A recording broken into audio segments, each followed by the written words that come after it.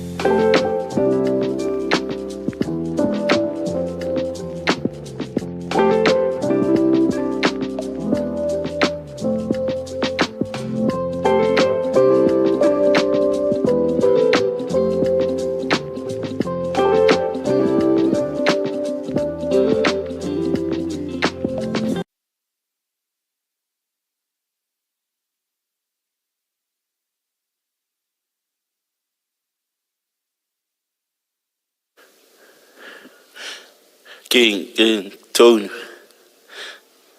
Tone. 1, 2, 1, 2, 1, 2. 1, 2, 1, 2, 1, 2.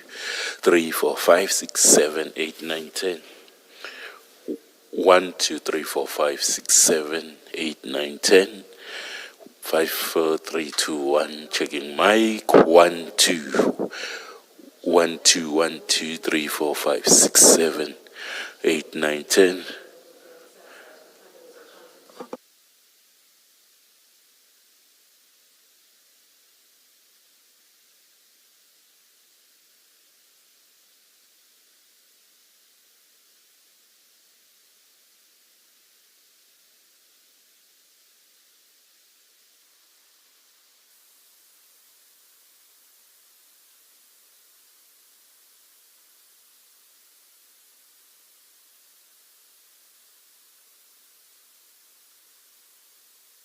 One, two, 1, 2, 1, 2. Are you getting the mic? 1, 2, 3, 4, 5, 6, 7, 8, 9, 10. 1, 2, 1, 2, 1, 2, 1, 2. 3, 4, 5, 6, 7, 8, 9, 10. 1, 2, 3, 4, 5, 6, 7, 8, 9, 10. 1, 2, 1, 2, 1, 2.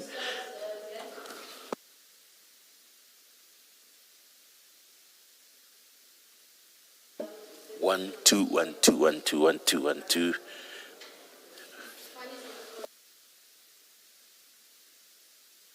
O setse e one ya mme baloi. Sharp.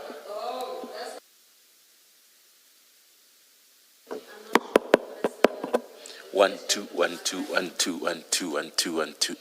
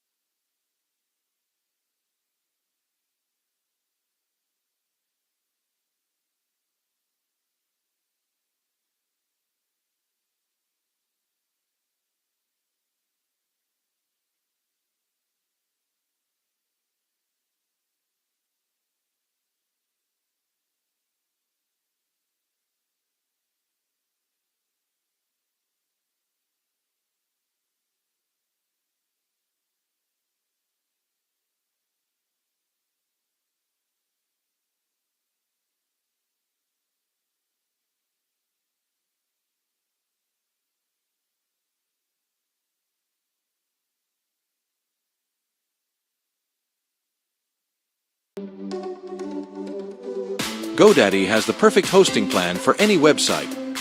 From low-cost shared hosting to your own virtual server. Every plan comes with a 99.9% uptime guarantee along with a free domain name and award-winning support. No wonder we're the world's #1 web host. Unlock your online potential today with GoDaddy.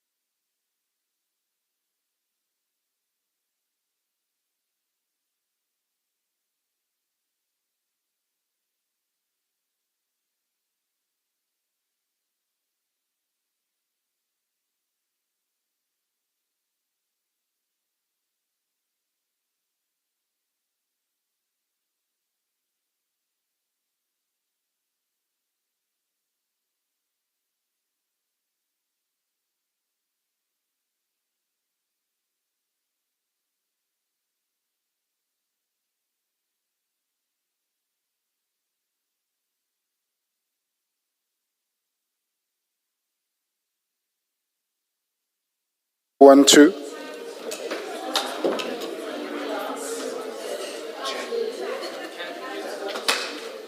Good morning, all. We are ready to start the day's proceedings. It's 29 minutes past 9. Please make sure your devices don't disturb the proceedings. Switch them off, put them on silent. Thank you.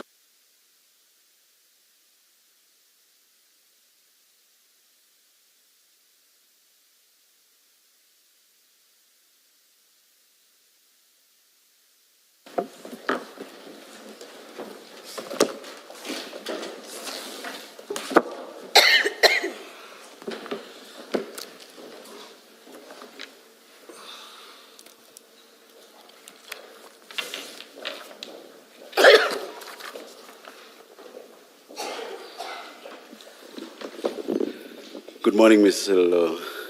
Good morning, Chair. Good morning, Kennel. Good morning, Commissioners, Chair. Thank you. Morning, Chair, morning, Commissioners. We continue with the Port Shepstone stream, drug bust stream today, and we present today the testimony of Colonel Gavin Jacob. If I could request that he be sworn in.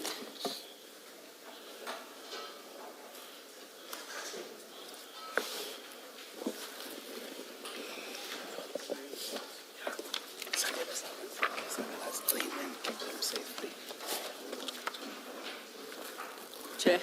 May I ask your assistant to please approach us? Please, please.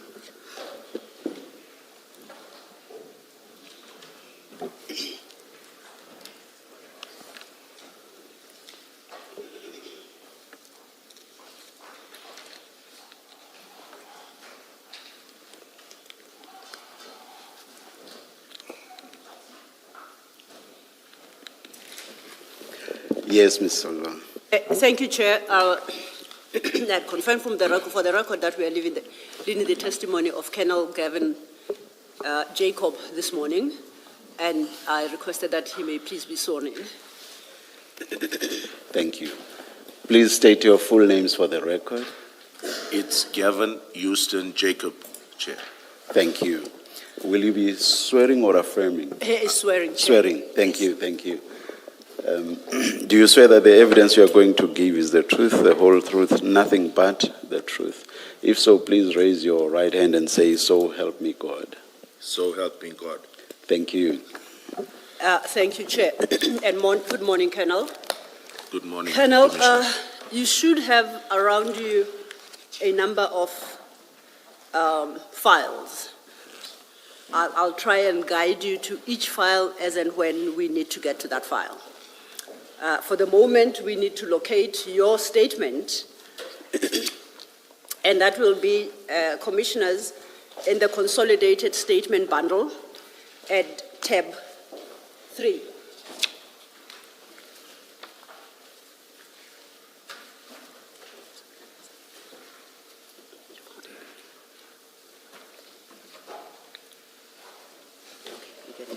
Are you there, Colonel?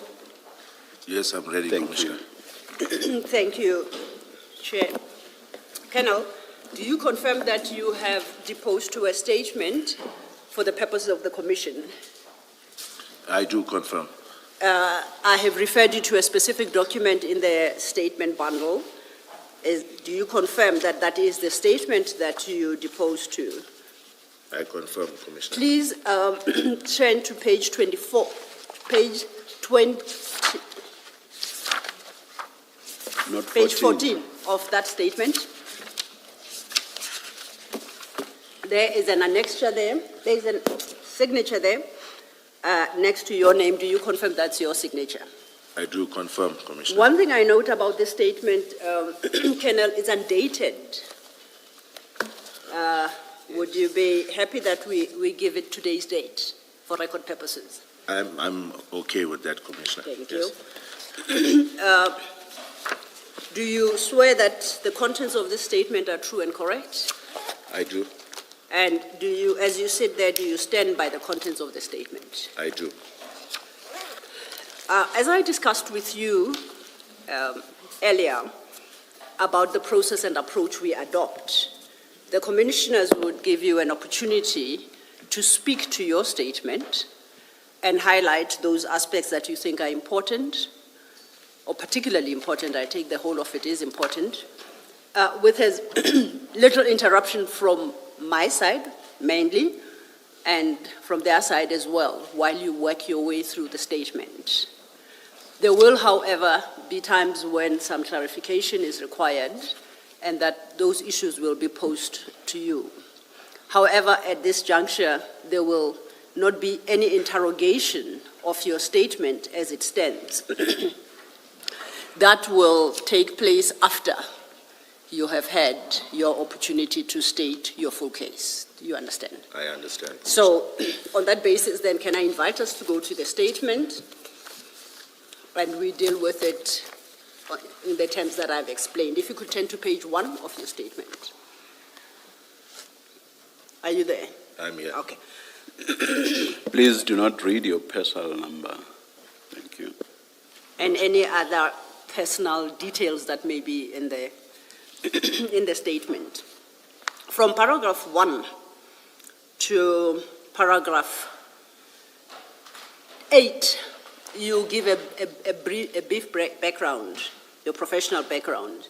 If you could just quickly work through that. Okay. You may, where you deem it necessary, choose to read from the statement, or where you are able to, you may speak in general to what is in particular paragraphs of the statement. Is that acceptable to you? It is, Commissioner. Thank you. Please go ahead. Okay, I'll read from paragraph 1. I'm a colonel in the South African Police with Purcell. I am attached to the Directorate for Priority Crime Investigation. I'm the unit commander of the Durban Serious Organized Crime Investigation Unit. I completed a Bachelor of Science degree majoring in chemistry and biochemistry from the University of Durban, Westville in 1998. I joined the South African Police in January 2001. I was appointed at the rank of sergeant as a forensic analyst at the ballistic unit of the Forensic Science Laboratory. In April 2002, I joined the Directorate of Special Operations, commonly known as the Scorpions. I was based in Silverton as a special investigator at the Crime Information Collection Unit. In November 2004, I was transferred to the DSO Durban, where I was placed within the narcotics section. I worked on drug-related projects. In July 2009, the DSO was dissolved and we were merged with the SAPS. I joined the DPCI Durban Organized Crime Unit, which later became known as the Serious Organized Crime Investigation Unit. I was attached to the South African Narcotics Enforcement Bureau. I was appointed at the rank of Lieutenant Colonel. From 2018 to 2019, I was placed at the DPCI Durban Serious Commercial Crime Unit attached to the Counterfeit Goods Section. In 2020, I was placed back at the DPCI Serious Organized Crime Investigation Unit, and I acted as both SANEB and Economic Protected Resources Section Commander.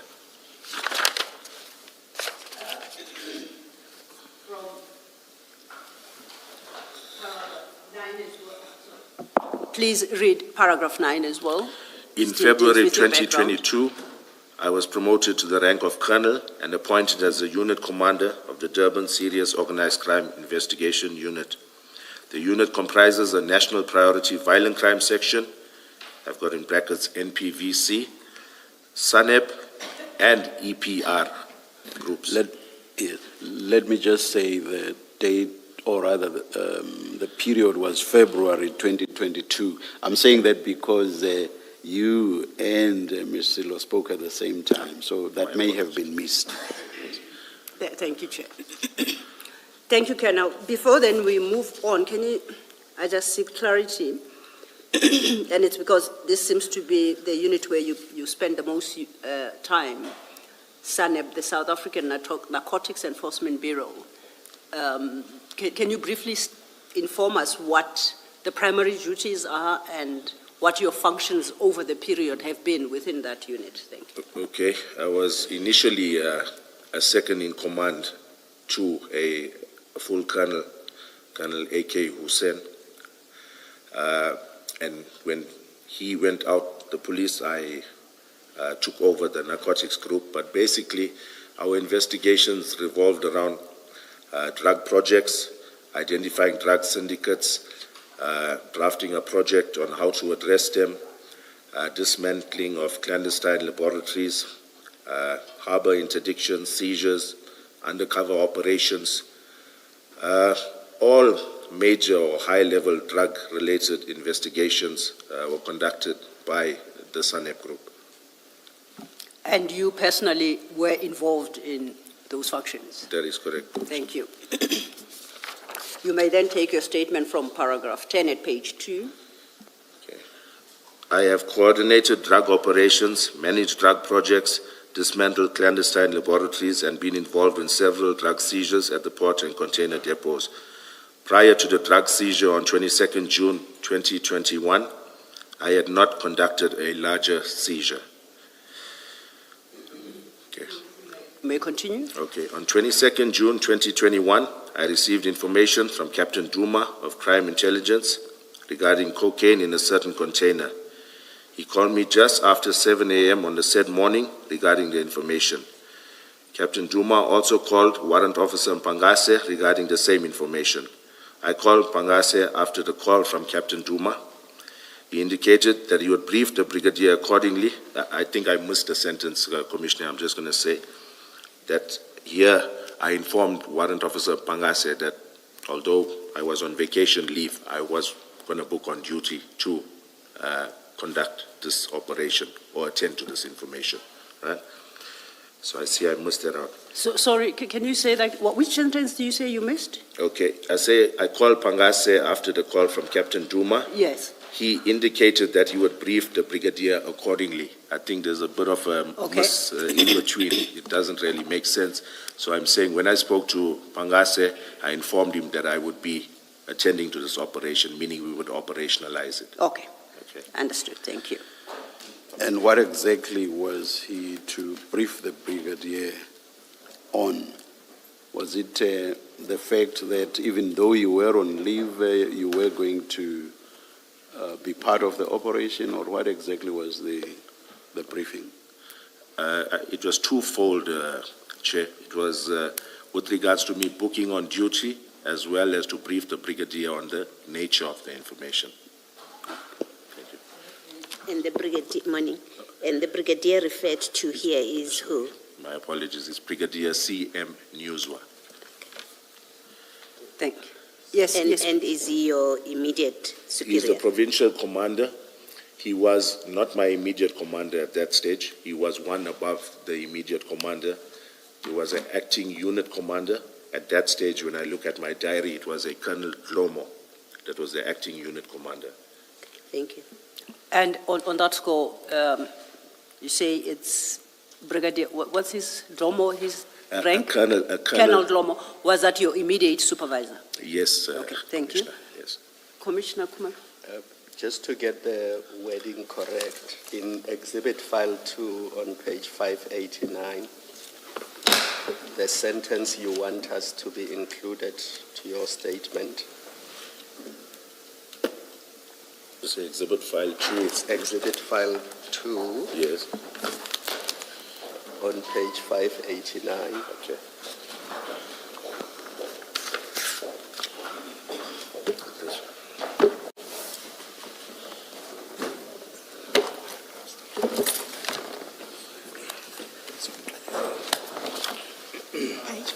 Page 5. 589.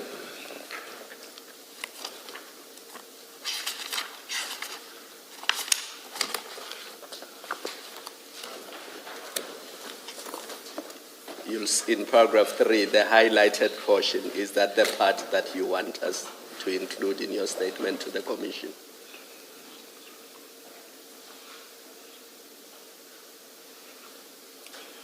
Yes, that's correct, Commissioner. Thank you.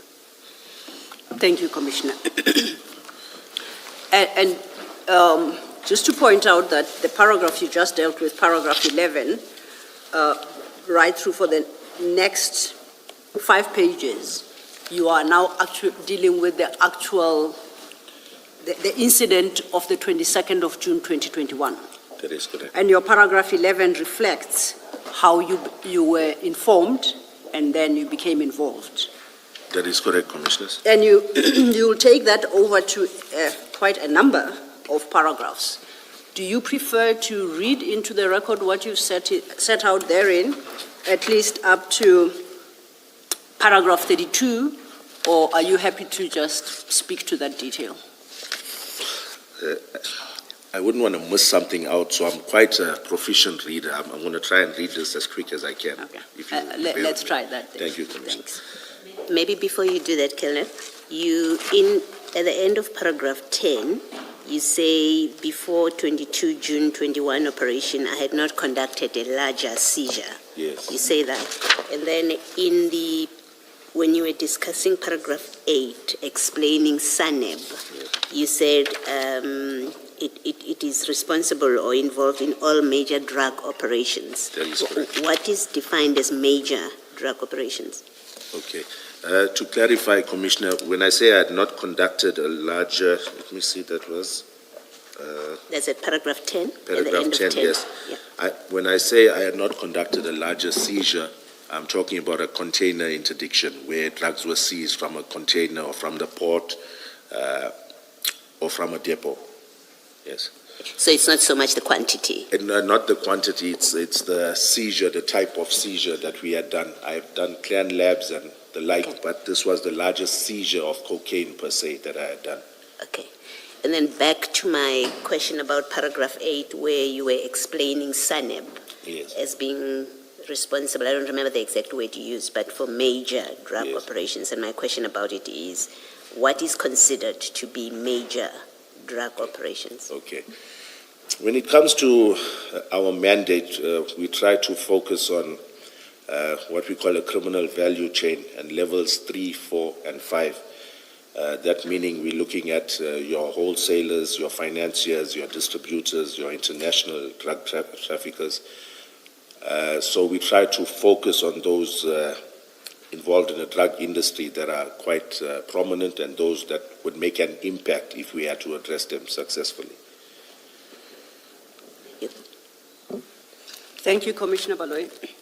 Colonel, we may proceed. Then we are then at your paragraph 12 at page 2. 12.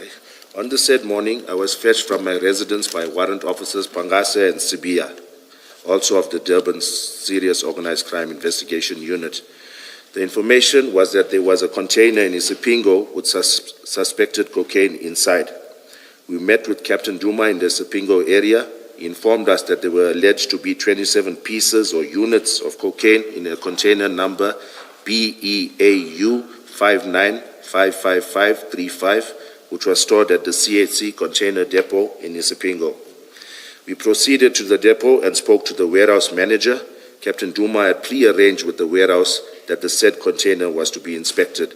The container in question was stacked high up and between other containers. After moving containers around to accommodate the container in question, it was placed for inspection. We had acquired the shipping documentation, in brackets I've got SAD 500, packing list, etc., from the warehouse manager. When the container was placed, I noticed the original seal in place as per the documentation furnished. I immediately suspected this to be a rip-on, rip-off load. This is a modus operandi whereby the drugs are loaded at the port of origin in a legitimate container. In essence, these drugs piggyback on this legitimate cargo and are usually found in canvas bags placed at the entrance of the container. The purpose of this is to ensure easy retrieval once the container is opened. This usually occurs at the port with the assistance of port staff and possibly customs or police officials. The seal is cut, bags removed, and the container is resealed. Sometimes a duplicate seal is used when resealing the container, or a new seal is used. The consignee is none the wiser, as their commodity or goods are not affected. Investigations of this nature is difficult to link to a suspect. I am not aware of any arrests pertaining to a rip-on, rip-off case in KZN or within South Africa. In the absence of credible intelligence, arrests are non-existent. I can also state that from all the rip-on, rip-off matters that we have dealt with, we have not received any DNA or fingerprints results back from the LCRC. Sorry, Warrant officers. Sorry, what's the difference between a duplicate seal and a new seal? Okay. Because if what they use is no longer the seal that they broke, Yes. I would have considered whatever they now use to be a duplicate seal. Okay. Just for clarification, Chair, you can get a duplicate seal that has the exact serial number of the original seal, or they could just put another seal that doesn't even have the same serial number, and the consignee is not that bothered because their commodity is still intact. When they get it, if they ordered, I'm just using an example, 50 bags of rice, and they've got 50 bags of rice there, it's not going to be that much of a red flag that they're going to complain, why is the seal not the same as our shipping documentation? Well, thank you. Thank you, Chair. Thank you. Colonel, you may proceed. Okay. Warrant Officer Spear and I took photos as the container was placed for inspection, the original seal of the container highlighting the seal number, as well as the cutting open of the seal. Upon opening the container, it was noted that there were numerous black canvas bags placed on top of 50-kilogram bags of animal feed. In brackets, I've got legitimate cargo as per the packing list. We kept the civilians at the warehouse at bay so as they could not interfere with the offloading or the container itself. Upon inspection of one of those bags, we noticed it to contain suspected 1-kilogram bricks of cocaine. They were wrapped in yellow wrapping with Jaguar written on it, and black and white wrapping with TikTok written on it. There were other border police, cargo operations, team unit, I think I've made a miss or a typo, right? It's cargo operations inspection team, uniform members at the depot that were inspecting other containers. I enlisted their assistance to offload these bags along with my members. We counted 27 such bags with warehouse staff. The container was locked with a new seal.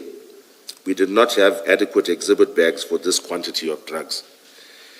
Upon offloading these bags, I noticed that the area that we were working in was congested. I looked at the area around the container and I realized that unpacking the bricks of cocaine would cover a surface area greater than the area available. I also noted that the depot was busy with machinery traversing our immediate vicinity. Umlazi is 11 kilometers away from the depot, which I saw as a risk, and we were working in an uncovered area of the depot. Before you proceed to 20, you know that Umlazi is 11 kilometers from the depot, Yes. and you saw that as a risk. Why? Umlazi is a volatile area. We know that we've got serious criminals, cash in transit robbers. We know we've got also major players in the drug industry that reside there. It's known for not being that much of a safe place, a high-risk area. So, and it's the proximity of the depot to Umlazi that creates a risk. That is correct. Thank It was you. 11 kilometers away, Commissioner.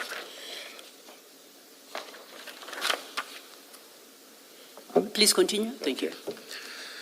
These canvas bags were then loaded into a marked vehicle utilized by the border police members. My main priority was to safeguard these exhibits valued at approximately 200 million. I knew that Isipingo would have exhibit bags, Isipingo SAP would have exhibit bags, and would also provide a more secure environment to work with these exhibits. The container was locked and available for us to further inspect at a later stage. I took the decision not to cordon off and close the depot. I did not want to prejudice the company by closing them down for the rest of the day, as they were not suspects in this matter. We had acquired photos of the chain of events leading up to the discovery of the drugs. I knew that the chain of custody of exhibits would be accounted up until these exhibits reached Isipingo SAP. If I may just get clarity there. You say you took the decision not to cordon off and close the depot. Would I be correct to conclude that you took that decision as what the crime scene commander, as the Yes, most sir. senior person? Are you responsible for the scene? On what basis did you take that decision? As the senior officer on the scene, Commissioner, any of these executive or decisions that are made with regards to a crime scene and the handling thereof would have fell squarely on my shoulders. Okay. Thank you. You may continue. Okay, was I paragraph 22? Okay. In a CIT scene, evidence uplifted from the crime scene, irrespective of where the crime scene is crucial. DNA, fingerprints, positioning of cartridge cases, trajectory of bullets, crime scene photos, etc. are all critical in proving your case. Here, crime scene management is paramount. Had the CHC depot been a crime scene that warranted cordoning off or retrieving evidence from it, I would have done so immediately. I, along with the two DPCI members, followed the marked police vehicle whose occupants were Sergeant Simkize and Governor from Border Police. We did not lose sight of them the entire way until reaching Isipingo SAP. I must add that Isipingo SAP is 4 kilometers away from the CHC depot. Upon arrival at the station, I called Brigadier Newswa to inform him of the seizure. The members started to offload the bags, and I went to call the SAP 13 clerk, Warrant Officer Perumal. He came to the parking area and viewed proceedings. When asked for exhibit bags, he indicated that they did not have any of the required size.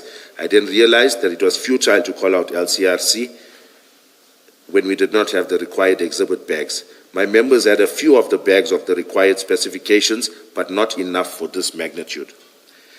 We proceeded with the count of bricks of cocaine with the Border Police members. Pangase was noting down the count as we progressed and assisting with counting also.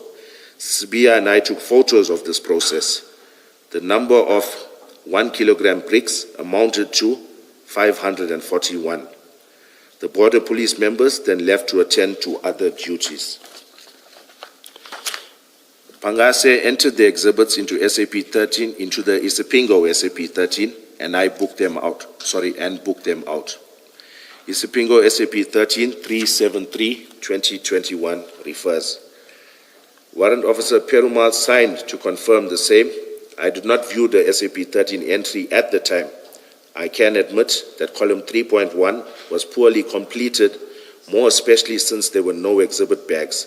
A more detailed description of the different colors, the branding, and number of said bricks should have been noted in column 3.1. Colonel, how did you determine that it was 1 kg bricks? Did you weigh them, or is that based on your experience?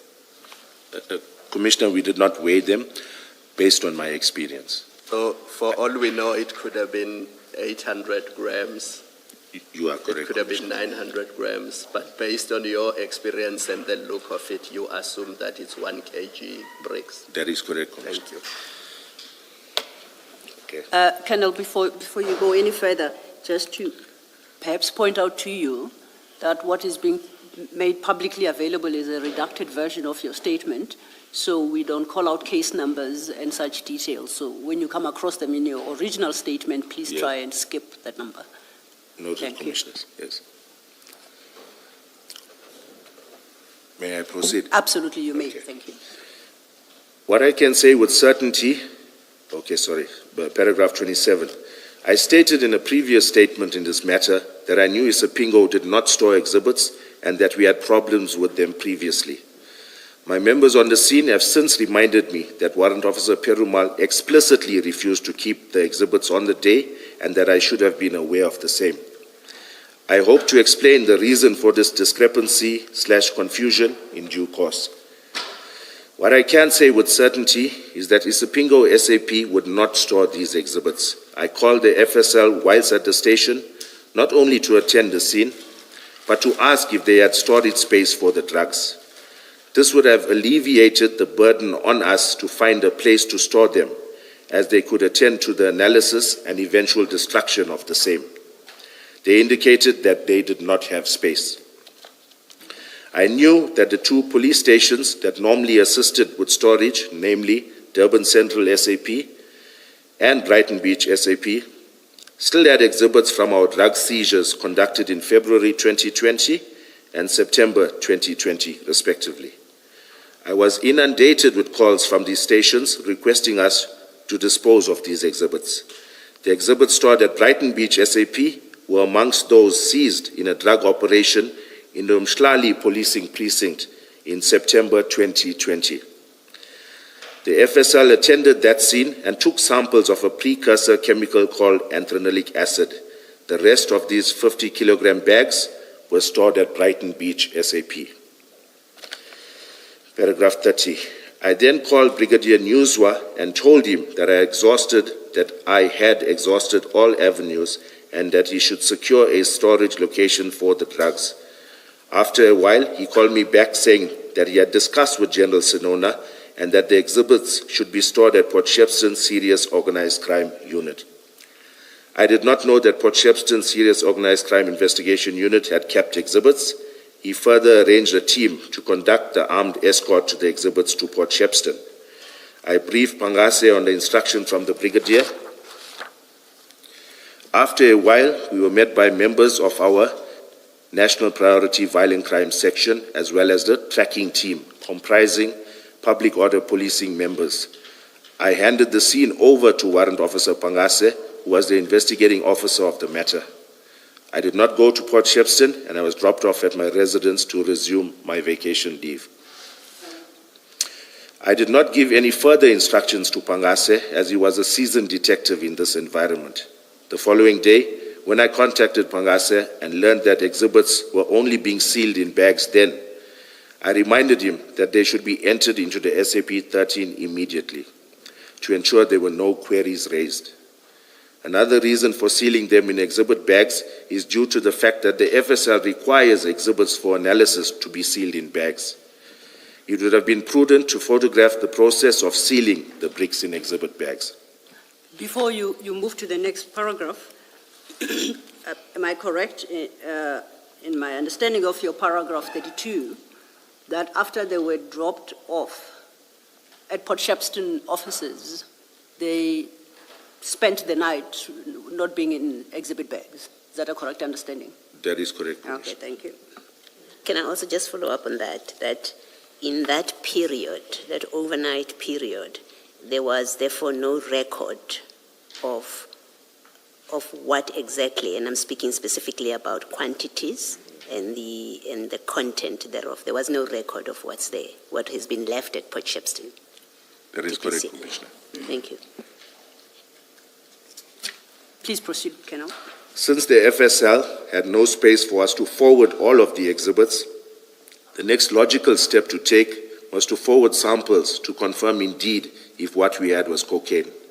I called Colonel Kuzwayo, who is the head of chemistry at the FSL in Amanzimtoti, and sought guidance in this regard. I cannot recall exactly what her instructions were, but it involved taking samples from a few bricks and placing a minute amount of powder into a small exhibit bag meant to accommodate these samples. This would then be conveyed to the FSL for analysis. There is no training or specialized skill involved in doing this. The samples are merely forwarded to the FSL by the member for chemical analysis by an analyst at the chemistry section. This is accepted at the FSL in order to conduct chemical analysis. Pangase took these samples for forwarding to the FSL on my instruction on the 23rd of June 2021. He, however, only entered these exhibits into the Port Shepston SAP-13 the following day, on the 24th of June 2021. I am not sure why this was done or this was not done the same day. Port Shepston SAP-13, and I'm going to leave that out, something 2021 refers. Paragraph 35, on my return to work, I took over the investigation on the 29th of June 2021. Pangase had made it known that he was leaving the SAPS, hence all his dockets and inquiries were reallocated to others. On the 1st of July 2021, I proceeded to the CHC depot with Pangase and Sibia. I had arranged that the clearing agent, in brackets Mega Freight, send a representative to unpack the container, and we conducted a count of the 50-kilogram bags of animal feed. They amounted to 5,395 bags. which corresponded with the packing list.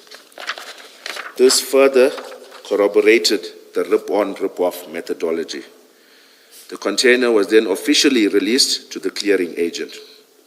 On the same day, I emailed... My apologies, before you leave that paragraph, you state at 35 that when you returned on the 29th of June, you took over the investigation, and that, is it Warrant Officer Mpangase, what's the rank up? I don't want to get it wrong. Warrant Officer. You just called them by name? Yes, Warrant Officer.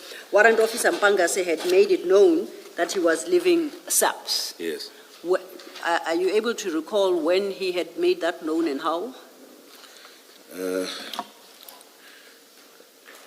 Commissioners, I can't recall exactly when, but what I can say for certain is that the member had made it known.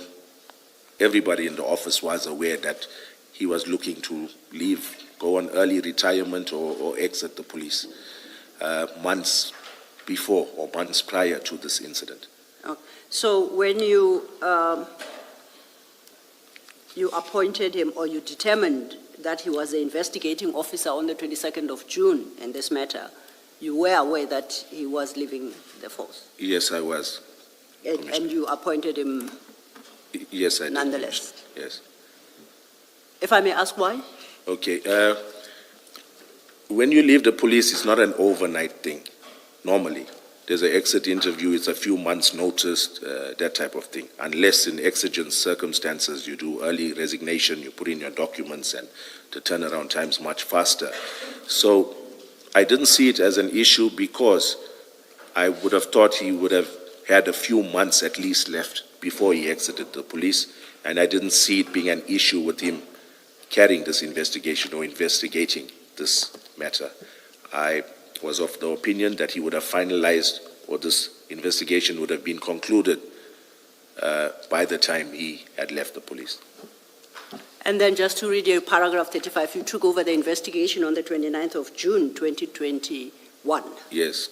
So he was an investigating officer for 1 week, technically. Him, yes, Him. yes, Okay, Commissioner, thank that's you. correct. Just understand, when you go back to the depot on 1 July 2021, what was the point of that? What was the real purpose of it? Okay. On the day that, on the 22nd of June 2021, when we did remove these bags of suspected cocaine from this container, I merely did a physical inspection by looking through the container. I could see no anomalies. I could see those white bags of what seemed to be 50-kilogram bags of animal feed. Upon taking out these exhibits, we sealed this container. That's the closest thing to a crime scene that we do have. So it was sealed to keep the integrity intact. And obviously, when we didn't do a thorough search of it on the said day, due to the volume of bags, it was 5,395 50-kilogram bags. Hence, it was decided to come back at a later day where we arranged with Mega Freight, the clearing agent, to bring through laborers to assist in this regard. But when you sealed it and left it there on the day, Yes. did you leave instructions with the depot manager that the container is to be left alone? That is correct, Commissioner. I did. Okay, thank you. And before you proceed, based on the response you gave to Commissioner Baloyi, at your paragraph 20, if you could flip back, the last sentence at your paragraph 20, you say the container was locked and available for us to further inspect at a later stage. Yes, that's correct. When you say it was locked here, should we read that to be it was locked and sealed? Sealed, that's Okay, it. thank you. Yes. Okay.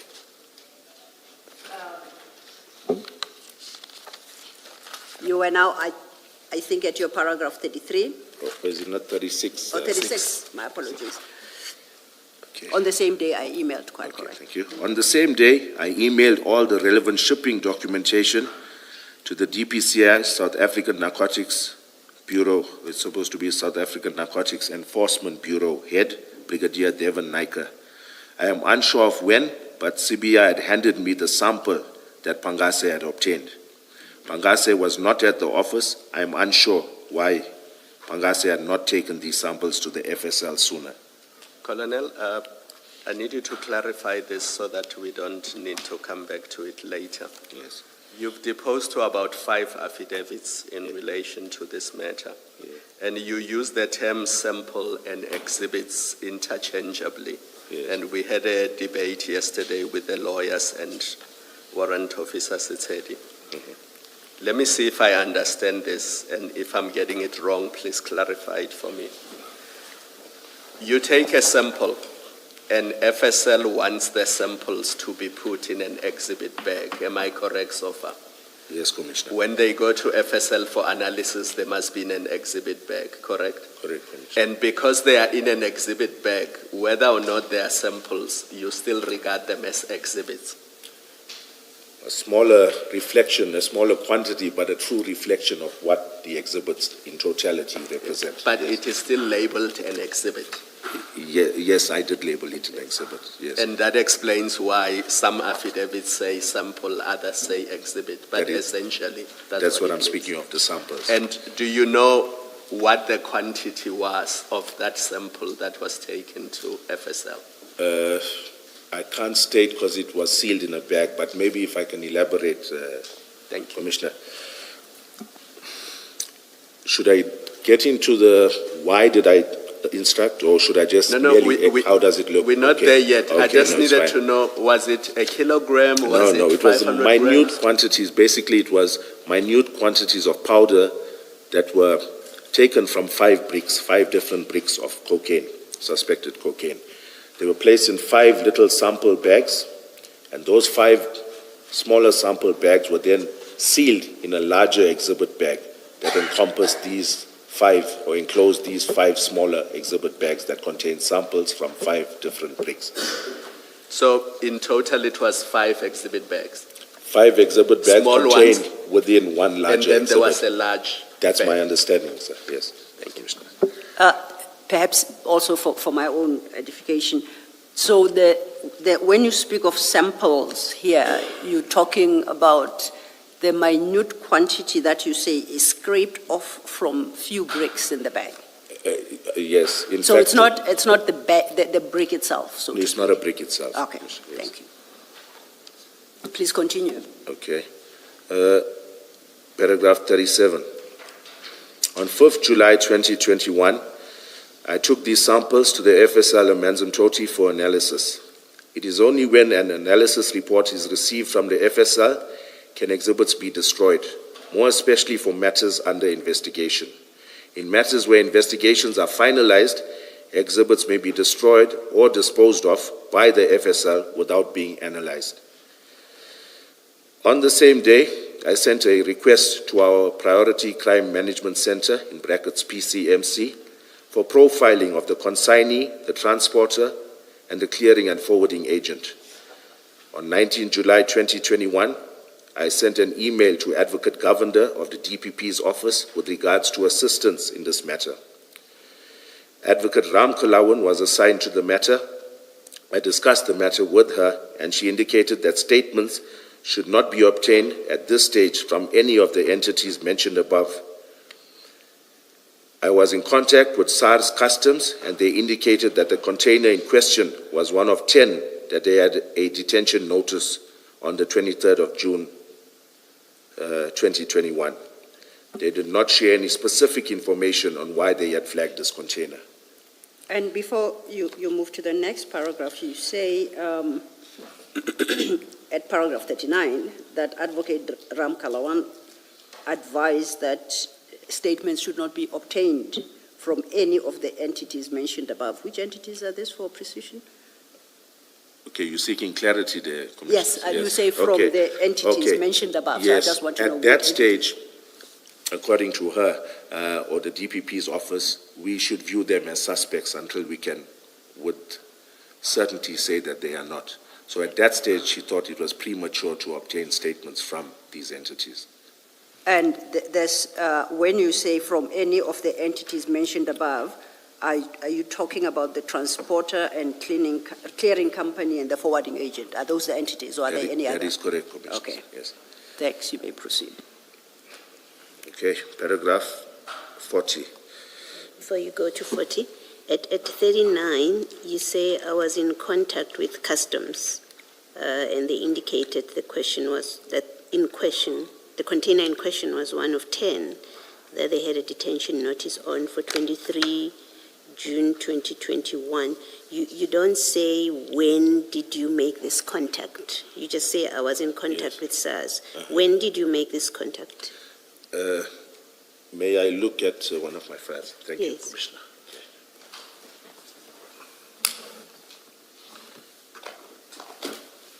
Is it something that we have in the exhibit files that might help if you Yes, it describe? would be in my investigation diary Yes. for the said inquiry, 28. Okay, then we will have to go to the exhibit file. You don't have to do that now. We can come back to it Okay. once they have assisted you to locate it. Yes. But a related question is, why are you in contact with SARS? Why am I contacting them, Commissioner? Yes. Once I had learned, when I did look at the actual inquiry file, I noted that Warrant Officer Mpangase had filed a detention notice from SARS, from Customs. And I noted that the container of interest, the one that we had searched, was listed amongst the 10 that were cited on this detention notice. So from the file, That's that there correct. was a detention notice. That is correct. Thank you. Please proceed. Okay, paragraph 40. Between late July 2021 and August 2021, I had prepared a PowerPoint presentation on the seizure of cocaine. I'm just going to elaborate, I haven't written it here. On the seizure of cocaine on the 22nd of July 2021, or June 2021, as per General Sanona's instruction. I cannot recall when I had sent it to him.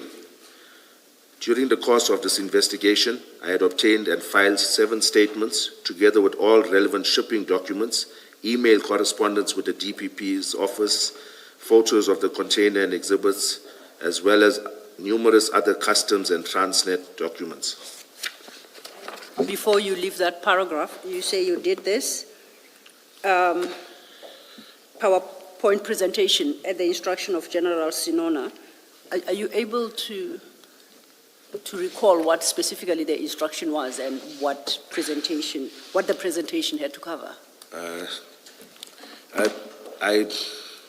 My memory was jogged, Commissioners, when I looked through the actual inquiry file. Yes. I can't recall, since it was a long while back, but I did make a diary entry that the provincial head had requested a presentation on the said seizure, a PowerPoint presentation. And I noted that even on a weekend, I made an entry in my diary that I was working on this PowerPoint presentation. And in my investigation diary pertaining to the said investigation, I don't cite a specific date, but it's between, I would say, July and August 2021 that I had prepared and sent this presentation to General Sanona. Okay. Now, you haven't availed that actual PowerPoint presentation. Do you still have it? Are you able to make it available to us? I can check, Commissioners, offhand. I can't say that I have knowledge of where it may be, but I can search or try and find it somewhere. Would appreciate that. Thank you. You may then move on to your paragraph 41. Since investigations were amounting to nothing, my only option was to expedite the analysis of the samples forwarded to the FSL. It is only when an analysis report is furnished can the inquiry be finalized and filed as undetected or negative. In some cases, drugs are destroyed or disposed of without an analysis report. During the next few months, I kept in touch with the FSL in Manzimtoti and made calls to the FSL Pretoria in respect of these exhibits. I also made inquiries into the exhibits booked out of Isipingo on the 6th of February 2020. Both laboratories were unable to accommodate these exhibits for either analysis or disposal. Most of our communication with the FSL is telephonic. Sometime in October...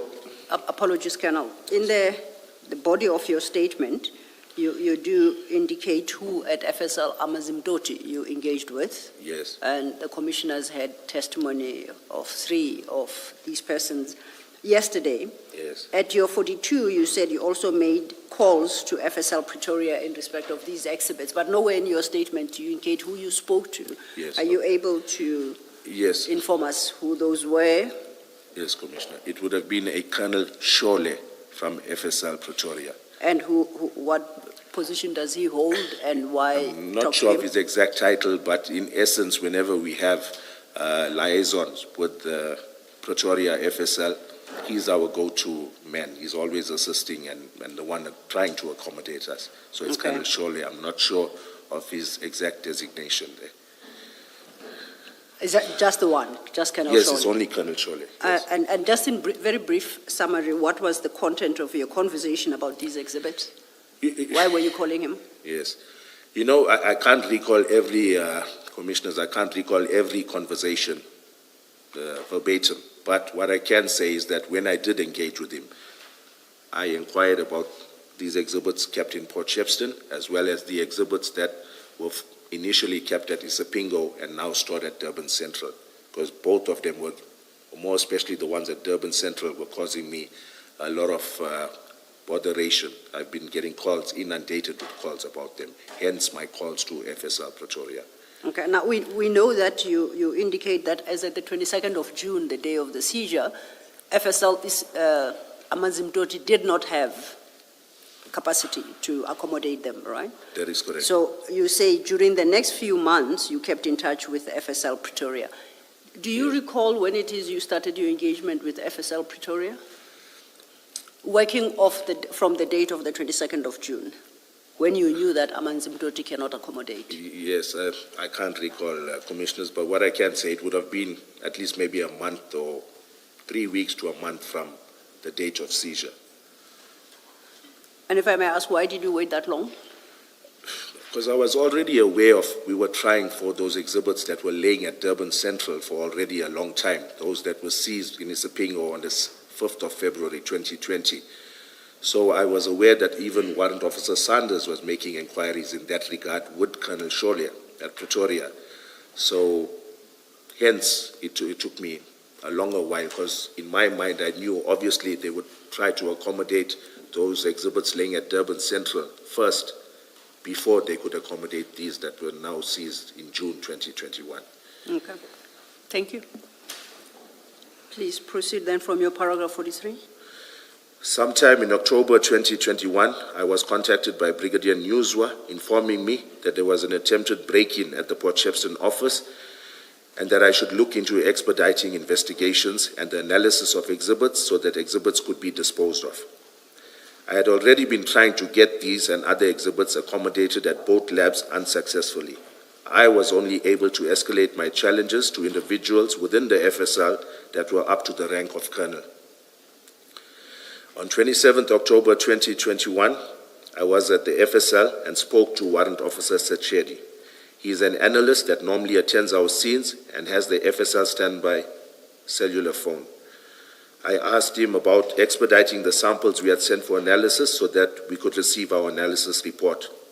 This would, in essence, mean that at least they could be destroyed, since the formality of the analysis report would have been addressed. He explained that they required 7 to 10 bricks of cocaine to weigh so that the analysis report could reference the average weight for the total exhibits. If Colonel Kuzwayo had explained this to me when I had asked her about sending through samples, I would have asked the members to do it then.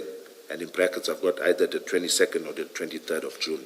I'm unsure when that call was made. Right? Noted. Is this now, Colonel, the difference between the qualitative analysis and the quantitative analysis? That is correct. So the quantitative would relate to the average weight of the exhibits. And qualitative, And the qualitative would be actual analysis. the quality of the substance and the grade. That is correct, Commissioner. Thank you. Thank you, Commissioner. You may proceed. On the 4th of November 2021, I called Advocate Ram Kalawan inquiring about the status of the matter. She indicated that her supervisor, Advocate Govender, was to sign off on further investigations/queries and get back to me.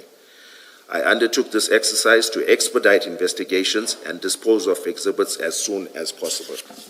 And before you move on to paragraph 47, you say you called Advocate Ram Kalwan Kalawan.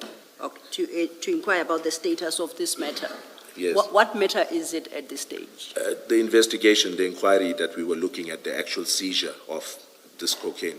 And who was responsible for that inquiry at this stage? At this stage, who was responsible for the I was the inquiry? investigating officer. Advocate Ram Kalawan was a prosecutor assigned to the DPP's office. And I'm trying to understand from your statement, you are inquiring from the prosecutor about the status of this matter. Yes. Is it the prosecution? Well, when I say status, Commissioners, I'm speaking of when you send any investigation, be it a docket or an inquiry to the DPP's office, they normally send you back queries, taskings, further statements to take. They basically guide your investigation in terms of if it were to be prepared for court for a prosecution. So that's what I mean by that. So I shouldn't understand you to mean when you say you inquired from the advocate, the prosecutor, Yes. about the status of this matter, that you're inquiring about the status of the investigation of this. Yes, yes. I shouldn't understand that. Uh, But that you were seeking guidance to assist to proceed the matter or to move the matter forward. Basically, I was looking to see what else do you want me to do. I have, Okay. yes, basically, that's it in a nutshell, Commissioner. Thank you. You may then move to. Can I just, maybe just to clarify, my understanding from the evidence of a previous witness is that, there would have been an inquiry in a case like this because you don't have a suspect. The impression I got from that evidence was that is a wholly SAPS function, in this case, your function. So where does Advocate Ramakalan or DPP, whatever official at the DPP, where do they come in if this is a SAPS inquiry? Okay. There is a directive issued at our office that every cocaine seizure needs to go to the DPP's office for guidance. It's now our standard operating procedure. Was it applicable at the time Yes, it was. of this operation? Yes, it was. And then if I may just follow up on that, would you have the name of that SOP off the top of your head? And are you No. able to provide, if I may finish, are you able to provide the commission with a copy thereof? Okay, sorry, maybe I used the wrong. When I say SOP, it was an informal SOP. It's a directive issued from provincial management, and if I'm not mistaken, every unit within KZN, Hawks unit, would comply with that directive. So I can't tell you that I've seen it in writing, but it's an instruction coming from our provincial office. Okay, Mayor. Apologies. Okay, and also from, like I'll give you an example, Commissioners, the latest we had 32 kilos or 33 kilos that were seized at our harbor, and once again my unit was investigating the matter. I think on day 2 of this we got a call from the DPP's office to ask where is this inquiry, we need copies, we need to give guidance. So it was understood by both parties, not just the DPCI, the DPP's office were also informed that any of these matters that are generated needs to come to them for guidance. And would I be wrong to assume that this directive is in writing? It's not in writing. I'm unsure. I received an instruction from Brigadier Newswa regarding the same. Thank you. You may proceed. Okay, which paragraph was it? You had just done 46. Sorry, can I Yes, just carry on just to try and clarify again? So what do you refer to the DPP? And because my understanding, and you know better than I do how things work, my understanding is the docket ordinarily? A docket is what the DPP would make notes in with instructions what to do. So in a case such as this, where it's an inquiry, what would you have? What do you submit in this particular case to the DPP, where the DPP gives you instructions? Okay. It's either you can submit the physical inquiry. The physical inquiry, Commissioners, it works on the same principle as a docket. It's only that this inquiry is not yet at a stage where you can charge a suspect. An inquiry is just for purposes of you using resources, sending exhibits to the lab, but in essence, it has the same, you compile it in a similar fashion as you would a docket. There's an A clip with your evidence, your statements, anything of evidential value. There's your B clip where all of your correspondence is filed, and there's a C clip, which is your investigation diary, where everything you do on that investigation, you note down in this investigation diary, which is contemporaneous notes. So copies of that, or either the original inquiry, would be handed to them. They would peruse it. Normally, prosecutors make entries in the investigation diary of their taskings to you. The DPP's office, for whatever reason, our DPP's office did not do that regularly. However, they used to, in some occasions, send us an action log or some sort of communication as to what is the way forward in terms of this investigation. Okay. So if there is an investigation file or an inquiry file, Yes. For this operation, we would expect to see notes that indicate this exchange or interaction with the DPP That and would the be instructions that you say the DPP gave. That's correct, Commissioner. Okay, thank you. Thank you, Commissioner. You may proceed, Colonel. Okay. My 47. 47. On Yes, the same you should day, be 47. I called the acting unit commander at Port Shepstone, Lieutenant Colonel Prinsloo, and indicated that I wished to come through with Warrant Officer Setshedi of the FSL, who would take 7 to 10 bricks to the FSL for weighing. He indicated that he was going on a wildlife workshop from the 8th to the 12th of November 2021. I told him I would come through when he returned. I received no feedback from Pretoria FSL and was aware that Warrant Officer Sando of my office was also making inquiries to the FSL with regards to the exhibits seized at CHC Depot on the 5th of February 2020. On 8 November 2021, I was called by Brigadier Newswa, who informed me of the theft of drugs incident at Port Shepstone. I was unaware of any of the security issues at the building prior to this. I proceeded with Captain Majola to the scene. General Senona and Brigadier Newswa arrived a short while later. LCRC was in attendance, and Captain Majola and I canvassed the area for CCTV footage. I must add that I bore no knowledge, neither am I involved in the theft of drugs. I was questioned and polygraphed with regards to this incident. I passed the polygraph test, but I understand now it doesn't carry much weight, Commissioners, but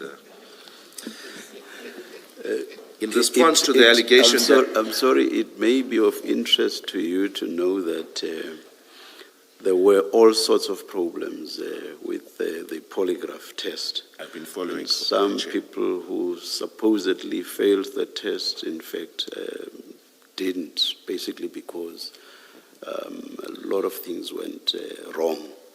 So what would your comment be if I say passing the test may not necessarily be proof that you actually passed it? What would your comment be? I'm aware, Chair, that this is not admissible in court, but generally it's an... That's not my question. Okay, yes, My question is about you stating the fact that you passed the test. So I want you to comment. Okay.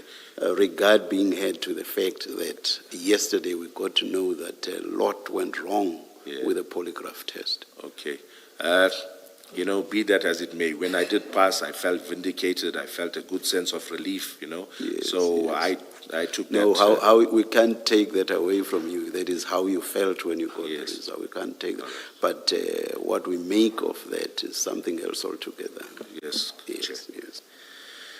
All right. Thank you, Chair. Okay. Please proceed. Paragraph 50. In response to the allegation that Warrant Officer Perumal did not object to storing the exhibits seized on 22nd June 2021, I wish to add that I have submitted further statements to General Flynn's team over the years. I had expressly stated that we had an issue with storage at Isipingo SAP, more especially Warrant Officer Perumal. A statement was obtained by General Flynn's team from Warrant Officer Perumal in respect of availability of storage space and exhibit bags, in brackets I've got, on 22nd June 2021. I'm speaking of that incident. A statement was obtained by General Flynn's team from Warrant Officer Perumal in respect of availability of storage space and exhibit bags subsequent to the theft of drugs on 8 November 2021. At no stage was he canvassed regarding the previous problems I had cited with the Sipingo SAP. One would have expected this issue to have been canvassed with him. The previous seizure at the CHC depot on 5th February 2020 involved approximately, I've got it wrong, it's 547, but I put 570, my apologies, right? Involved approximately 570 kilograms of Mandrax tablets and powder. I cite the inquiry number. According to evidence tendered, Isipingo has never had a problem with storing exhibits before. So I allude to... Do you consider that, I hope it won't sound like I'm probing at this stage. Clarification, I'll take it, Chair. Do you consider that to be a useful comparator if you are talking about Mandrax as opposed to cocaine? I know where you're headed, Chair, and I understand that, yes, in terms of... At this stage, I will not go to where I'm yes, headed. but I do appreciate it, but I'm referring to storage space at this stage, storage space for a physical bulk of exhibits, not the hazardous nature Thank of you. each. We'll deal with where I'm going Yes, later. Yes, Chair. Thank you. Thank you, Chair. Please continue. Okay. Was I at paragraph 52? Yes, you were, Okay. and you had just, about third line, you had just stated Isipingo had never had a problem Okay, with storing Isipingo had exhibits. never had a problem with storing exhibits. See attached affidavit of the IO of Durban Central CAS, I cite the CAS, annexure GYJ1, and it's my colleague, Warrant Officer Sanders' affidavit. And I state, this may have been the reason for my confusion regarding my interaction with Warrant Officer Perumal on the 22nd of June, 2021. And based on the Chair's reminder, I'm quite mindful that I don't start interrogation, I needed clarification, however. You state, according to the evidence tendered, Isipingo has never had a problem with storing exhibits. That's your main point there, right? That's correct. At the conclusion of that paragraph, you state, this may have been the reason for my confusion regarding my interaction. Is there something missing there? I don't understand the interrelation between the 2 points. I see where the confusion comes from, Commissioners. On the 22nd of June 2021, Yes. when I was later interviewed, or even when I made my statement, all I knew in my mind, and bear with me, I know it may sound, as though I'm maybe lying, that's why I'm confused, but this is it. On the 22nd of June 2021, when engaging with Warrant Officer Perumal, all I know that I can state 100% for that day with certainty was that he was not accepting those. And I see in my statements, numerous statements that I had furnished the investigation team, General Flynn's team. I'm not quite clear on that, and then I say that, I didn't explicitly ask him, but I know they've had a problem. Then I go on a further statement elaborating on even while we were processing or counting these drugs and busy in the parking area at Isipingo, Warrant Officer Perumal even remarked of, hey, the last time what happened with our guys here, we got sick. So all of that was in my mind, and I knew for a fact that Isipingo would not keep these exhibits, whether it was explicitly told to me or whether I had drawn that inference from my previous experience with the station, I can't say, but what I can say for certain is that my colleagues on the scene have since sternly reprimanded me by saying, Colonel, Warrant Officer Perumal did not want to keep those exhibits. So why I wrote that I did not explicitly ask him for permission to store it, I'm unsure why. But this may be the reason, and that's my truth. Okay. Please, Chair. Sitting here, I'm confused as to what you did say or did not say, as you sit there now, Yes. did you or did you not engage Officer Perumal on the availability of storage? Yes. You know. Did you or did you not? Yes. I can't recall offhand that I did ask him. And like I'm saying, that's my only answer, is that I knew they were not storing it. My colleagues reminded me that I was wrong. Thank you, Chair. Thank you. Thank you, Chair. And then, just in fairness to you, what do you say was the confusion? What do you say is the confusion? Because you say the reason for my confusion, so just for you to be clear on that? Yes, I'm saying that I think I mixed up our previous incident in February 2020, on the 5th, between the 5th and 6th of February 2020, and that whole debacle there. Because although my colleague, Warrant Officer Sander, I don't think he mentioned it in his evidence, I am the one that secured Durban Central SAP with regards to storing those exhibits that Isipingo had turned away. So, you know, that could be a reason for my confusion. I can't elaborate further, but that's it. Okay. We might get back to this because I don't quite understand. If you say Isipingo has never had a problem with storing exhibits. No, I'm not saying that, Commissioner. That's what you say according to the evidence tender. Do you according accept to that? the evidence tendered by General Flynn, my apologies, Commissioner. So you do not agree with the evidence I do not. tender? I strongly disagree. Now I understand what you mean. Thank you. Thank you. There's a difference, though, between the availability of storage space and an unwillingness to store. There's a difference between the two. On your understanding, even though you are not sure whether you specifically asked Officer Perumal anything, but on your understanding, because you do say that you had some understanding, so on your understanding, what was the position? Okay. Was it an unwillingness to store, or was it a question of the unavailability of storage space? Okay. Chair, this is my opinion. They have a storage place that could have accommodated it, over half a ton. Okay. But if I can just elaborate a little more, if you allow me, yes, Chair. Yes. Even if you look at Warrant Officer Sanders' affidavit that I attached as an annexure, he states that Warrant Officer Perumal had made a comment that they do not have members to guard these drugs, you know. So to me, it's not only a problem of storage space, it's also logistical in terms of manpower and the risk associated with those drugs. Thank you, Chair. So you're basically saying the storage space was available? I would have thought so. I'm not sure at that point in time what the exhibit safe looked like, but I would think in a normal course of duty they would have had that space. Thank you. And if I then, just to close off this point in response to the Chair's question, you reference what Warrant Officer Sanders said about concerns, is it Warrant Officer Perumal had, which is that not having manpower to guard. Yes. That was in 2020. Yes, correct. What was the issue in regard to this particular seizure by Warrant Officer Perumal? What did he express to you? We are now into June 2021. You say you understand there was space. Yes. So from your recollection, what was the reason for the rejection? I can't give you a specific reason, Commissioner. So it's not the fact that he doesn't have manpower to guard it? No, he didn't cite it on this occasion. Okay, thank you. Then I think that will take us to paragraph 50. Yes. Do that. And it's not a factor, the lack of manpower. It's not a factor that you would have taken into account. No, I did not at that stage. Thank you. Commissioner.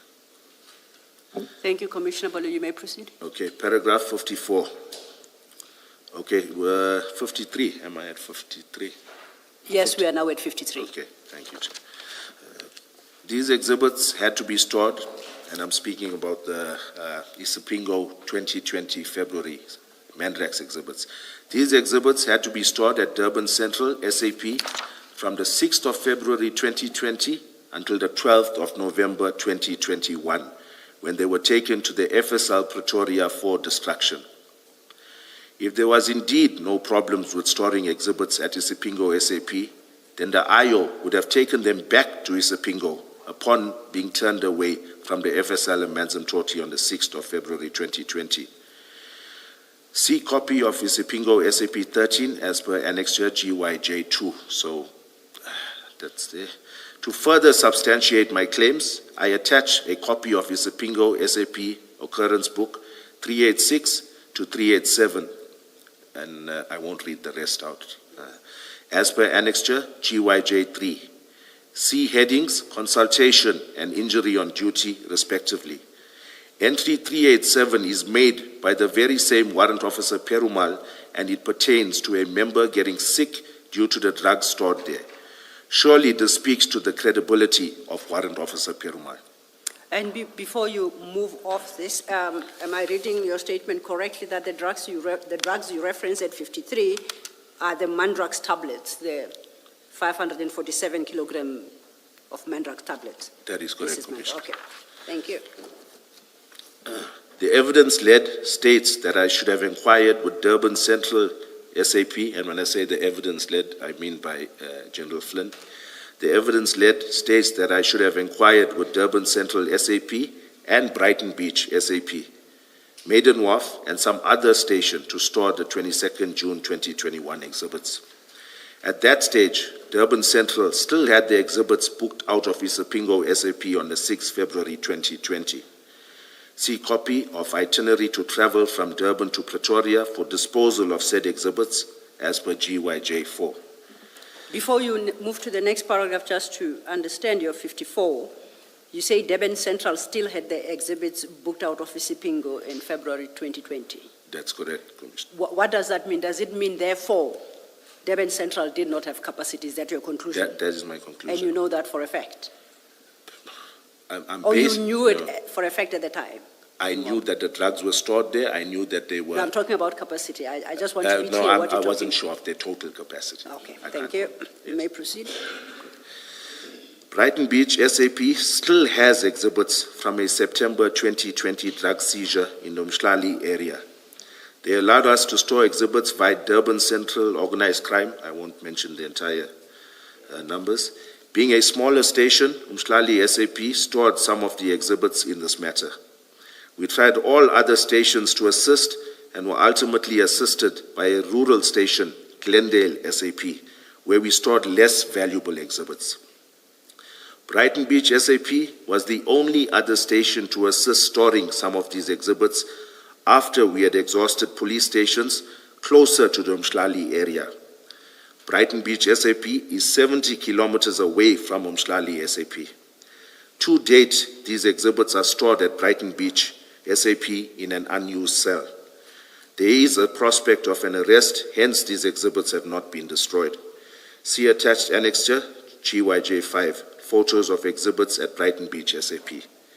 I recall that Sechedi was the same analyst that had acquired samples of this precursor chemical stored at Brighton Beach. He had conducted this exercise with an IO from my office. And before you move on, similarly with Brighton Beach, Yes. are you suggesting at paragraphs 55 and 56 that the conclusion you drew at the time is, therefore, Brighton Beach SAP does not have capacity? That's my conclusion. At the time? Yes. Okay. If I may just ask a follow-up, do you know what their capacity was at the time? No, I don't, Commissioner. Okay, thank you. These above-mentioned police stations would continuously call inquiring about removing these exhibits. I did not exhaust every police station in the vicinity, as I knew how difficult it is to get assistance in this regard. I certainly knew that I could not request Brighton Beach SAP or Durban Central SAP for further assistance. I knew the difficulty in securing a police station to store exhibits, especially in light of the challenges at the FSL. It was suggested that taking samples is unheard of. I did call the head of chemistry, Colonel Kuzwayo, and inquire in this regard. I have since spoken to Lieutenant Colonel Songa and Warrant Officer Sechedi of the FSL. It became apparent that the investigation team had obtained statements in respect of my interactions with them. Warrant Officer Sechedi admitted to being intimidated by those members that acquired his statement. He indicated that he was first accused of stealing the drugs before the interview began. In no uncertain terms, he made it known that his statement was made under duress. I inquired from him regarding our discussion on the 27th October 2021, when he agreed to assist with the obtaining of 7 to 10 bricks of cocaine for weighing purposes. He was reluctant to even confirm this conversation with me. During this meeting, he fetched his statement that he had furnished to General Flynn's team in order to refresh his memory.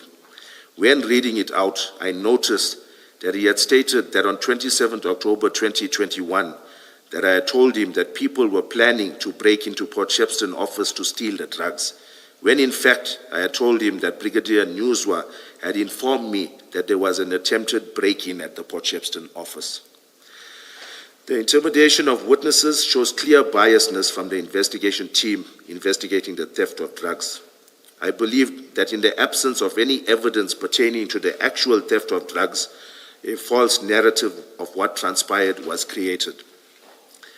The investigation seems to have been directed towards this false narrative. The exhibit sees that the CHC depot in February 2020 lay in storage at Durban Central SAP for over a year without the IO being accused of never intending to submit it to the FSL. Before you move to paragraph 61, you may probably have omitted certain issues. At paragraph 58, you see at page 11, you state that it was suggested that taking samples is unheard of. Yes. The taking of samples. Yes. I did call the head of chemistry, Colonel Kuzwayo, and inquire in this regard. Yes.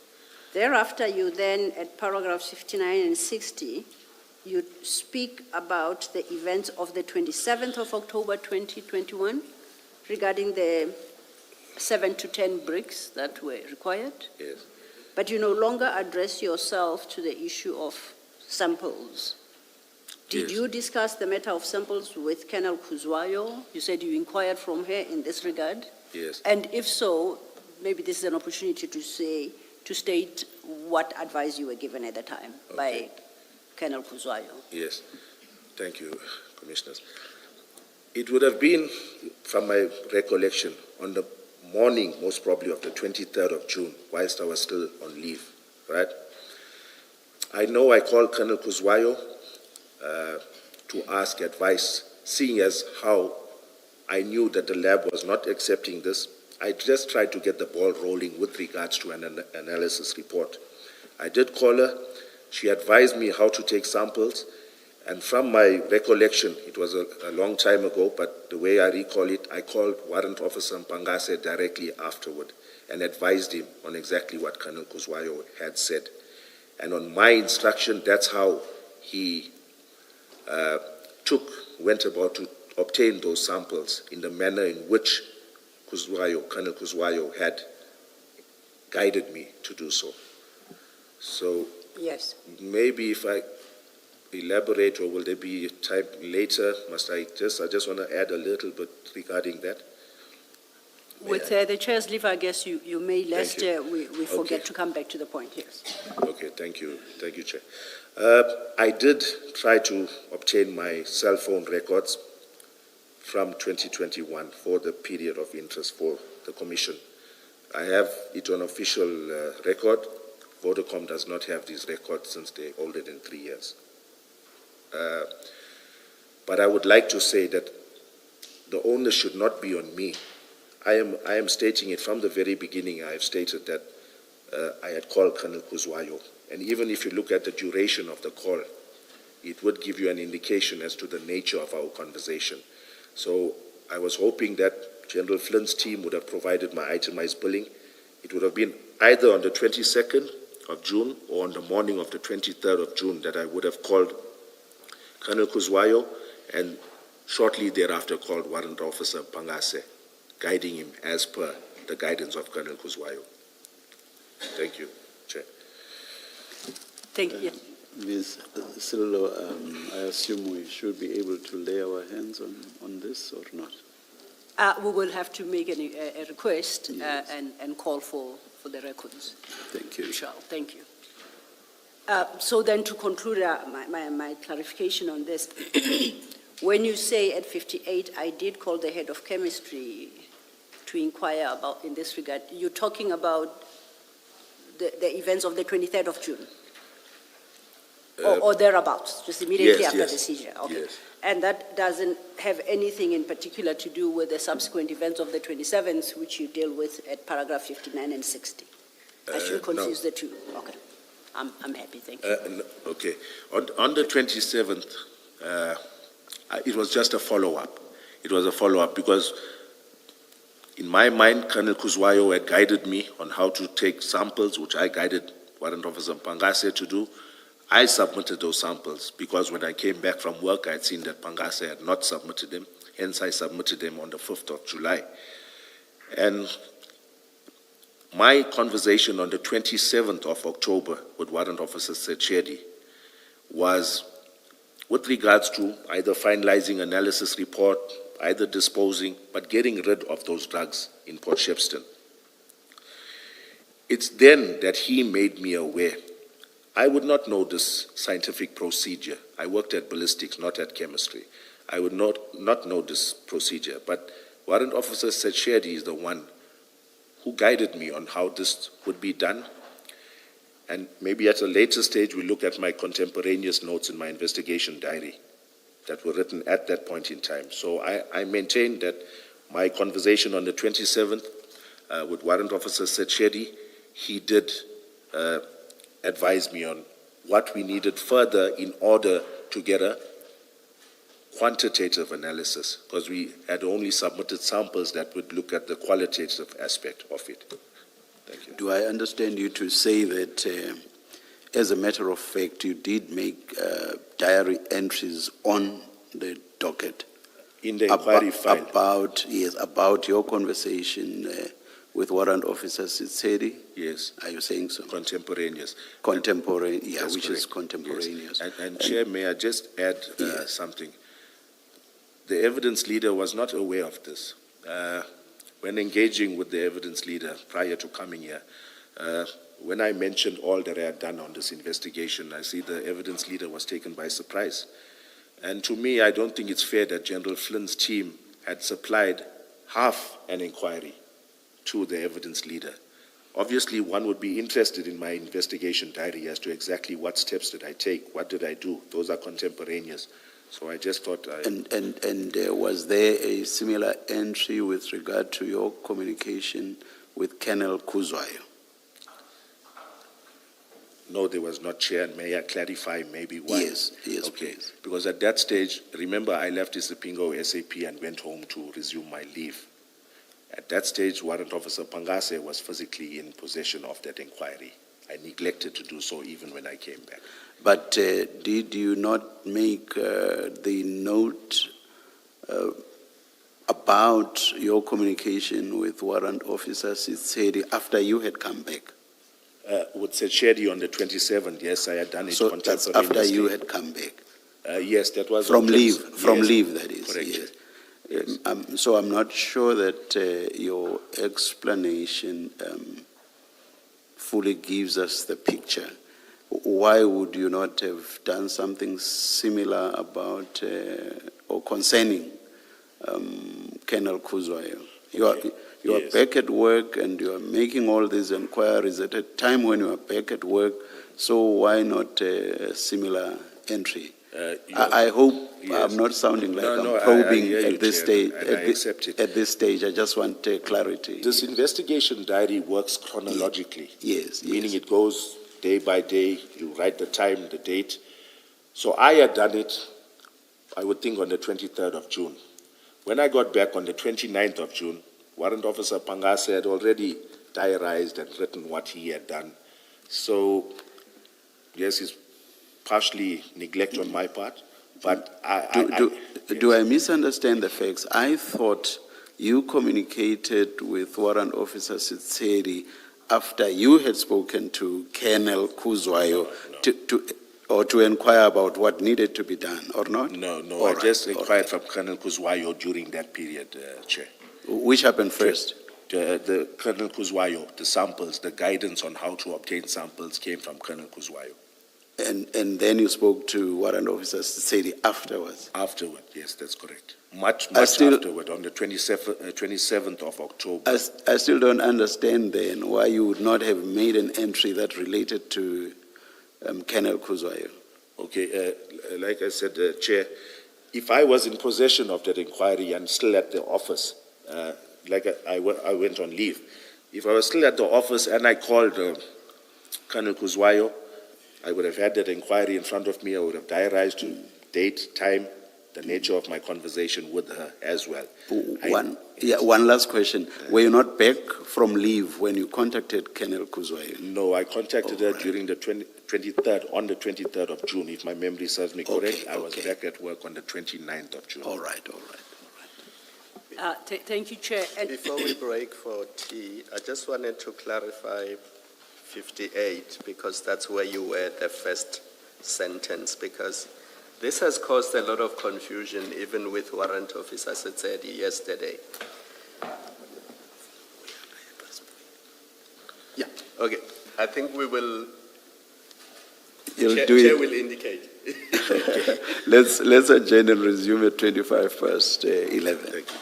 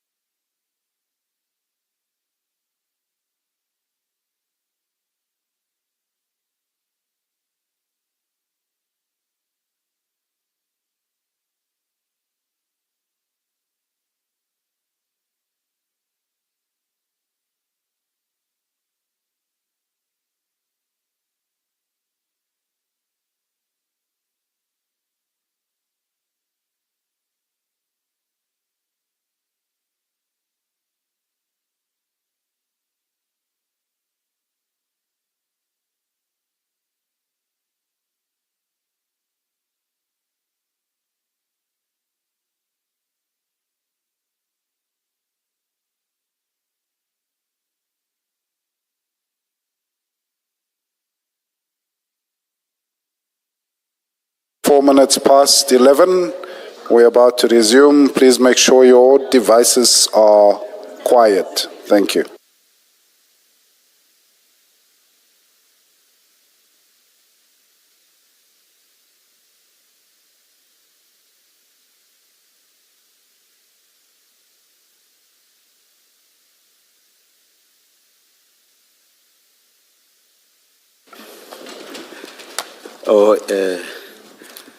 My colleague, Commissioner Kumalo, had a question. Indeed, Chair. Thank you. Yes. Colonel, good morning again. We were in paragraph 58 of your statement, the first sentence. You say it was suggested that taking samples is unheard of. And it's not clear who you're referring to because in various other sections of your statement, Advocate Sillo asked you to clarify and you mentioned that you were referring to General Flynn's evidence. Yes. So here, who are you referring to when you say it was suggested that taking samples is unheard of? Yes, a point of correction. It is General Flynn's testimony. It is General Flynn, yes, because I did not want you to confuse what General Flynn said Yes. with what Warrant Officer Setsedi said. Yes. Because Warrant Officer Setsedi was engaged by Chair yesterday, and in 6.3 of his statement, he refers now to the 27 October discussion he had with you, and he says, I told him that since the case, open brackets, the limited exhibits or sample, close bracket, was brought to the FSL as opposed to the crime scene analyst bringing it, the case could be analyzed by anyone. Yes. So he didn't take issue with the fact that a sample could be analyzed. And two paragraphs earlier, or a paragraph earlier, 6.2, where you were now dealing with the total mass of exhibits and what needed to be weighed for the purposes of destruction. Yes. So as you and I discussed, those are separate processes because one is qualitative, the other one is quantitative. And as far as Kuzwayo is concerned, she says she understood the discussion to be about analysts going to the crime scene to do the sampling. So it was in that context that she understood it, and there may have been miscommunication because you say you were talking about samples being taken from Port Shepstone and being sent to FSL. That is so correct. that's really where the confusion is, and all three witnesses, I tried to engage them on the issue just to try to understand what exactly they are saying. Yes. Yeah. Thank you, Commissioner. Thank you, Advocate. Thank you for that clarification. You are clarified, Colonel. We actually had gone back to your paragraph 58 after you had dealt with 59 and 60 already. I just wanted to clarify what exactly we're talking about in 58 compared to 59 and 60. Yes, Commissioner. So that would then lead us to your paragraph 61. 61. Yes. I must add that none of my actions at the crime scene or at Isipingo SAP amounted to criminal conduct.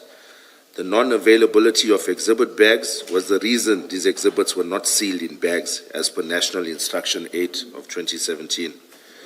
The non-acceptance of exhibits by the FSL was the reason that they were not forwarded to the FSL within 7 days. None of my actions were a deliberate attempt to ensure that the drugs were stored at Port Shepstone. During my interaction with the DPP's office, at no stage was contamination of the crime scene or the integrity of these exhibits ever cited as an issue. Before you move on to paragraph 62, just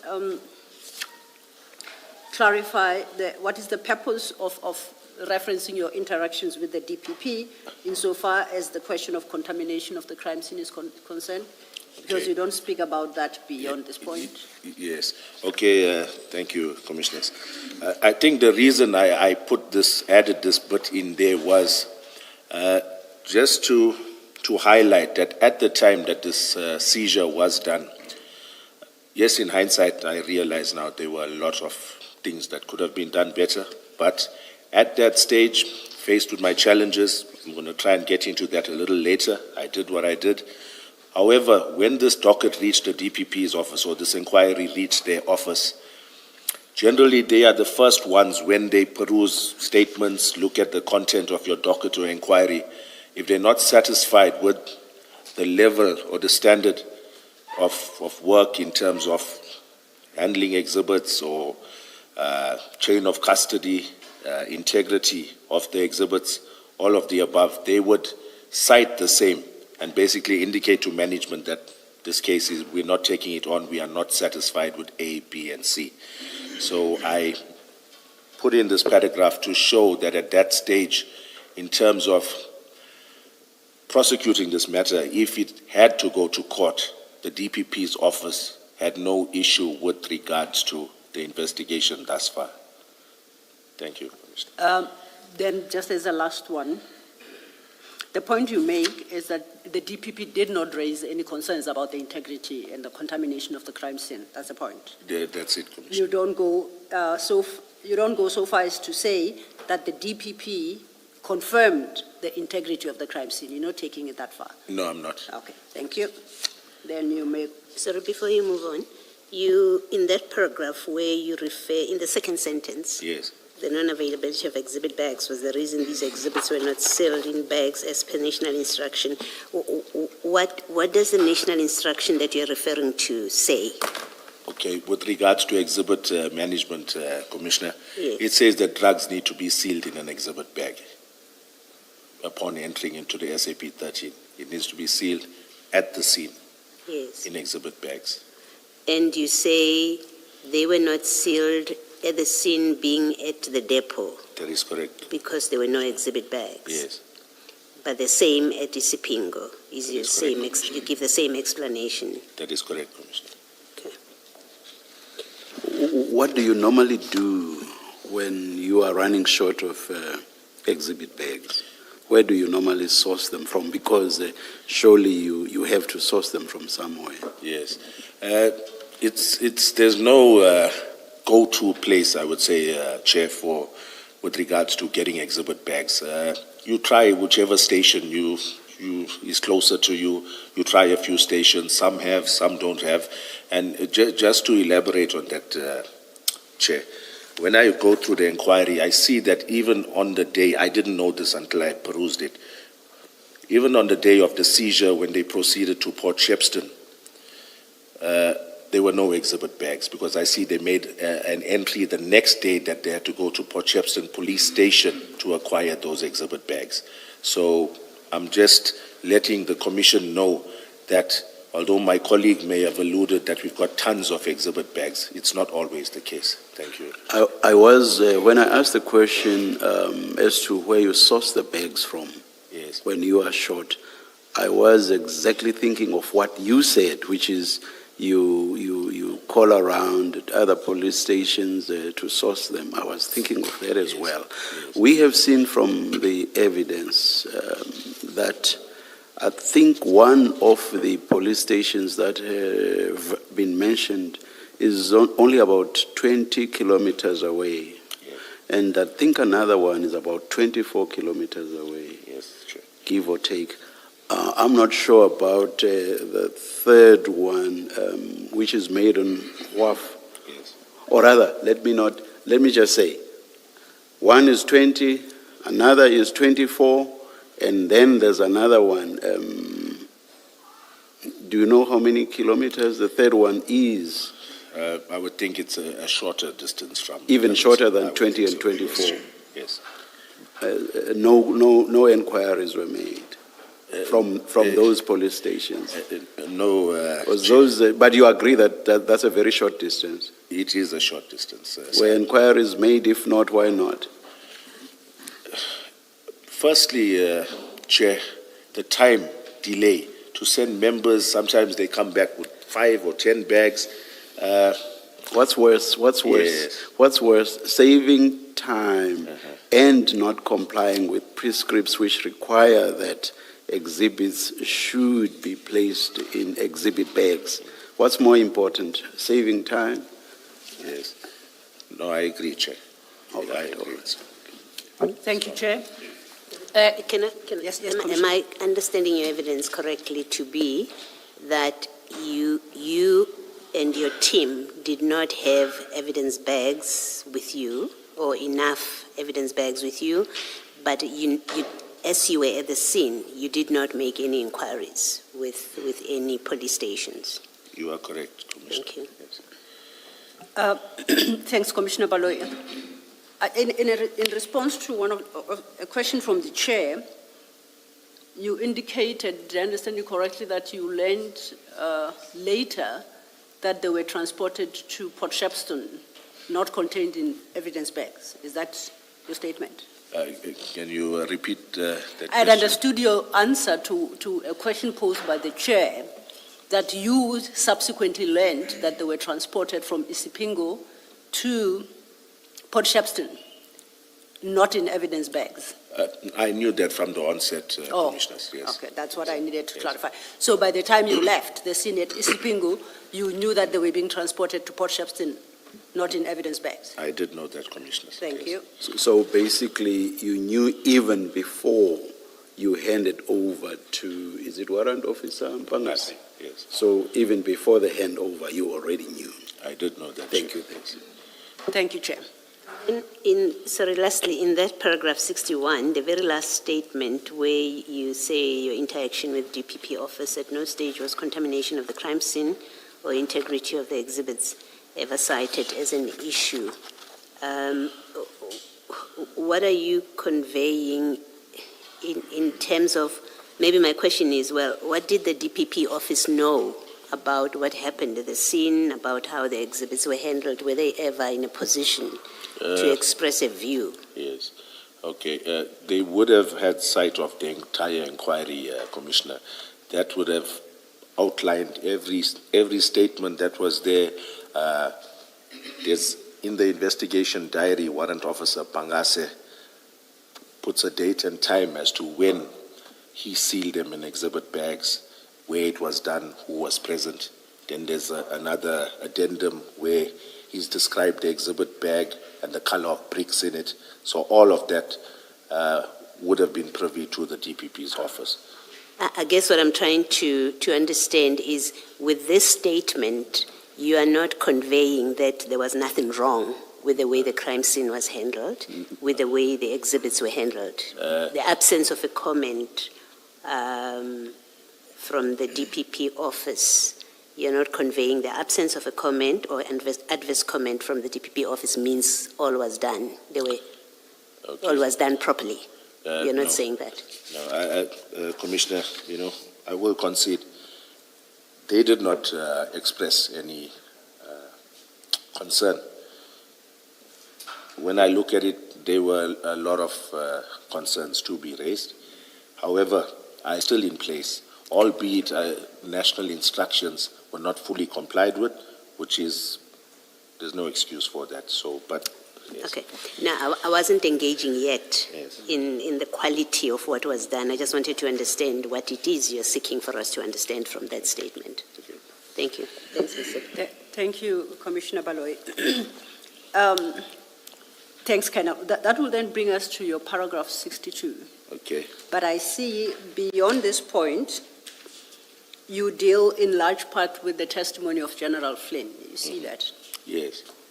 And perhaps before we do so, can I ask you to go back to your paragraph 26 just to clarify? At page 5, there at paragraph 26, you deal with the entry made into the SAP 13 Yes. by Warrant Officer Mpangase. That's correct. Okay. Now, you say, I confirm that I did not view the SAP entry at the time. Yes, correct. Then you make certain admissions, but Yes. those admissions are based on your reading of the SAP 13 long after the fact. That is correct. Now, do you have an explanation at this juncture why you did not view the SAP entry at the time? Were you still not the person responsible for the seizure? Were you not the investigating officer before you handed over to Warrant Officer Mpangase? It was Pangase who was the investigating officer, Commissioner, at that stage, from the inception up until the 29th of June, 2021. Also, you had already appointed him the investigating officer? That is correct. And you left that function to him? Yes, that is correct. Then that will take us to paragraph 62, where you then deal with General Flynn's testimony, and I think the misgivings, some misgivings you have about that testimony. Yes. Okay. General Flynn cited drug seizure cases from Durban Serious Organized Crime Investigation that he had analyzed. Of those, he mentions 2 cases wherein the LCRC was not summoned to the scene. He does not take issue with this, as there are reasons for the members deviating from National Instruction 1 of 2015. It is understood that an IO uses his discretion and uses investigative aids, namely LCRC, if he knows it will benefit his case. The seizure of these drugs was never under suspicion until they were stolen. Before you proceed, we need to make a formal correction. Yes. Which date? Sorry, before you proceed, we need to make a formal correction. Yes. Which date is that? The It's date 22nd June 16? 2021, Commissioner. Duly done. Thank you. The seizure of these drugs on 22nd June 2021 was never under suspicion until they were stolen. I did not have any hand in the decision to store the drugs in Port Shepstone Serious Organized Crime Investigation. Neither did I know that the location was not suitable at the time. I followed an instruction that I deemed lawful when allowing the drugs to be stored there. On 22nd April... Before you move to 63, you say, I followed an instruction, but you don't indicate from who? From Brigadier Nuswa. Brigadier Nuswa. Yes, that's correct. Thank you.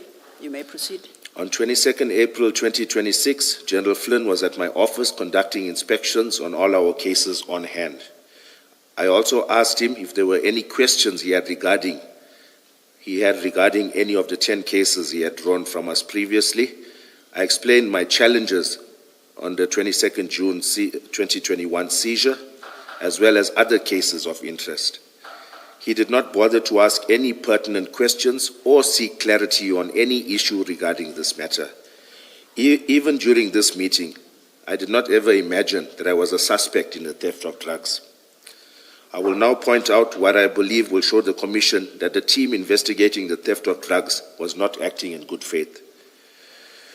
During late January 2026, my office conducted investigations into certain drug-related killings and feuds in the Durban and surrounding area. There's an inquiry number as a reference. These investigations were initiated by myself, Lieutenant Colonel K.G. Sbia, Lieutenant Colonel Dina Govender, amongst 2 other members of the Durban Serious Organized Crime Unit. This led to an individual coming forward in early February 2026 who claimed to be involved in the planning and execution of the theft of drugs that occurred in Port Shepstone on the 8th of November 2021. This informer/whistleblower/suspect was directed to a senior police official outside of the DPCI on the same day. We had done this as we felt it would be appropriate for a neutral party to further investigate this. The head office investigation team was situated in Gauteng and would not have been in a position to immediately respond to this. During the same meeting with General Flynn on the 22nd of April 2026, I informed him of this new information regarding the theft of drugs in Port Shepstone. I missed a sentence there. It's not going to make sense if I don't Yes, add it, may I? please. Okay. Just tell us where to insert it. Okay, paragraph 68. Yes. After the first sentence, right? It ends with Port Shepstone. Then Correct. I need to add this bit. General Flynn wished to meet or interview this whistleblower/informer/suspect, right? I immediately called in the relevant member who was in touch with the whistleblower to engage with General Flynn, and I left the office. I later heard that General Flynn had sent out a team to interview this individual. From what I understand, he did not go out with his team to interview this individual who had vital information on the theft. I can also confirm the authenticity/credibility and veracity of this new information.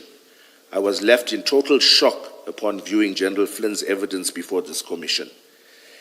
It is understandable that all of us that were involved in the seizure would have initially been viewed as suspects. In the absence of any credible evidence before his visit to my office, I can understand how it is a plausible theory that the drugs were placed in Port Shepstone so that corrupt members could steal it. The high risk associated with that storage place lends credence to this theory. However, the General ought to have reassessed his investigation regarding the theft of drugs after this new information given to him by some of the very same members he is implicating. He alluded to significant progress in the matter during his evidence before the Commission. He did not bother to mention that this is as a result of the Durban DPCI members mentioned above. This incident has caused a Colonel, before you proceed, that first sentence in paragraph 69, Yes. when you say, I can confirm the authenticity, credibility, and veracity of this information, what do you mean by that? Okay. I'm going to try and word it such that I don't give up too much, Commissioner, so you'll bear with me. Yes. When I make this statement, I'm referring to being a detective, to hard evidence, to names, to places, persons, vehicles, and the like, not just something hanging in the air that's not tangible, that's not able to be further investigated. I understand. Thank you. Okay. And before you leave that, and please don't mention any names, at 68 you say, I immediately called in the relevant member who was in touch with the whistleblower. You see Yes. what I'm reading. By relevant member, you mean of the DPCI. That is correct. Thank you. Yes. May proceed. Okay. This incident has caused embarrassment to the DPCI, the police as a whole, as well as the country, and should not go unpunished. I do believe that DPCI members have conspired with criminal elements to carry out this crime. In the same breath, I plead with the Commission to ensure that the proper facts are placed before them so as to maintain the integrity of the Commission. The damage that General Flynn's evidence has caused to us, innocent members, by creating this false narrative and orchestrating his investigation to suit the same is irreparable. And before you move on to the next paragraph, at 71 you say this incident has caused embarrassment to the DPCI. I want to understand what incident The are you incident of the referring- theft, Commissioner, The theft itself. the theft Thank of you. the drugs. All right, you may proceed. And then in that 72, where you refer to General Flynn's evidence, Yes. and you say he created this false narrative. Yes. What is that narrative that you, what did he say Okay. that you qualify as a false narrative? The fact that he says by design and not due to, as the Commission referred to, a comedy of errors, I think that's also a stretch, but I would say the fact that his theory was based on loosely, or can I say there was no evidence to support his theory. I think that's the statement I'm looking for. And in terms of, may I just delve a little more into it, Commissioner, with your indulgence? Okay. Like where I cite that Warrant Officer Perumal, a statement was obtained from him, the SAP 13 clerk at Isipingo. As a detective, when you go to obtain Warrant Officer Perumal's affidavit, and this is subsequent to the theft in November 2021, the drugs have now been stolen. Isipingo knows that they did not want to keep those drugs. Now you get a team that's investigating the said theft of drugs. They go to Isipingo SAP. I haven't seen Warrant Officer Perumal's statement, but I believe it goes along the lines where he denies that he said to us there's no storage place. He denies that there were no exhibit bags. So I'm saying I have submitted so many further statements to General Flynn's investigation team. And in most of them, I allude to the fact that we had a problem with Warrant Officer Perumal. Now when the investigation team goes to him, they should not merely pose questions regarding the 22nd of June. Yes, the 22nd of June. So to me, they basically asked him, did you have storage place? He says yes. Did you have exhibit bags? He says yes. Because he knows if it comes back to him that he refused us, he's also in the hot seat. So I'm saying, why was it not canvassed with him? The fact that Colonel Jacob alludes to certain incidents where they had issues with you regarding Mandrax or whatever, but I did allude to it. So I'm saying the fact that the investigation team remained silent on that issue and did not even engage Warrant Officer Perumal to ask him, what's your comment on this? What do you have to say about this? To me, it was, the statement was taken with an objective in mind, and it was not done fairly. As a detective, you need to keep an open mind, you need to ask the relevant questions, and even the fact that I found those OB entries where Warrant Officer Perumal had booked members of SIC and made entries in the OB reflecting that a member went to the doctor for consultation because of drugs being stored there. I would have thought that that would have been uncovered by the investigation team. But the fact that they hadn't gone to that level, yet we're going to a level where we're analyzing inquiries and all of that, that's basic investigative work that should have been done properly.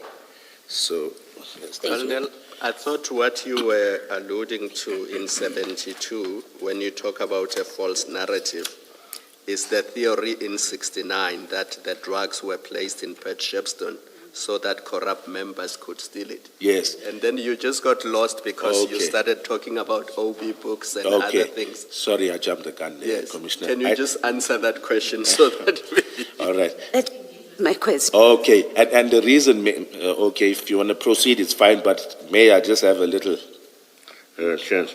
Okay, now I just lost my train of thought with this. It's fine, you can proceed. It's okay. No. Actually started there in answering me. Yes. That's where you started. You said the narrative that this was all deliberate so that the All drugs right, can yes, be no, stolen. I think I got my point now. May I just, all right, my point being was that it's clear that I was not involved in the decision to store at Port Shepstone, but it's being insinuated that I initiated or was part of this planning by closing off this gap of storing it anywhere else.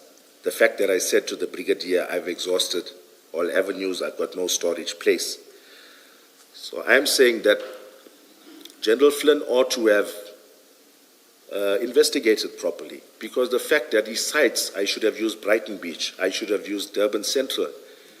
Did he not find out from those stations, did you have capacity? He had not clearly not known even about the fact that these exhibits were stored there.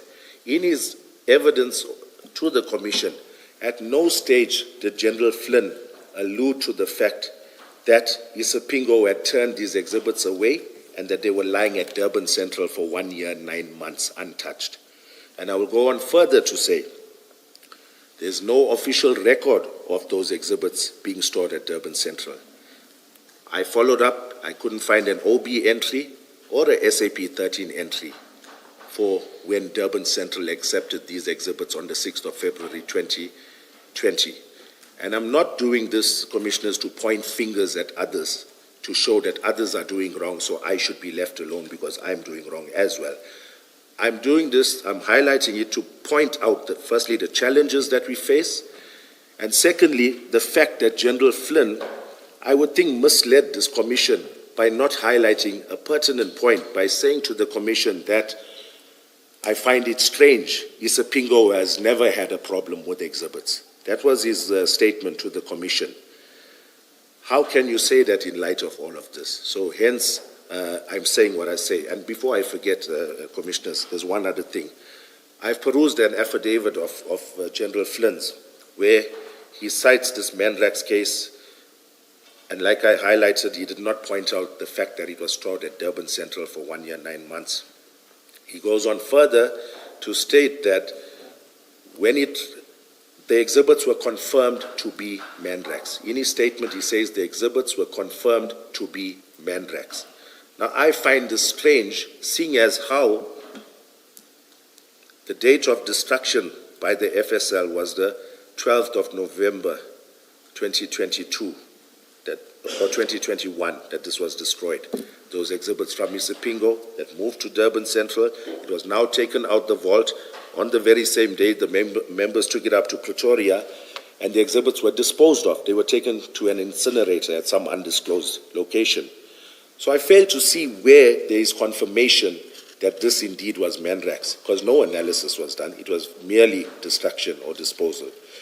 So once again, it's a concern to me that General Flynn covers those bases when it comes to another member. Yet when it came to this case of ours, the investigation, I would, like I say, was, to me, not done objectively. Thank you. Colonel, I wouldn't want you to be misunderstood or what your testimony is.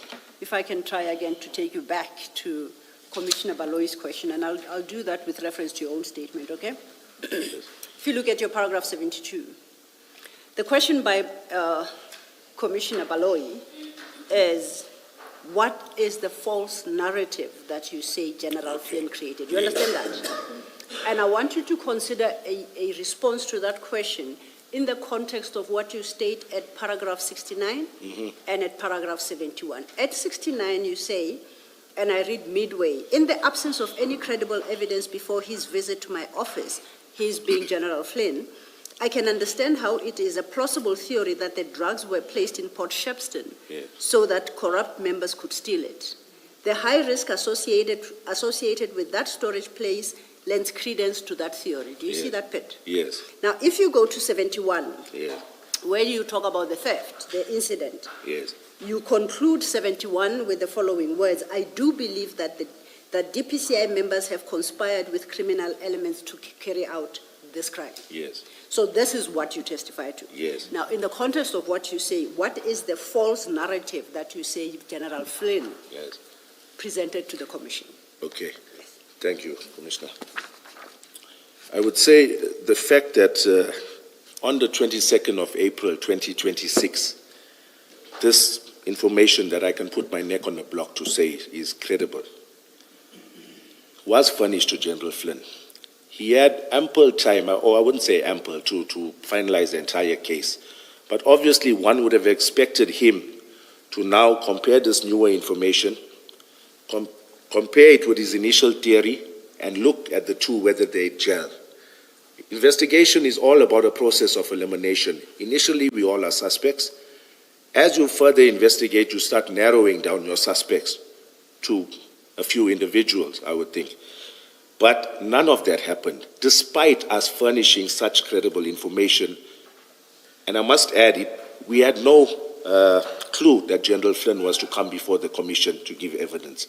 So it was not done with any purpose in mind. It was done in good faith to inform him, because they were investigating this theft. So I'm saying that the fact that we furnished this info, yes, it still does not or exclude us as suspects, those of us who furnished this newer information. However, if you've had a few weeks to try and further investigate this, one would have expected you to have had something that a little more credible than this theory of it being by design, which there's no factual evidence to corroborate it. Then just to clarify, your testimony is that the false narrative is that those of you who were involved in the seizure had any hand in the disappearance of the theft. That's what you say is a false narrative to the extent that it is created. No, I think that's a true blanket statement, Commissioner. Okay. I wouldn't want to mention names, but obviously I did go on to say that I believe that DPCI members were involved. So and it's precisely because of your confirmation of that belief you hold at 71. Yes. I'm trying to understand what your challenge is. Yes. And maybe we might just not get Yes, there. due to the sensitivity of it, which General Flynn has been fully made aware of, he would be able to understand what the statement means as well. Thank you, Commissioners. Can I go back to paragraph 20? I assume he has finished his statement. You're going to do your probing. I just want to clarify 20. Yes. On page 4, Colonel.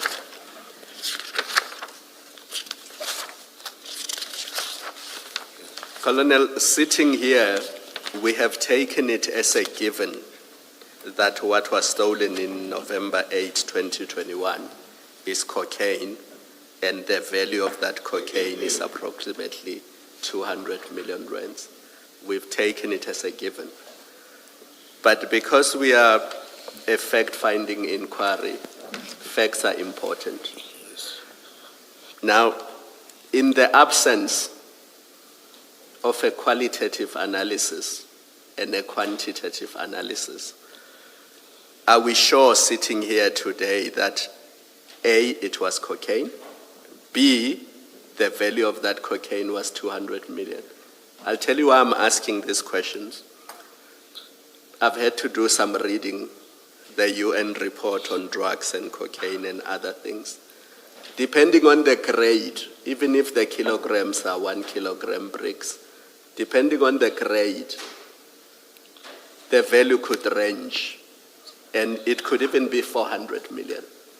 So if an analysis had been done and the quality, the grade of the cocaine had been tested, its market value or its street value could easily have been 400, or it could have been 200, or it could have been 300. You are correct. Now, it is in that context that I seek clarification of paragraph 20.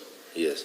So, because you say in your statement, your priority was to safeguard the exhibits, and then you say approximate value 200 million. How did you arrive at that 200 million? At that stage, cocaine was selling for about between 180 and was it about 400, maybe 300 to 400,000 per kilo, 300 to 400,000. So I think that's how we arrived. But that was the average price. Average price. And it also depended on the grade. Yes. Just to expand on that, Commissioner, with the grade, yes, the FSL can tell you percentage and purity. If we don't normally get that, but I hear that they have that capacity now. But with regards to grade of cocaine, generally the price will depend on what the criminal networks call whether it's a one-way or two-way cocaine. Meaning one-way is cocaine that you only sniff, which will fetch a lower price as compared to cocaine that you can sniff and cook into crack cocaine or rock. Just to give you an example, a kilo of cocaine that's now two-way, the one that you can cook, can produce 1 kilo of cocaine can produce approximately R1 million worth of crack cocaine. So, it talks to what you've just alluded to, the price will definitely change. In my engagement with FSL people yesterday, I was deliberate because I'm assuming, I don't know, because I don't have the facts. I'm assuming that even the people who stole what we believe to be this cocaine and they were going to sell it in the black market, it would have mattered to them what the quality of the cocaine is, because when they sell it in the black market, they need to determine the price. The buyer and seller need to say, this is this type of quality, therefore I'm selling it to you at this price. Yes, you are correct. That's why yesterday I was so deliberate about what happened to the analysis at FSL, why did it disappear and why. Yes. So I want you to understand that context, and yes, that's why all of this was important. Okay, thank you. Thank you. Thank you, Commissioner Khumalo. Colonel, that effectively would bring us to the end of your written statement. Now, I'm aware there is a document you would like to briefly touch on, which we will do in the next couple of minutes. But Okay. just to inquire from you, is there anything that you think you may have overlooked or omitted to bring to the attention of the commissioners that you deem absolutely critical? Okay, can I just take a minute? Now, if nothing comes to mind, as and when then we engage during the course of the day, Yes, you may okay. refer No, to then other. it's fine. Maybe For the we moment, wait you are for that. fine. Thank Okay. you. I refer to this document because I think over the course of the morning you have consistently referred to it. And you indicated earlier that it would appear that it was not made available to us as part of the docket. and you made it available to the evidence leaders preparing your testimony. Is that correct? That is correct. And I do confirm that you did give us such a document, and that is the investigation diary that you assured the chair that it reflects activity regarding this seizure and subsequent events, and that the notes were made contemporaneously, right? Correct? That's correct. Now, for your comfort, that document is part of the exhibit bundle as CJC 268. Would you like to go there? Yes. And confirm that is the document you say you availed us? Yes. Okay, It is the now, same. it starts at page 800 to 812. I'm not going to ask you to read this, but you want to highlight some issues from it as part of your testimony. Yes. Okay. Thank you. Just before you do so, I'm going to give you an opportunity. Perhaps you might start, when you do engage with it, by advising us how to read the document and how to engage with it. Not so much the content per entry, right? Yes. Sorry, number? CJC 262. 268. 268. My apologies. So it's the new file? Your file's updated? Yes. Yes. Yeah.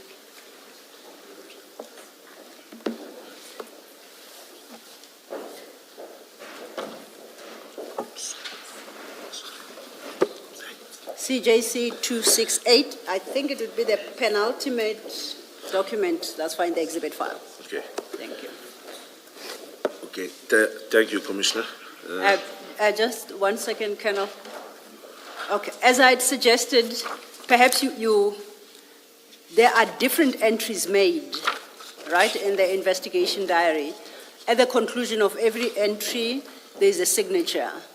Perhaps your explanations to us should be on that basis. Yes. Per signed off minute tells us what issues addressed there, by who, and then if there's anything in particular from the notes made that you want to highlight, you may have the opportunity to. Okay. Thank you, Very Commissioner. briefly, thank you. Okay. Just to give the Commission an overview of what this really is about. In any police investigation, this is your C-clip, it's your investigation diary. It's where the investigating officer will diarize every little incident, tasking, every duty he has conducted, every investigation he's conducted in respect of this investigation. So it's labeled with pages. The first page is 1, C1, C2, and so forth. Right? The member puts a date, puts a time, makes an entry, and signs off with a full force signature. That's unique to every member. So initially on the 22nd of June, on C1, that's page 800, you can see its entries from Warrant Officer Mpangase, highlighting that information came through, where did we proceed to, what transpired. He continues on C2 as well. Continues on C3. Continues, okay, C4.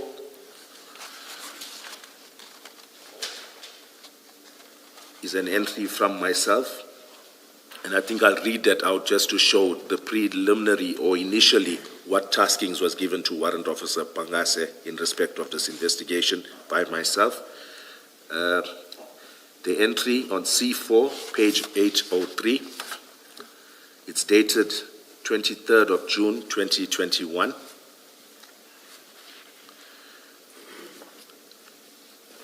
And this is a 24 hours inspection.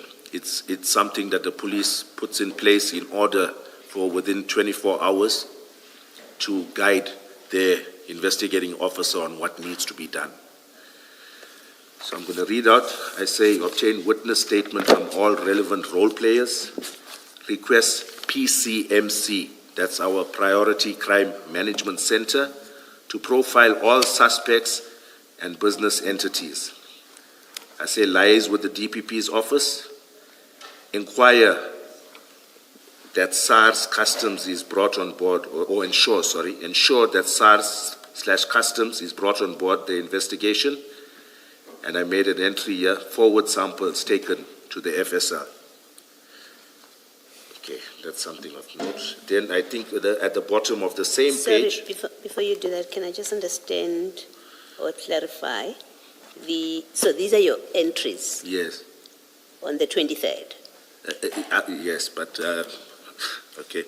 It's not made on the 23rd, because on the 23rd I was resumed my leave. So if I look at this, and I'll be honest, I either made it on the 22nd, just to, as a formality to Warrant Officer Pangase, or I may have done it on my return to work, because I see nobody had inspected After the 23rd? Yes, on the 29th. So I don't want to mislead the commission. I'm not sure when I made this, but it's my entry dated the 23rd. Okay. And on that date, why would you have made a reference to SARS Customs involvement? Because customs, we generally, all of our drug cases, especially seizures that come through the harbor, if it's not a joint operation, we still require assistance from customs. Remember, they are the custodians of lots of the documentation, and they are privy to systems that the police does not necessarily have access to. So it's a given whenever you do these investigations that customs is part and parcel of it. If not part of the investigation, they give their input, give us documentation that they're willing to furnish, and so forth. Yeah, I think I'm still clarifying. It's really not probing. I just want to understand the role of SARS that you anticipate in this particular operation. You have taken the drugs. You have, on your evidence, you have sealed, or the container is sealed, but you've taken the drugs that you had received a tip-off about. And I think earlier in your statement, there's where you say on the day of the operation itself, you got documents, whatever documents that go with consignments that's coming in. I think you do say somewhere in your statement. So I'm trying to understand that when you say to Warrant Officer Mpangase to ensure that customs is on board, what in fact would be the role of customs? Okay. Given what has already happened. Yes. Yes. In hindsight, and this I'm speculating, I'm not 100% sure, but it's a good question. And if I look at it, it's possibly because the A-clip in this investigation has a detention notice from SARS dated the 23rd of June, right? So I'm not sure whether I had sight of that, but clearly if I look at the investigation diary, that document was filed by Pangase. It's got his handwriting on top of it. So I'm unsure as to who furnished him with it, but it's filed in the inquiry. So it could be, like I say, I stand under correction. It was a long time ago, so I'm just speculating that when I got back to work, and if I did make this 24 hours inspection, then it's possible that I was paging through the inquiry and I noticed that SARS had a detention notice on this. So obviously we would want to know what led to them putting a detention notice. What red flags were there? Thank you. Right, thank you. If I may then just follow up, it's a question I was going to ask. I might as well ask at this juncture. Your left column in this diary is headed time date. Yes. And then there are entries at different points of what would appear to be the date. Yes. Are you, in response to the question by Commissioner Baloyi, are you suggesting that the date appearing in that column is not necessarily the date on which the entry was made? Is that how we should understand it? It's possible, Commissioner. No, I'm asking you, how do you want us to read your document? All right, if you know, now that I look at the fact that I alluded to ensure that SARS Customs brought on board on the first entry, normally it would come maybe at a later stage. The fact that I put it here during a 24 hours inspection, I would think that I made this on the 29th, yet it's dated the 23rd. Okay. Yes. So I didn't make it on the day because I was on leave. So it looks like I made it retrospectively. And this is a clarification question, not exactly engaging. Is that not misleading, though, to the next reader of the document? And I'm thinking, if you made it on the 29th, why wouldn't you write the date of the 29th? And in the body Yes. of the report, you indicate that this happened on the 23rd, although I'm only recording it on the 29th. Yes. But is that not the most ideal way okay. of going about it? Yes, and my honest answer, Commissioner, is that it's a formality in the police. A 24-hour inspection must be done.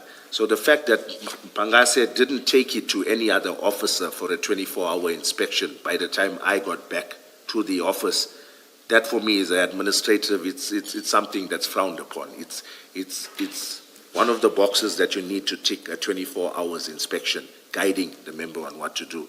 So it's possible that that is the reason I had done it retrospectively. Also, and it reads 24-hour inspection. There seems to be a stamp there. No, there's a police sign that's just yes, smudged. but so, there is something that's not legible there. Okay, it says 24 hours inspection. There's Yes. a little comma there, and it says warrant officer I see, Mpangase. that's what So it I'm is. addressing it Okay. to him. Thank Yes. you. Then you may proceed. You were Okay. helping us work through this Sure, diary. okay, thank you. On the bottom of the same page, Commissioners, page 803, there's an entry 2021-0701, and I state there, to CHC Depot with warrant officers Pangase and Sibia, Tim Flaude of Mega Freight present, unpack of container in order to verify if the contents of the container, we turn over now to 804, if the contents of the container correspond with the packing list, unpack and count completed, approximately 5,395 bags, I shouldn't have said approximately, 5,395 bags of, and I named the animal feed, container resealed, contents of container as per the packing list, all in order, indicated to Tim Flaude, that's the representative of the clearing agent, that our investigation pertaining to the actual container is complete and the container could be released. And then I state that I sent an email to Brigadier D. Naika with regards to documentation furnished by Mega Freight. He is the head of SANEB in head office. So, okay, that's another entry. That's showing that I did go back at a certain date to re-inspect, if you want to call that, or to confirm that there was nothing else further in that container of interest. Yes, can I just understand where you say container could be released? Yes, This is on the 1st of July. yes. Where is the SARS customs detention situation here?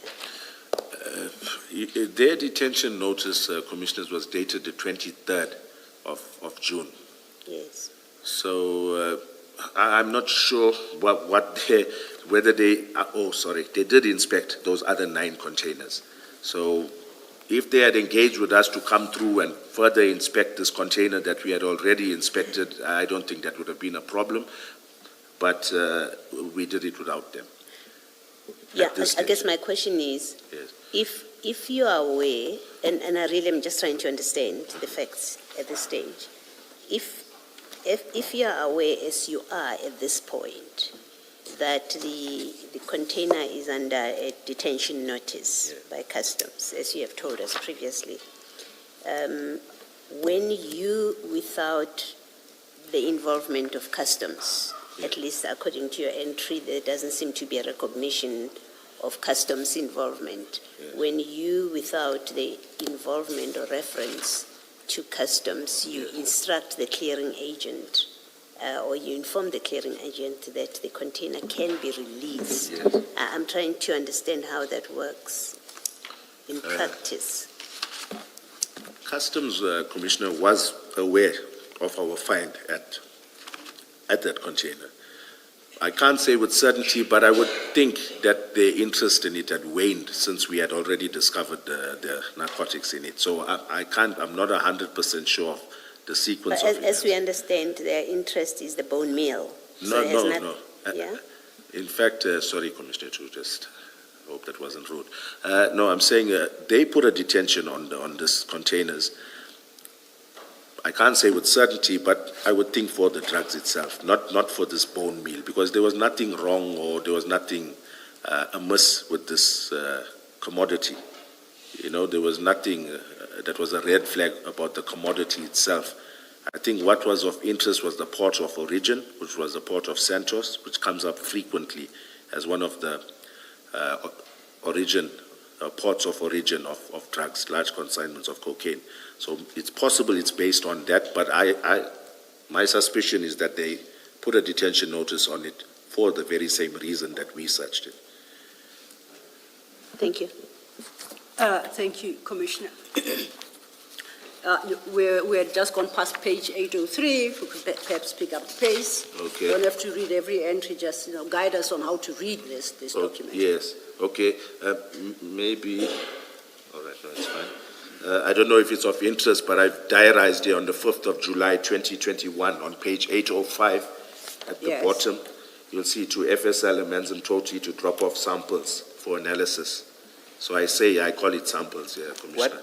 The entry on the other side, we know the entry on your side, you say it's samples for analysis. Yes. You even mentioned that exhibit bags and you mentioned their seal numbers. Yes. And you specifically say they are handed over for analysis. Yes. And an acknowledgement of receipt per B. I was hoping it would be here, but it's not. But on the other side, Yes. does the entry also say it is analysis of samples? Because you have to make the Yes. request. They must know what this thing is here for. Yes. So what is the entry on the other side? Thank you, Commissioner. You know, when I did hear this come up at the commission, I went through my notes. Unfortunately, or maybe not unfortunately, I neglected to. When I sent it for analysis, I just sent it, I said it's suspected cocaine, and I'm sending it through for analysis. It doesn't make provision, but still, I think maybe I should have stated that it's a sample of a larger consignment of 541. Just to go a little deeper, it's maybe because I had already touched base with Colonel Kuzwayo on this issue that, I neglected to state that on my covering letter to the FSL, but it was not stated there, but I've got it here, Commissioner. It's fair then that there could have been confusion between you and FSL. I wouldn't say there would have been confusion.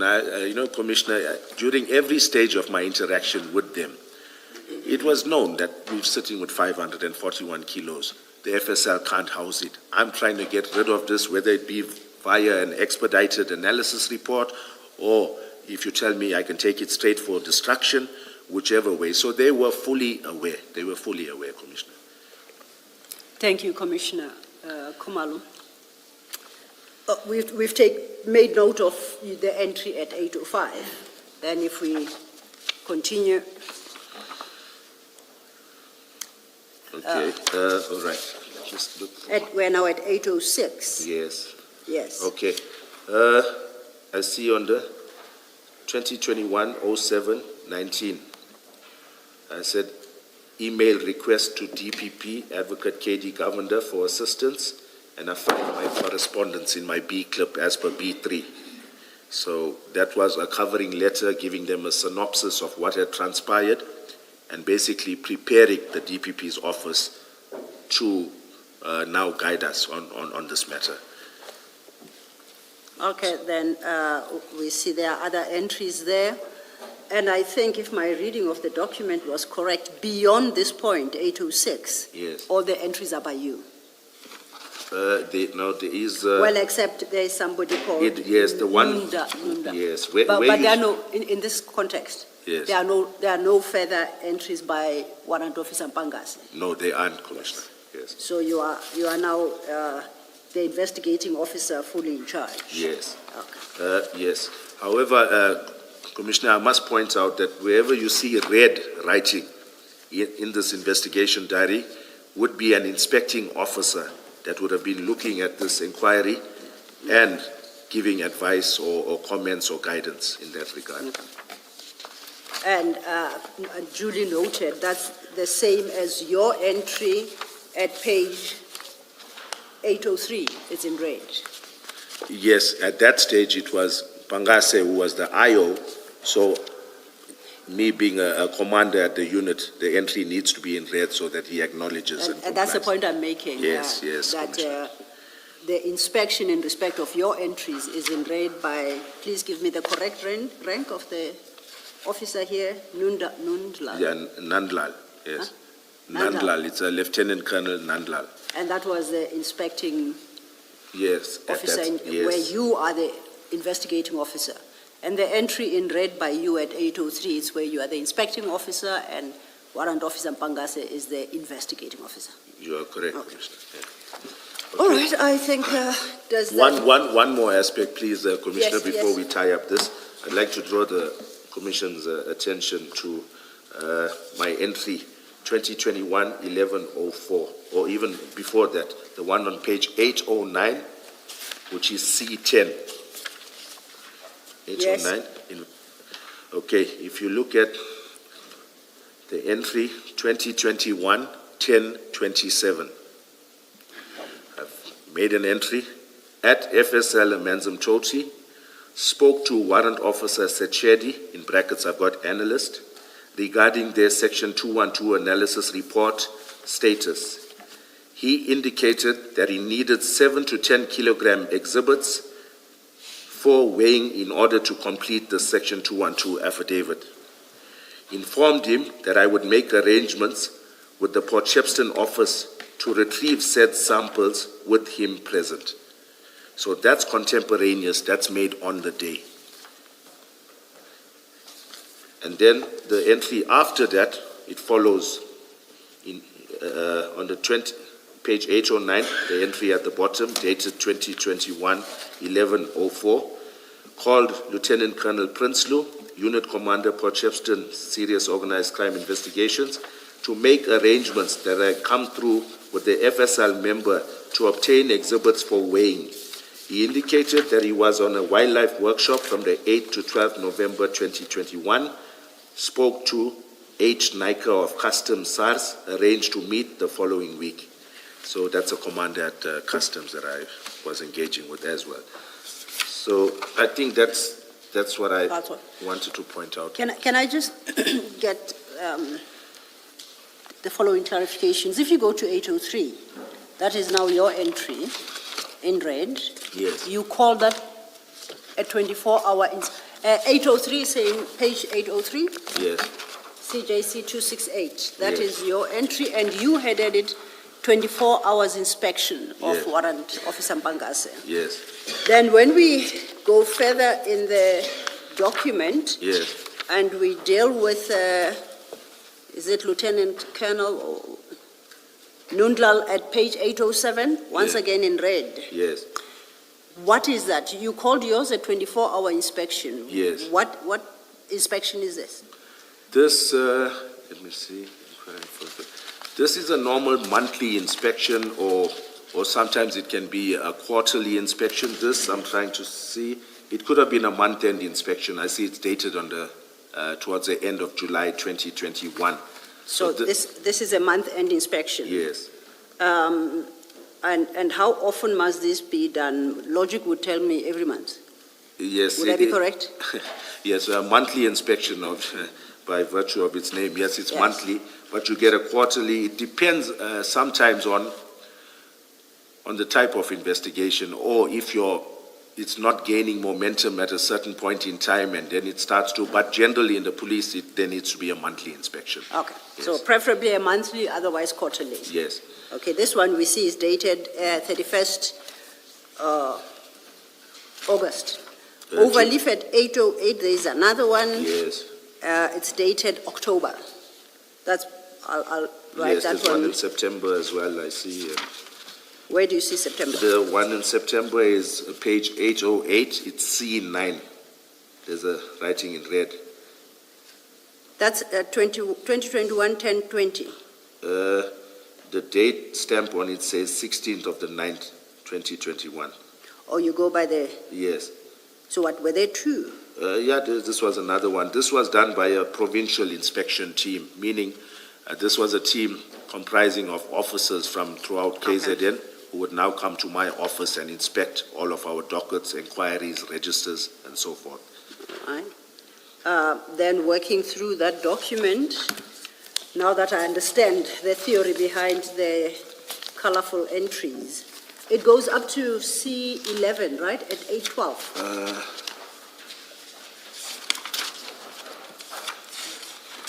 Yes, you're correct. Am I correct? Yes. And I see from C10 at 809, it's all your entries. Yes. We are now in October into November, so there was never any further inspection of this file No. there wasn't.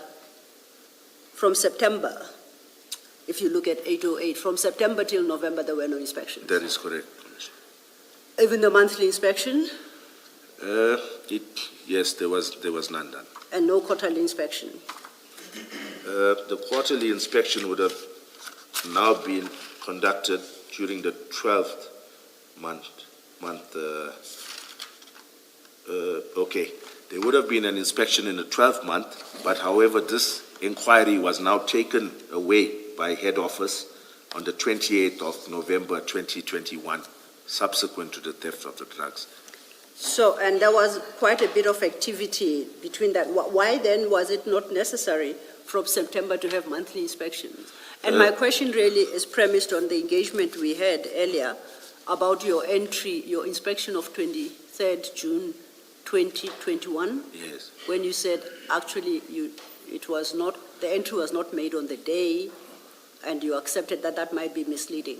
My question is, how do the commissioners know that in the absence of a monthly, quarterly, 24-hour inspection, Yes. that these entries were not subsequent to the fact and not as contemporaneous as you Yes. putting forward? Remember, if you look at it, then I'll give you an example. If you go to page 809, which is C10, Yes, right? And then it states there, statement of Sergeant Governor of Border Police filed as per 820. yes. Then you can see the date that I've obtained that affidavit is in line, it corroborates with or corresponds with my entry there. So there's no other assurance I can give you aside from that, the fact that my C clip now corresponds with my A clip. Like if I say I obtained the statement on the 1st of June, Yes. and then if you look at my A clip, you'll see there's a statement obtained by myself on the 1st of June. So I can't, there's no other safeguard. Commissioner. No, I appreciate that. So you're saying the fact that there is no monthly or quarterly inspection, Yes, the commissioners may draw comfort from the dates of the statements you obtain as you list in the investigation diary itself. yes. Okay. Thank you. No, I'm happy with that approach. Thank you. Can I just check that 807 CO8, the very first entry on the 30th of July, Yes, and you've got item 3, which is SARS is assisting with investigations. This is a month, 5 weeks later after the Yes. operation. What is SARS's continued involvement in your investigation? What exactly are they doing?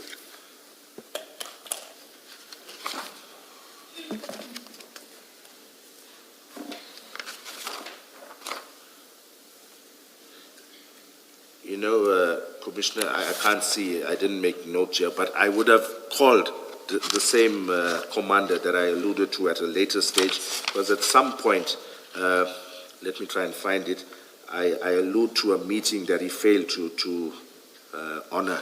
Let me just try and find this. So I'm not sure the timeline of it.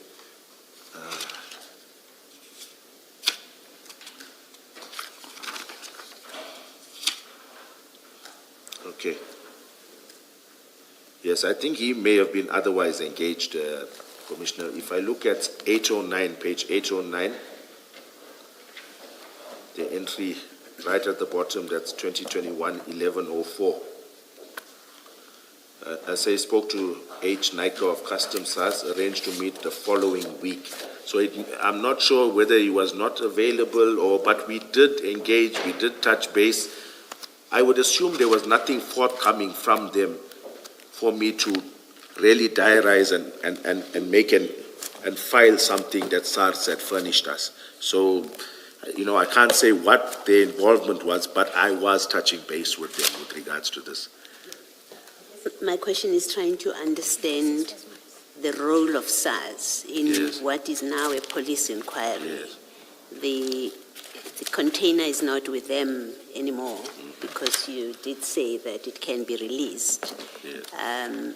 So customs is done its part. So I'm trying to understand exactly what would have been their continued role with your investigation. Okay. Commissioner, sometimes SARS they've got their own profiling team, similar to Border Police, to SAPS. So it wouldn't hurt to make doubly sure that you're getting whatever information is at the disposal of either customs or the police. So hence we bring them on board. But if I had to be honest, they're not very forthcoming in sharing intricacies of where the information came from, what led them to profile a certain container, So we bring them on board as a formality, but I think their mandate is first and foremost customs and excise. So with regards to law enforcement, further investigation in terms of drug investigations, we don't have that much cooperation, or maybe they're not in a position to assist with further investigation. It's not their mandate. But I'm saying the reason we bring them on board is basically to ensure that we're covering all our bases in terms of whatever container had come in. We're not missing out on paperwork, customs declarations, and all of that. I think my difficulty with understanding the explanation is I come from, and call it an ignorant position, for lack of a better word, that I don't know, and it's not obvious to me what in this particular operation, Yes. after all the facts that we now know, which is you got to a point where you said the container should be released. It's not clear to me, it's not obvious to me what would be the continued involvement of the SARS in your investigation. And if you speak about it, if your answer to me is the way you're handling it, which is in general terms, you're saying, usually this is what we do, it still doesn't answer it doesn't give me any better clarity about what role, in fact, did you have the continued role of the SARS in this particular operation, not generally, but in this operation, because for me it's not obvious. Yes. Yeah, I think the main objective was to try and find out why did SARS put a detention on this. Obviously, there must have been something that was a red flag, maybe something other than the port of origin, maybe something that could assist us. So it's done. I'm covering my bases. They've put a detention notice on the said container. It wouldn't hurt our cause to engage with them. Let's put it that way, Commissioner. So we had them on board. If they come through with something good, because even part of the DPP's taskings from the prosecution side is to say, get SARS on board, liaise with SARS. So that's what we did, although there was not much forthcoming from them. Yeah. Is it not the case that even the SARS people you are liaising with are law enforcement people who are seconded to SARS? I'm just looking here at 808 where you say arrangements made with Commander N of SARS. Yes. I won't mention the name for obvious reasons. I'm assuming that's a law enforcement person who conducts investigations also. Yes. And whatever they uncover in that investigation may be useful when you take the full exhibits to the prosecutors or other people. Exactly. Because there may be photos, for example, that you don't have, but they have of the scene and other things. Yes, Commissioner. Thank Yeah, you. I can see that Commissioner Kumalo is being of assistance, but I'm still not clarified to my question. I'm not clear what in this operation, and I accept your answer is what it is, but I have to say to you that it's still not clear to me in this particular operation what the SARS continued involvement was about. You made reference to a detention notice, I think on the seat clip or something. And I would expect that it provides a reason why they have put this under detention, and I think we saw this It's supposed to be seen by a vet. So I'm trying to understand what role you were seeing for them in this operation, but I don't want to belabor it. I asked the question to try and understand their continued involvement. It's still not clear to me. Yes, Commissioner, maybe just to clarify there, SARS did not put a stop on this because it needed to be inspected by the state vet. That was not their reason for a detention notice. The state vet does it irrespective. That's part of the whole process of this food stuff for certain commodities coming through. All right, I guess it will be part of our discussion. All right, We've had evidence yesterday about this. Okay, thank you. Thank you, Commissioner Baloy. Thank you, Colonel. I think should I call, the opportunity to put your version across now has officially come to an end and the moment of engagement resumes. Yes. Thanks. Thank you. I would like us to start with your paragraph 10 at page 2 of your statement.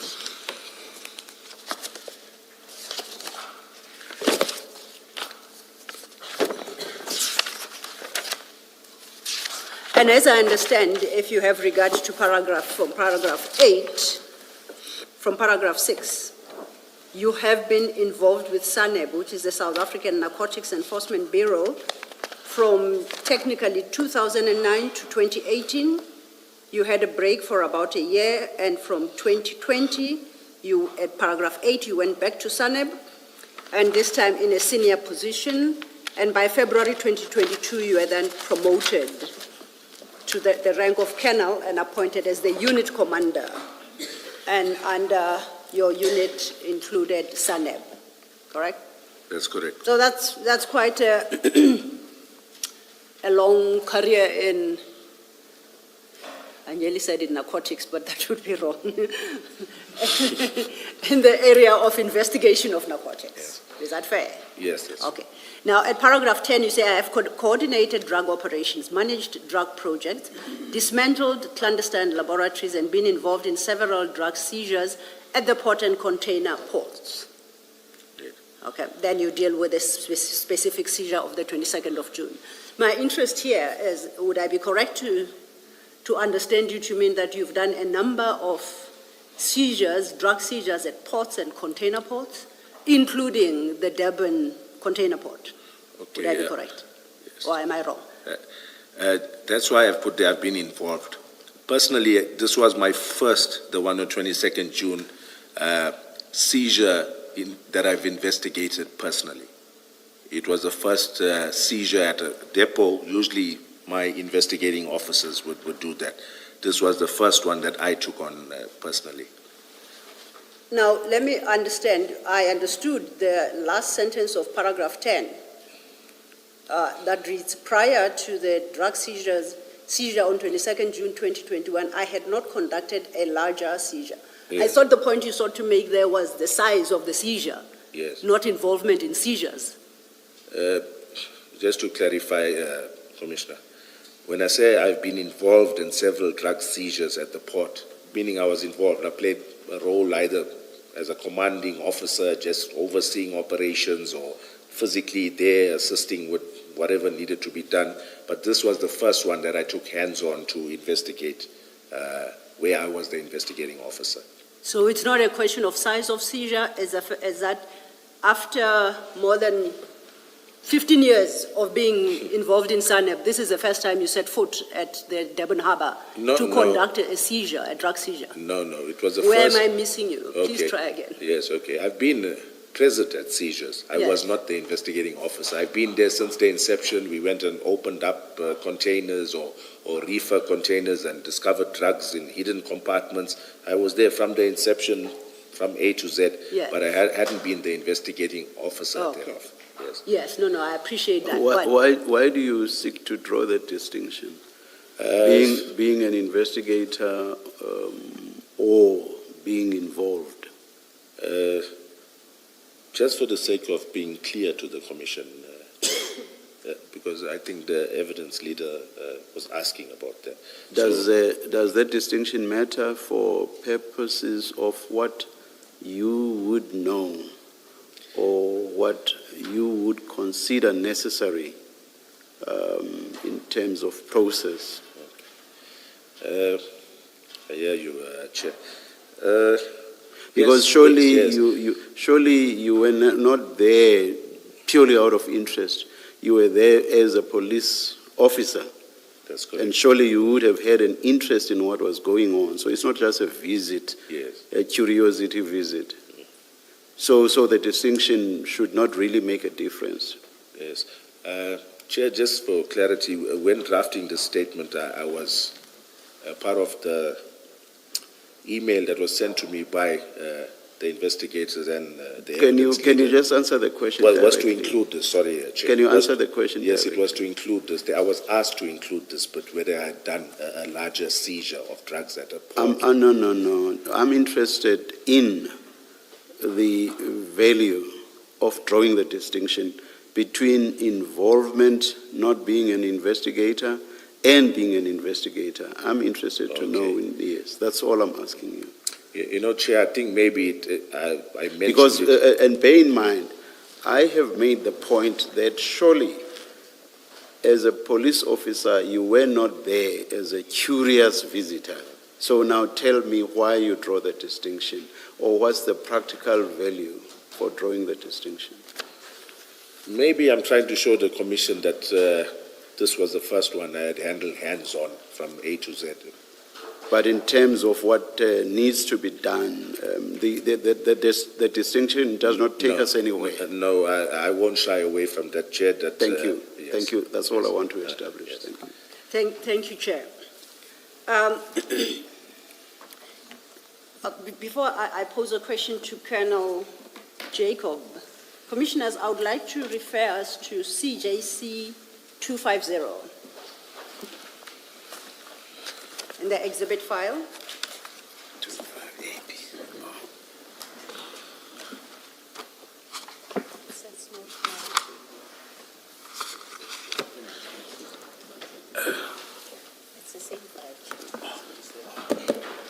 It would be the same file.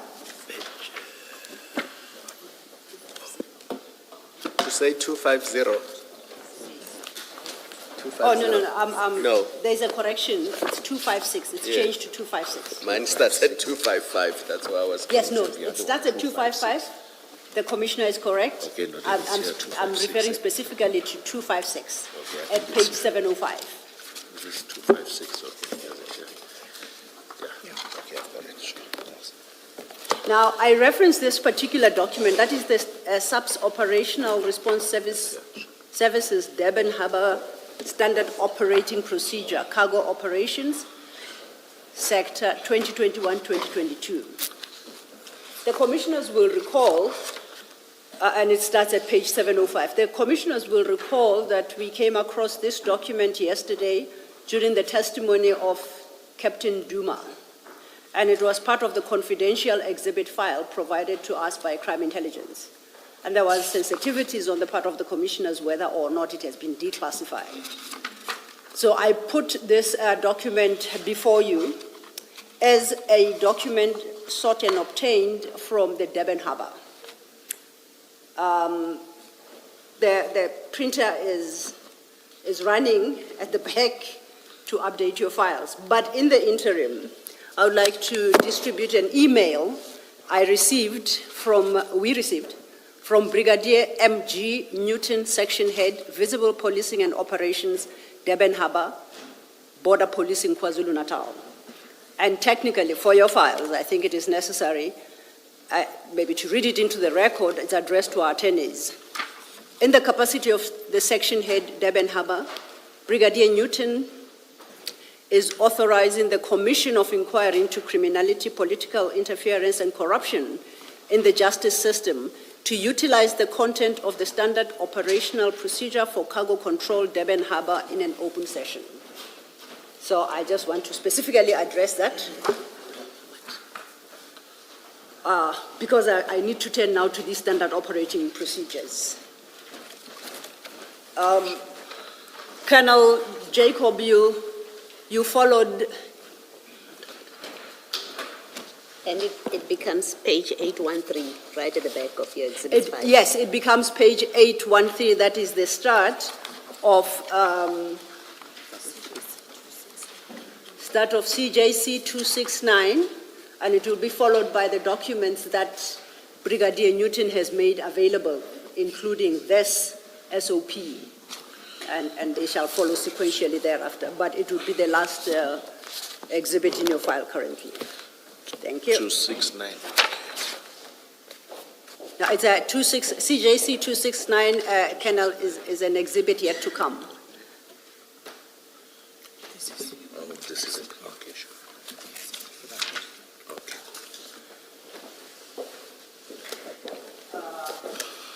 Now, I just wanted to check, you followed my conversation my interaction with the commissioners.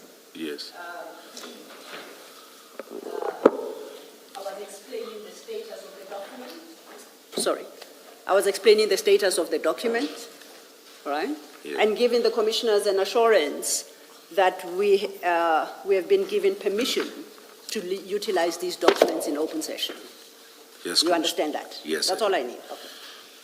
I would like you to turn to CJC 255 at page 686.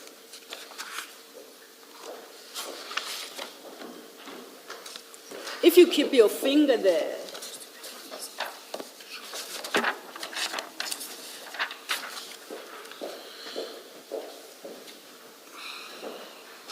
if you keep your finger at 686 and you go forward, my apologies. If you keep your finger at page 686 and you go forward in the file, you get to CJC 256, and that will start at 705.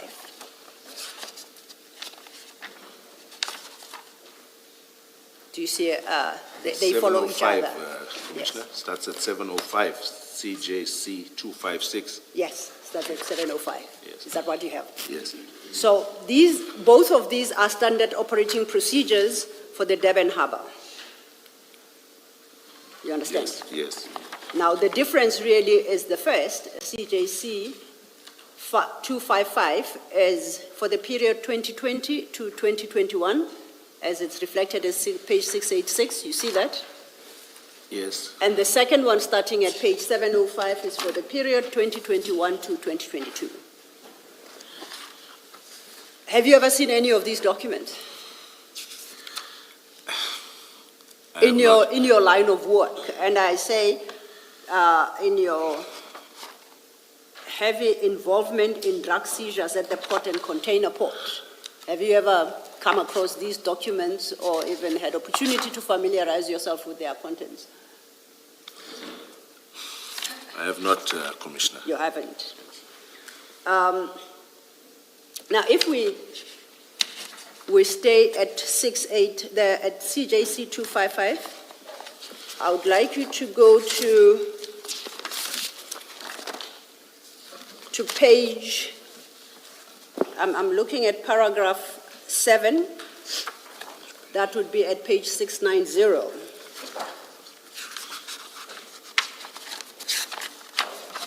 And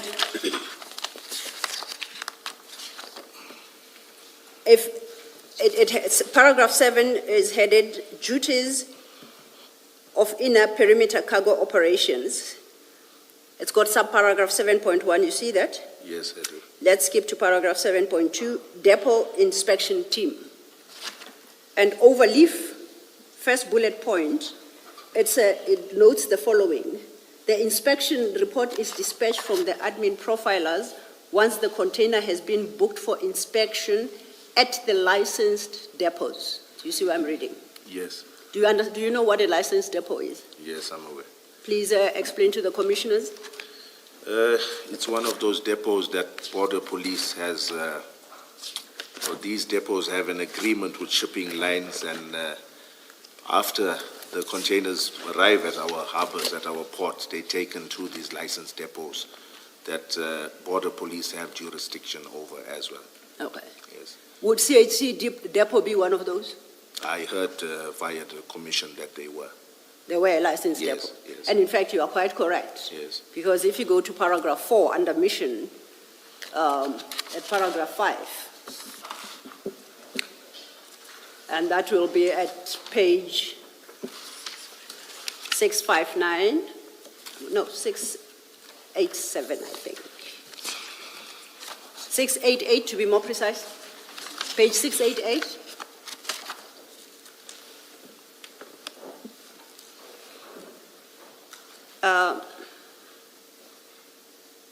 My apologies, I just want to check. Yes. It's the 688, I'm correct. Fifth bullet from the bottom, just above paragraph 6. Yes.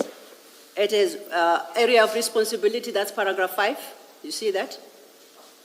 And yes, Chair, it is the 5th bullet point from the bottom of the listed areas there.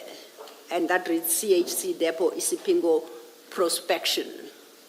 Yes, I see it, Commissioner. So then you've always known that CHC Depot Isipingo Prospection is part of is a licensed depot. It falls under the responsibility of the ORS services at the Durban Harbour. It's their area of responsibility. Or is that an understanding you didn't have? I didn't have that understanding.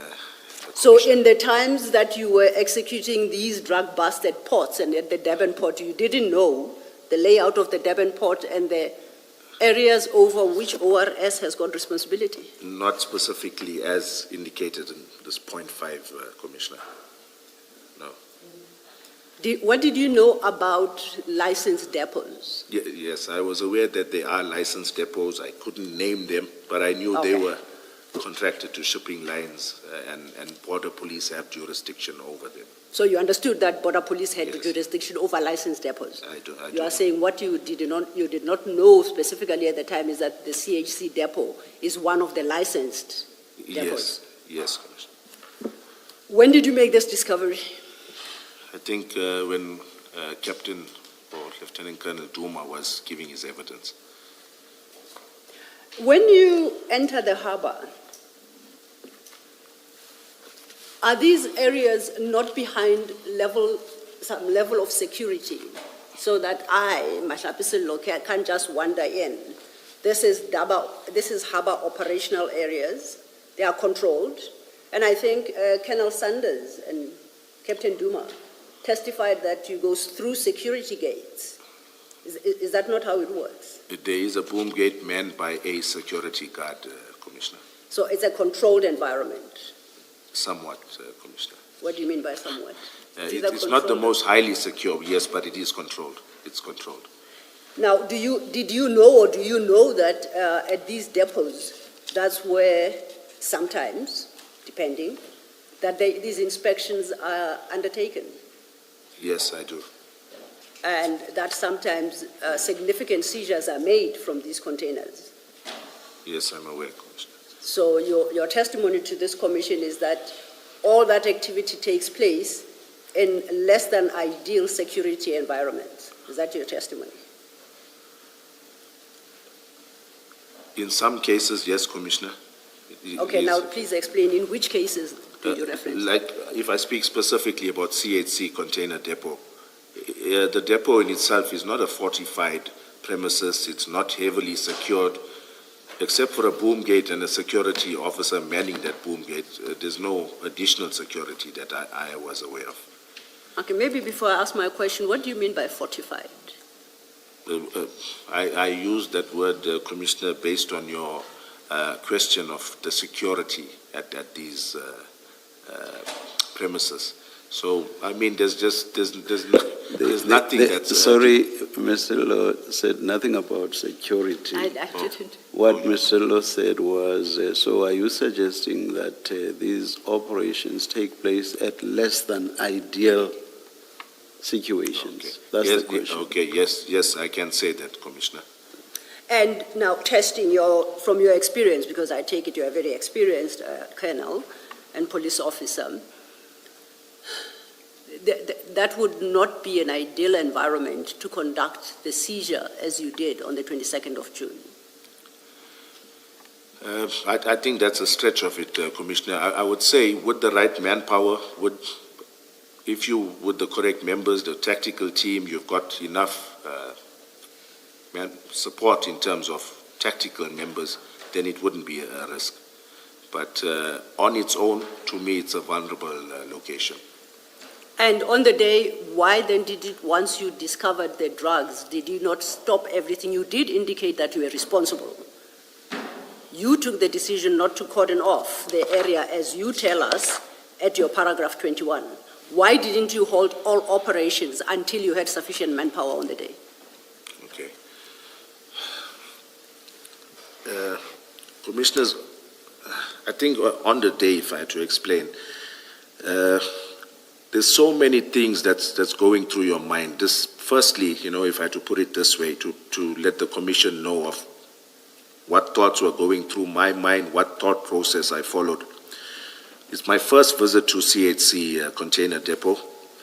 The container was removed from a stack of a lot of it was high up on a stack. They brought it down. It took quite a while to even get that container placed. So when it was placed, I think even the photos in the inquiry will show that there were other containers close by. The working space was not that conducive. So when it was placed, and after the photos were taken, the lock was broken. And upon opening the doors, now I'm faced with this magnitude of drugs that we were not expecting. And I look around and I see, okay, there's a container to the right, there's a container to the left. I've got a narrow kind of thoroughfare that I can offload the drugs or unpack bags and lay them out there. However, the area itself was not, it was going to give us a limited space. Even if I did an outer cordon, an inner cordon, that area was not conducive. So my next thought process was, okay, do I now, logistically, do I move this 27 bags to another part of the depot? There would have obviously been another part that would have not been as congested. Do I move it there? But then I look at the logistically, it means us carrying these bags, or how do we move it? Do all our police officers line up and carry it to another place? Do I seal up that container and take the whole container to another workspace? But in my mind, I know the actual crime scene itself is only the container, not the depot itself. So for me, at that stage, I made a decision. I firstly, bearing in mind we didn't have enough bags, the area is small. This is not an offense that required us uplifting physical evidence from the depot. This is not an offense, or the depot itself was not, I wouldn't even say complicit, but they're just an innocent party happened to be in possession of this suspect container at that point in time. If I can give the Commission just, to paint a better picture, if this container was at the rear of a truck that was traveling on the N3, and we had information that it had drugs in it, and we pulled over this truck at the side of the N3, do I now say that the side of the N3 is my crime scene and I do an inner and outer cordon there? My point being, I know that's an extreme example, my point being, my actual concern is the crime scene, which is the container. The depot plays no real role in anything, whether I start counting at the depot or whether I do it at a police station, which in my mind is only 4 kilometers away. It's under a 5-minute drive to get there. So I took that decision at that stage based on no bags, based on our situation that we were working in, based on the fact that, like I say, I did not want to unnecessarily prejudice that company. I know these scenes can take hours to process. And where we were at, yes, I could have moved it. But I took that decision based on the distance that Isipingo SAP was away from the CHC depot. 4 kilometers is not a heavy distance. I would say I was more informed to make that decision based on the fact that now we've got uniformed border police guys that are also there. There's 3, me and 2 other members from DPCI. At the back of my mind, I know it's never wise to move exhibits from a scene, but I'm consoling myself by saying to myself that there can never be any question marks or insinuations about the integrity of these exhibits, because I'm now using members that I've never seen before, uniform members in full uniform. We've got a marked police vehicle that can cart the exhibits from the depot to the police station. All of those factors, at once, and I knew in my mind, I knew the Isipingo SAP is going to have exhibit bags. So when we get there, it's going to make putting them in bags, sealing them, all of that much easier, and we enter them into the SAP 13. So that was my thought process, Commissioners, when I made that decision. It's a decision that I will now rue, I think, for the rest of my life. It's something that I will regret. I made that decision on the day based on the factors that I've just explained. I'm sorry, I hope I won't interrupt your thought process. I have serious difficulties with that response. The reason is you have given a number of reasons why you considered it not to conduce to a proper operation for you to work where the container was. You've given a number of reasons.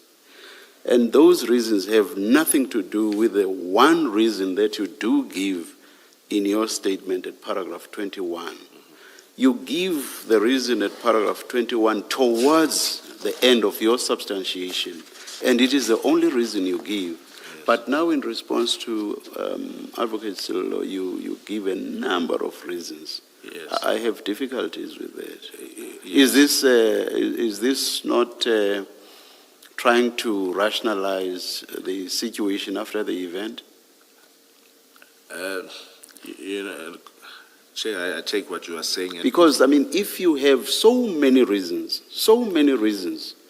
surely this is something that you thought about at the time, and something that should also have been uppermost in your mind when you drafted this statement. Yes. But it's all of that is simply absent. And you give just one example, and which seems not to be that important to you because you mention it right at the tail end. But it is that one reason that you give in your statement. I don't understand that. That was my thought process, Chair. There was I've got minutes to make a decision that's going to either mean going in one direction and calling the necessary guys out, and maybe there's going to be time constraints for those guys to mobilize. I had a lot of things running through my mind. That's true. Yes. That's true. If at all that was indeed the motivation, but it is not in your statement. All of those are the important reasons, but they are not in your statement. Yes. There's the one reason, which when you substantiate now, Yes. seems to be something not that important, but it's the only reason that you mention here. That's the difficulty I have. Uh-huh. Yes, I've got no comment to that, Chair. Thank you. Thank you, Chair. I am aware it's about lunchtime. Can I just close with one question? And then we'll leave this topic and start a new one after lunch. Colonel, so now we've established that CHC depot is a licensed depot. We've established that ORS, Durban Harbour, has full responsibility over that area. Do you accept that? I do. And you knew at the time? You knew at the time? I didn't know specifically CHC was listed as this, but I knew Border Police worked there. Yes. Okay, but yes. when you were at this particular depot carrying out the operation, you knew now you are under the auspices or the jurisdiction of ORS Durban Harbour?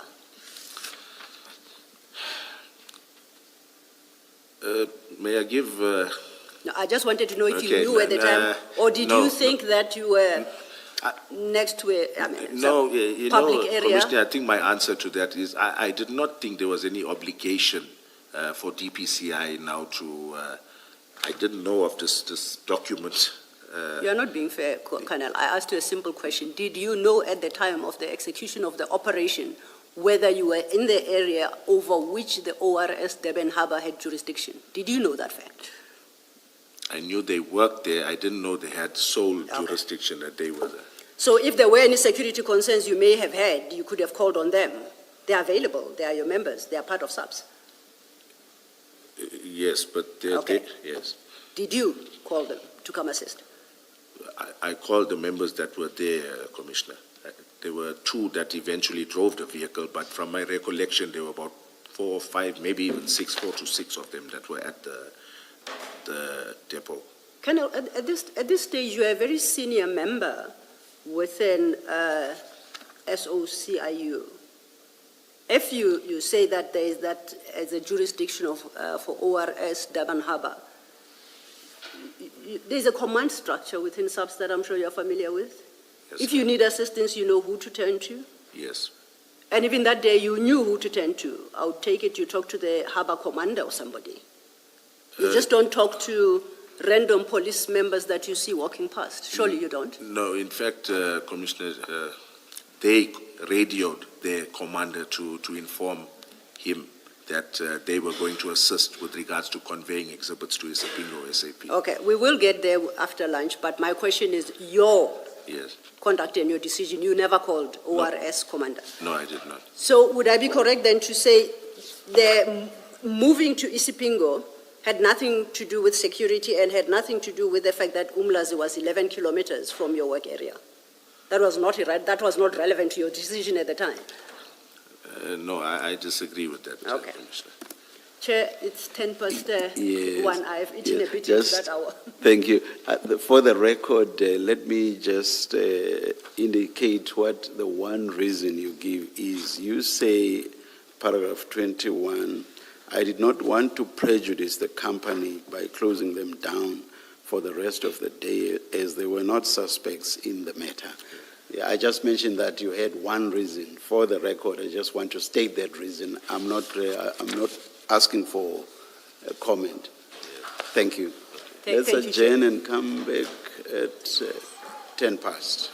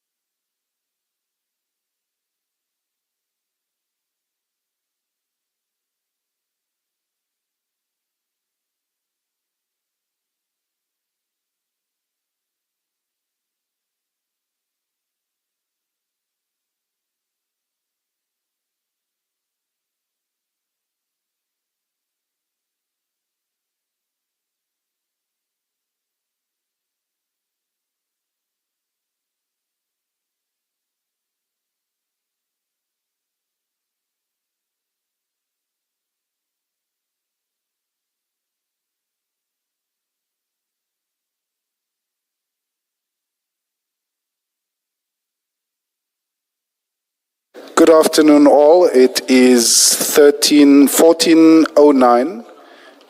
We are ready to resume. Please switch off your devices. Make sure they're quiet. Thank you.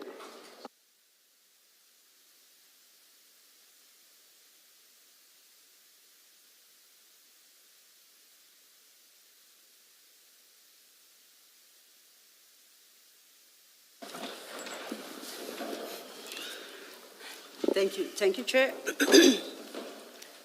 Afternoon, Colonel. If you could just have your mics ready. Good afternoon, Commissioners. Colonel, I would like now to turn to the day of the seizure. That's the 22nd of June, 2021. You start with that at page 11, at paragraph 11, on page 2 of your statement. You see that? Yes, I do. And you indicate that you had received information from Captain Duma of Crime Intelligence, and you describe the nature of the information. You then indicate, I called Mbangase after the call from Captain Duma. He indicated that he would brief Brigadier, now you have clarified Nuswa, accordingly. I asked him to inform the Brigadier that I was booking on duty to attend to the scene, or to the same. Yes. You were officially on leave from the 10th of June till the 30th of June, is that correct? May have been the 10th, but not till the 30th. It was the 28th probably, because I was back at work on the 29th of June. Okay, we'll cross-check that. Yes. But it's official leave and it's loaded onto the subsystem. That is correct, Commissioner. So as far as the system is aware, you are not working as a qua policeman during that time. Yes, Commissioner, that's Now, correct. you say here, I asked him to inform him that I was booking on duty. Can you explain to the commissioners how that happens? The system books you off, you are not there. How do you get to attend operations during that time? Do you require approval by your senior? And is it possible that your senior may refuse to grant approval, and what would the effect of that be? Okay. Or if I can just conclude, or is it entirely up to you to decide when during your leave you are back on duty and you are off on duty, from duty again? Okay. My understanding, Commissioners, is when you're on leave, you're on leave.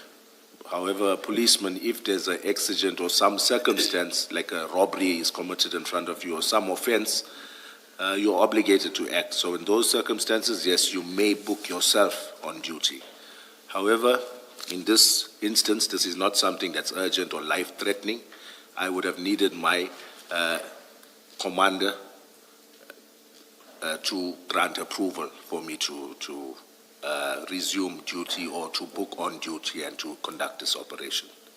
Would your commander require an explanation as to why you must be booked back on duty, if it's not an urgent matter?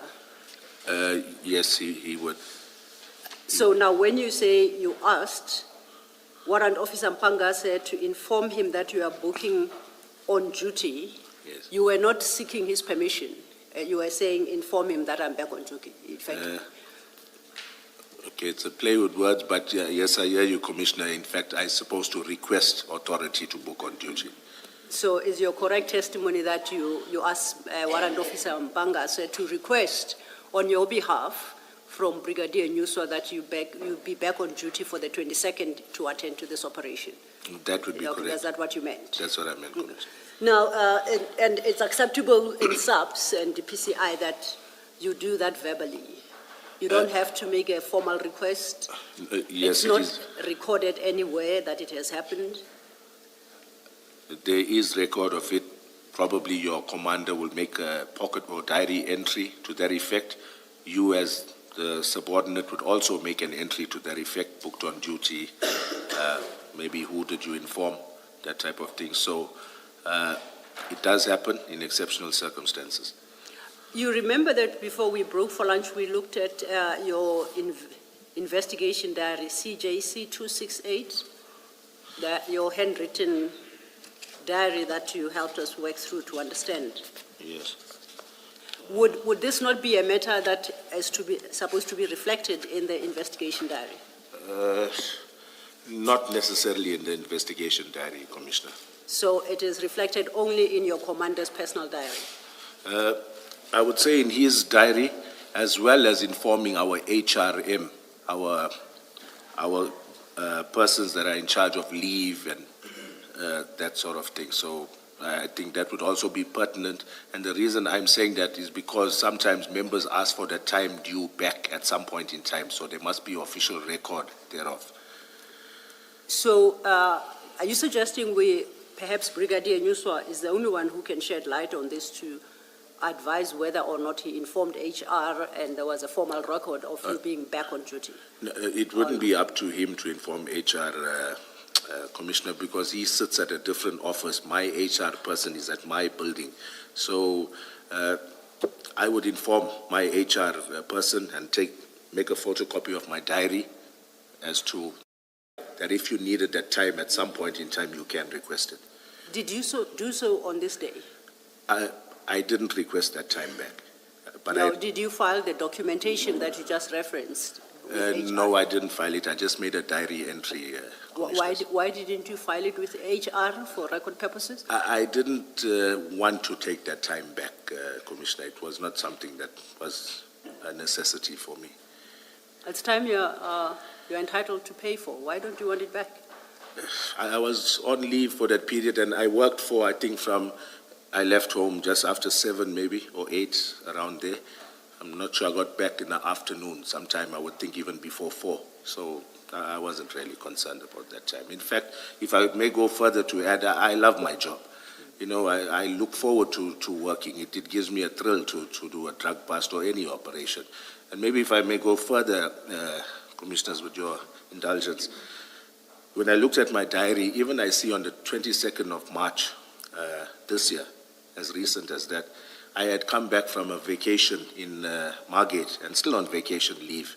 And one of my SANEB guys called me to assist to execute a search warrant where the occupant was only at home for certain periods, for an hour at a time. So every time my members went out, they were missing him. So at this point in time, it was a Sunday. I had just arrived from Margate, and he's a captain now, I won't mention his name, gave me a call to say he's trying for his SANEB members, and they're going to take a while to mobilize because none of them were in the area. And he asked me, and my name's always on every search warrant they do, because I'm very operational. So he asked me to come through and assist. So I went there, we intercepted the guy before he could leave, and the members joined maybe about 45 minutes later. So my point in relaying the story is that it's not out of the ordinary in our line of work to book on duty, whether you're on leave or it's a weekend or whichever. Thank you. Civic duty. Yes, yes, Commissioner. Now, You make the time you participated in this operation to be minimal. Based on what you say, it was actually a whole day.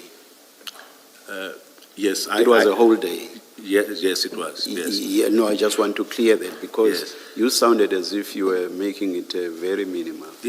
Sorry, Chair.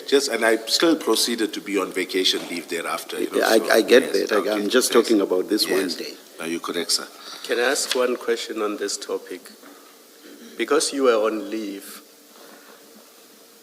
the decision you make to book yourself for the purposes of doing this, why did you not assign it to somebody in your team who was equally capable of assisting? Why did it have to be you? Commissioner, it's not every day that you get an opportunity to participate in an operation where you're stopping or you're inspecting a container that's suspected to contain drugs. It's something that, for me, it was something that was worth going to work for, to obviously check this information out. My difficulty with that is that if you look at your entry, at this point, all you knew that it was 27 kilograms, Yes. just one bag. So it was not something that was so significant that you needed to break away from your leave and be the one who attends. Even a junior officer or somebody in your team who is capable of attending a bust of 27 kilograms could have done that. We subsequently learned that it was more, but Yes. at the time when you took the decision, you were Yes. told that it's 27 kilograms. Okay. So I don't understand why it was so important for you to say, I'm on leave, but I will participate. Okay. I've got a response, Commissioner. We only became aware of the number that Captain Duma, that at that stage, Captain Duma, the number of kilos that he suspected was only relayed to us when we reached Isipingo and did a briefing prior to proceeding towards CHC. We proceeded to Isipingo area where my two members, together with myself, met with Captain Duma. It's only then that he told us it was 27 kilograms, Commissioner. Yeah, but Can you keep changing that, to fit with the timeline. I had understood that when they called you, you were at home, they gave you this information, they came to pick you up. Now you are saying you only found out when you arrived at the depot that it was 27 No, kilograms. not the depot, Commissioner. Prior to the depot, maybe it's here in my statement somewhere. I'll look at it. I'll tell you which paragraph. Paragraph 13. Paragraph 13. We met with Captain Duma in the Isipingo area. He informed us that there were alleged to be 27 pieces of cocaine in a container number, and I go on to name the container. Now you see, it's 27 pieces and 27 kilograms, because I'm reading from your investigation diary on page 800. 27 pieces, I thought it's something different. No, Because here you say information received from CI was that a container containing plus minus 27 kilos. okay, And then you, yes. Where are we reading that from, Commissioner? CJC Yes. 268 at page 800. That is your investigation diary. Okay, all right.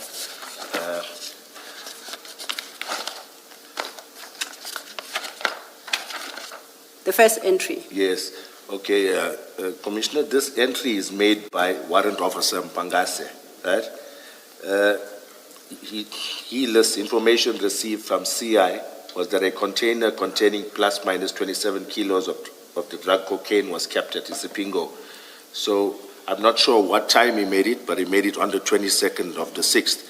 And 22nd of the 6th is when I became aware it was 27 kilos or units, pieces or units, only when I proceeded with them to Isipingo and we did a briefing initially with Captain Duma.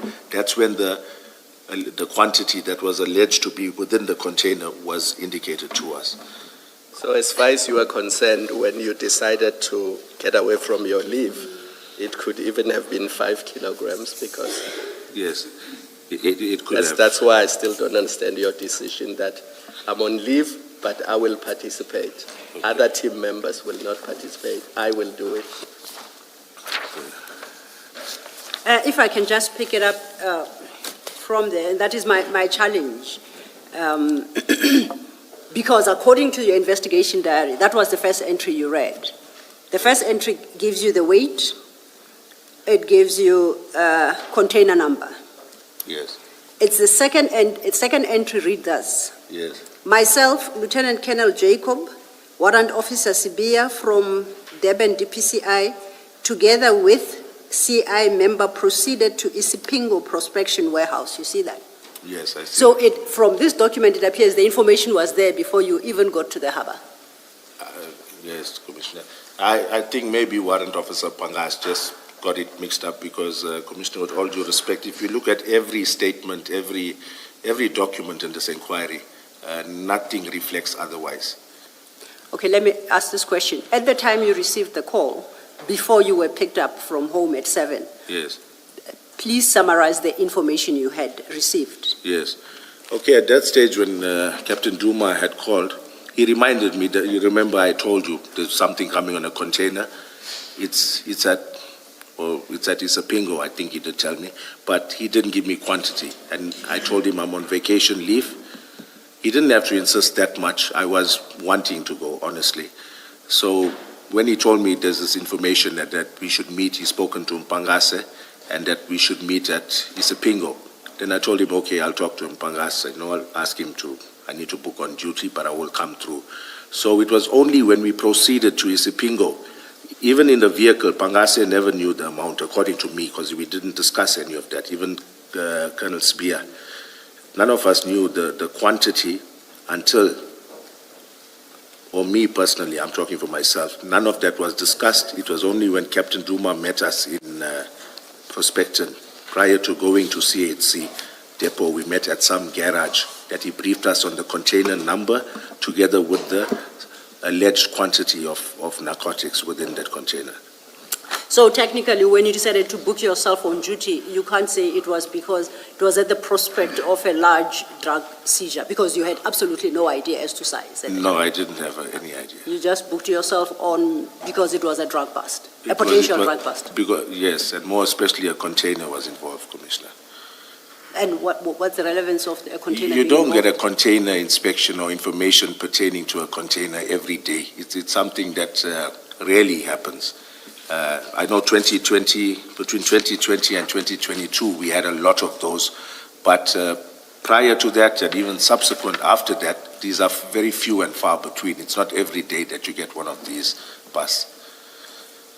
I don't understand, because at paragraph 14, you are the one who introduced the notion of rip-on, rip-off load.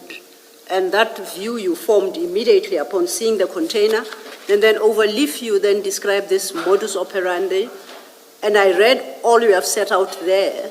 Yes. As deriving from your experience, that with these containers, you know the rip-on, rip-off modus operandi. So now you are saying you were excited because it's a container. Yeah. But at 1415, it sounds like you have had experience in rip-on, rip-off operations involving containers. So, unless I'm misunderstanding you. Yes, once again, Commissioner, I've been to a few, but I'm saying it's not every day like catching a street dealer or somebody, a drug dealer that we've been targeting. This is something that's coming from another country. It's a commodity that's originated from there. There's a little more. It's more satisfying when you seize or are involved in an operation of this nature. So. Okay. So can I please ask a slightly different question? I understood you to say earlier that your commander was, I think, Colonel Domo. Yes. So why do you speak to Nuswa instead of your immediate commander that you are booking onto duty? Okay. Commissioner, I'm going to try and say this with no disrespect to the Colonel Glomo. Colonel Glomo had come back on a contract to work within the SAPS. It's those members that went off at 60, and then there was an opportunity to come back on a contract. And the Colonel was not very much au fait with operational matters or anything of that nature. It's by virtue of her rank and seniority that she was acting unit commander. And at that stage, they were rotating maybe on a 2-week basis. I can't recall, but there was not somebody placed there permanently or for a longer duration that now you could engage with and keep them posted on your developments. So it was wrong.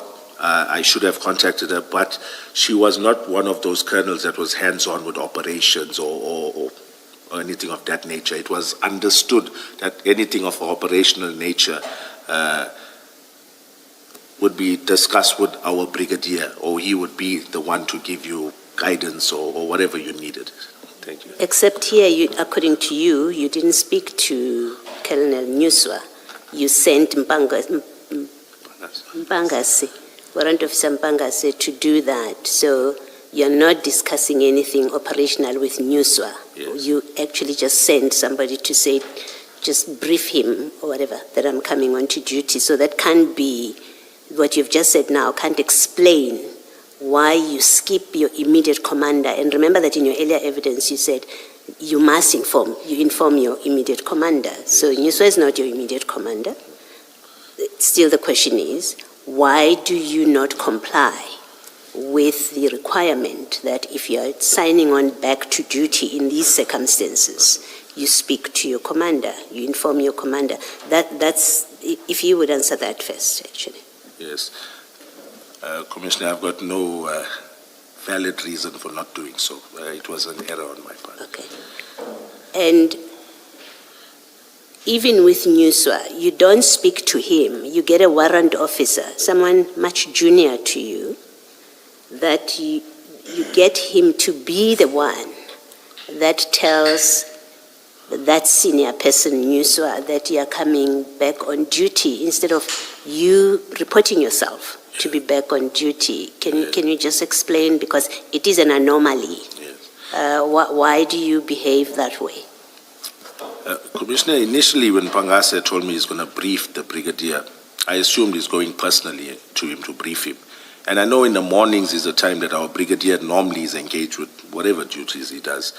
But that being said, I thought Pangase was going to have a one-on-one and inform him what's happening. But even though it's not stated in my statement, the brigadier did remind me that I did call him, even prior to when I first allude to in my statement, where I say that was at Isipingo parking area that I called him. And that's not my question. My question is, when you send Mpangase to brief Nuswa that you are coming back on duty, why do you send Mpangase? You have his number. You have Nuswa's number, yes, I must assume. Yes. The requirement, as you explain it, is you tell your commander, right? We've established you don't tell your commander. You speak to somebody else who is above your commander. But the second question that I'm asking you now is, well, why do you not speak to Nuswa yourself to report yourself back on duty? Because you're reporting back on duty, right? Why do you not do that? I can't give you an answer, Commissioner, but if Pangase, he did give me feedback that the brigadier said it's okay. But if... Maybe he lied. My concern is not what Mpangase said to you. Yeah. My concern is to get a satisfactory explanation for this obvious irregularity. It's an obvious irregularity. You are on leave, one. So the context matters. You are on leave. You get a call to be told there are these drugs. You don't speak to your commander to say, I'm signing on to duty. You don't speak to your commander. You skip your commander. You speak to Nuswa that eventually there are problems, his involvement with this eventually. But you don't speak to your commander.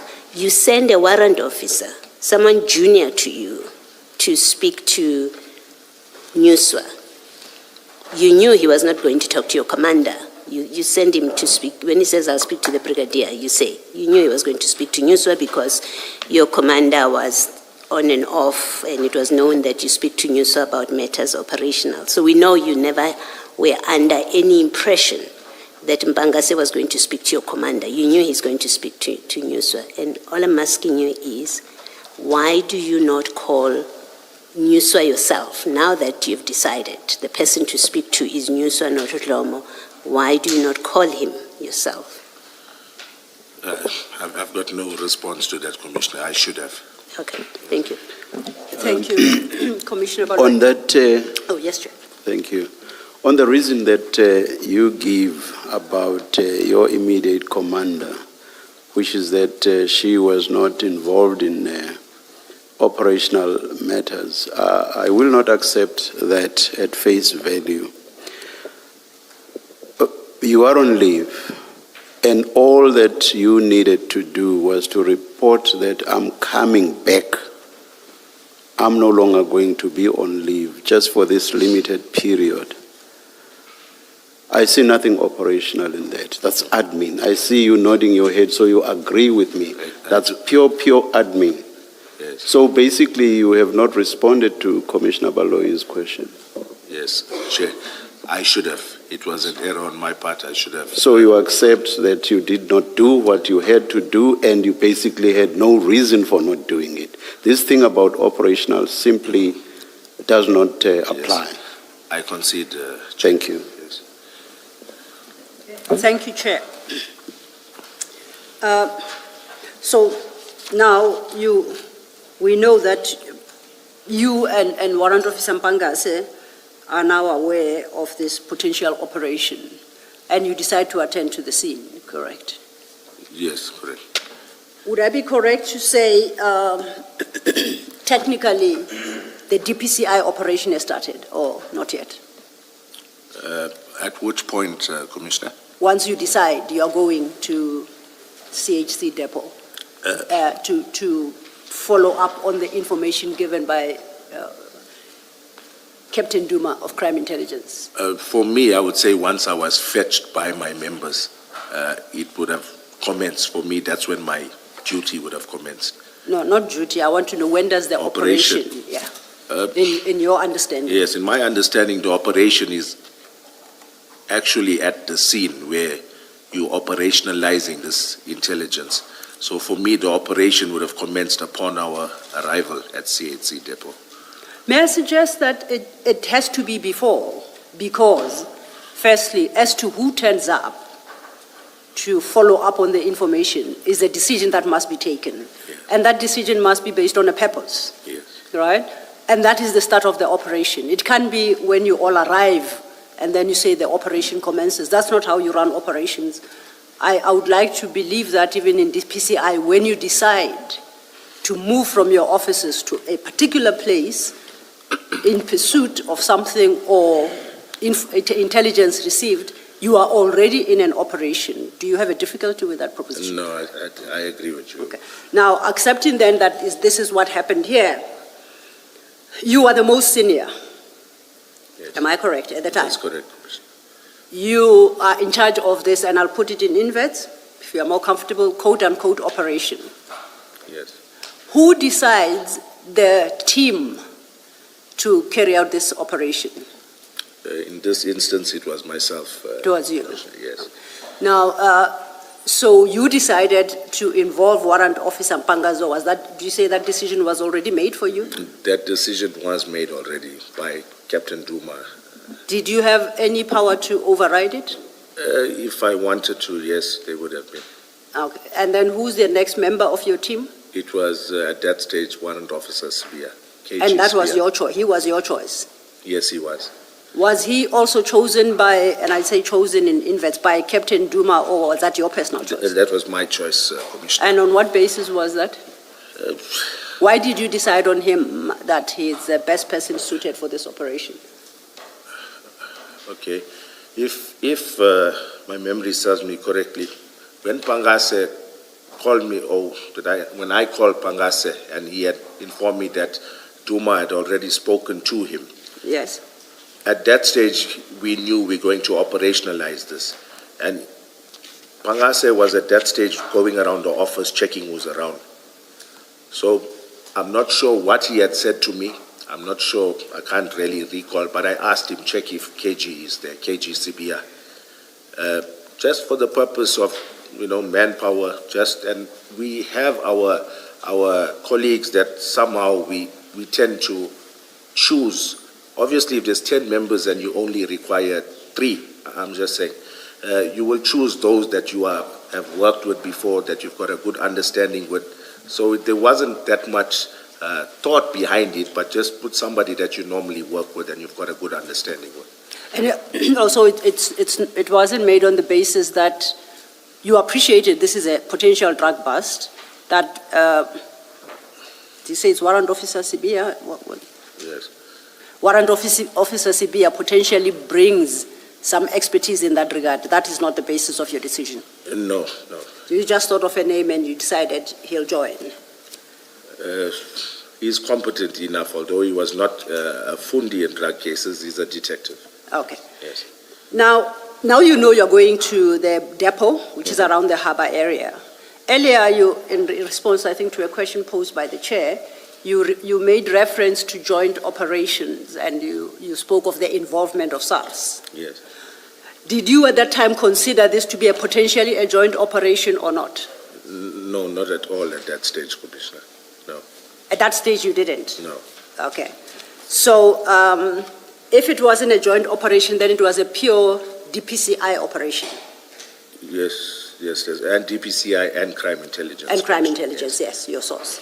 Did it at any juncture become a joint operation in your understanding? And if so, under what circumstances? Okay, I'm using the term loosely joint operation, but whilst on the scene, we requested assistance from border police.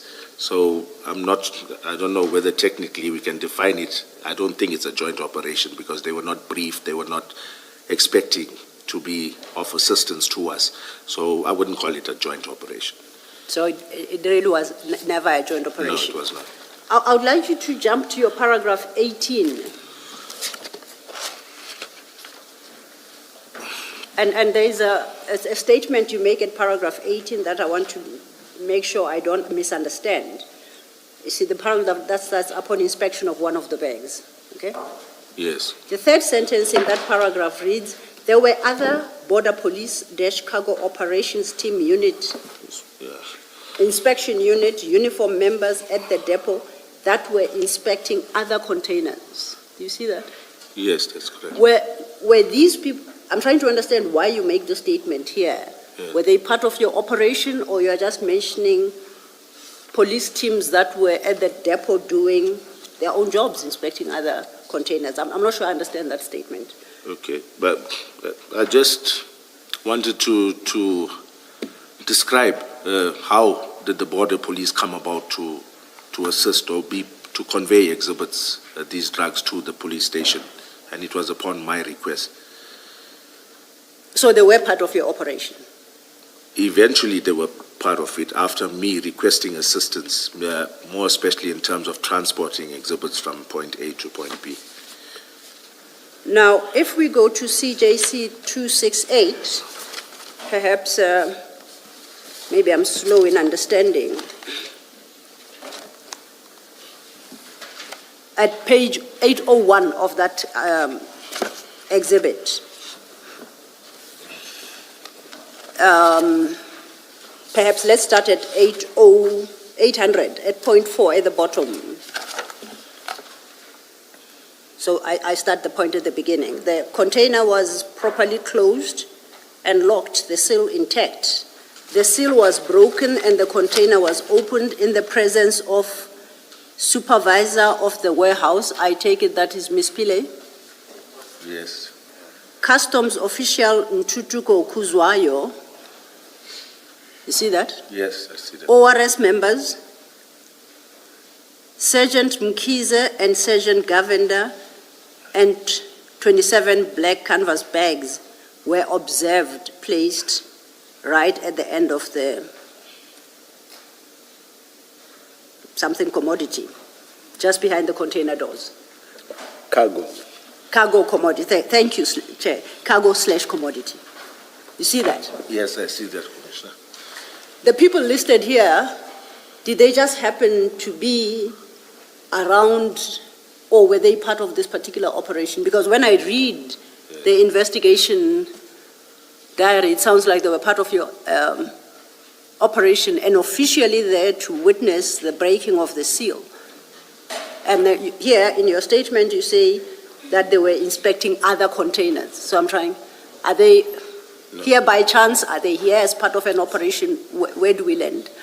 You know, Commissioners, if memory serves me correctly, they were not present when the actual container was placed, when the photos were taken of it, the lock being cut open. According to my memory of that day, they were not present for that. They were not present for that. It's only after us discovering this 27 bags that it piqued interest around the warehouse, and I think even they walked towards the area, and that's how it came about that I asked for assistance. So Warrant Officer Mpangase is wholly wrong in what he has recorded in this investigation diary.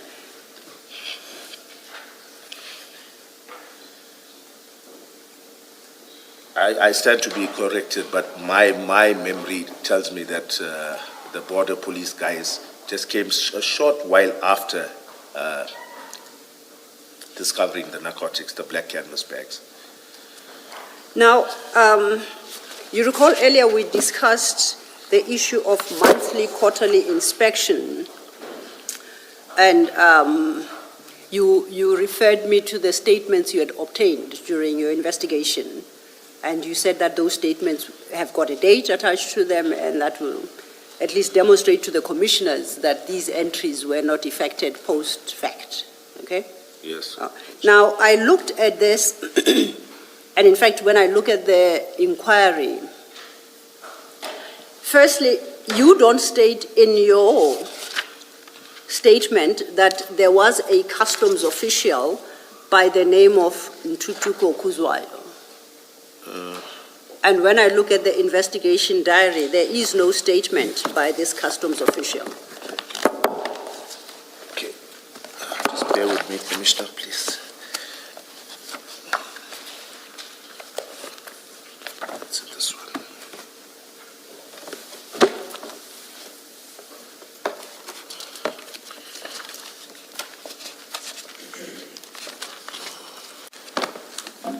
Can I help you? What are you looking for? I'm looking for my original statement, Commissioner, that I did file in the inquiry. I'm not sure where it is in your bundle, but I know I've got it. Give me a date. I perhaps will be able to help you. Please try page 574, CJC 243.1. Take it. 24. He said the first one. CJ? I want you to look at CJC 243.1 at 574.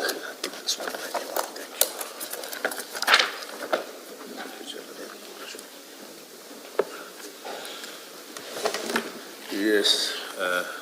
So that is the first statement is unsigned that we find in the inquiry file. Is that the statement you are looking for? Yes, yes. Okay. Okay.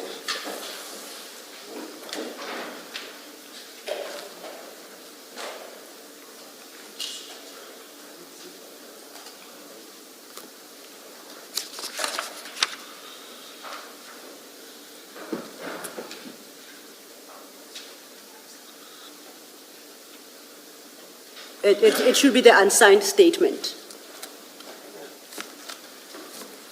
Okay, this is the document you were looking for, Colonel? Yes, yes. Okay, you can then deal with it. Okay. Paragraph 5 of the said statement, Commissioner. Yes. Line 3. So I mentioned SAPS members mentioned above, as well as Ntutuko Kuzwayo from Customs. Yes, continue. Yeah, I see that I did write here. Sergeant Simkize and P. Governor from ORS, I did erroneously, I would think, Commissioner, and maybe if I had to elaborate on that.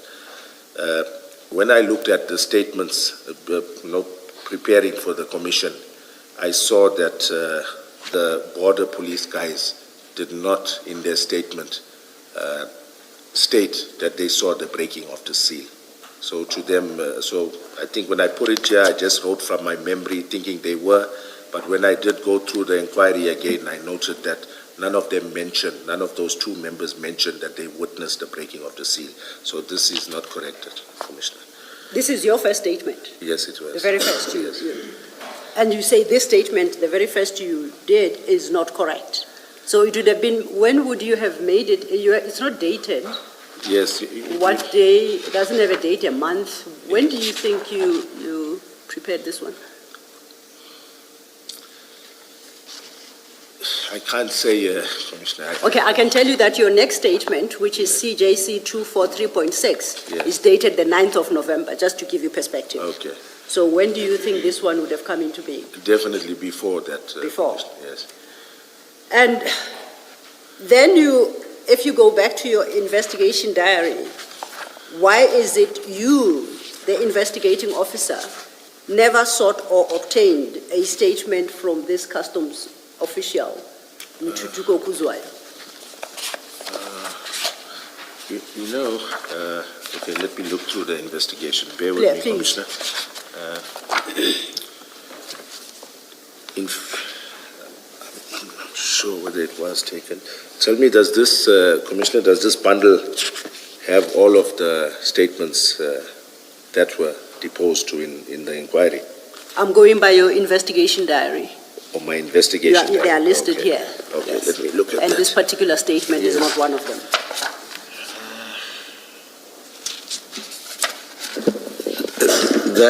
That notwithstanding, Colonel, do you remember yourself ever contacting this customs official in Tutuko Kuzwayo, or rather getting a statement from him?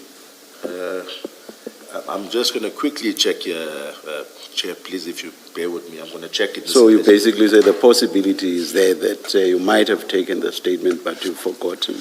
Yes, yes. All right, I okay. can't recall. Okay. I would have thought it would have been prudent to do so. Okay, you may look then.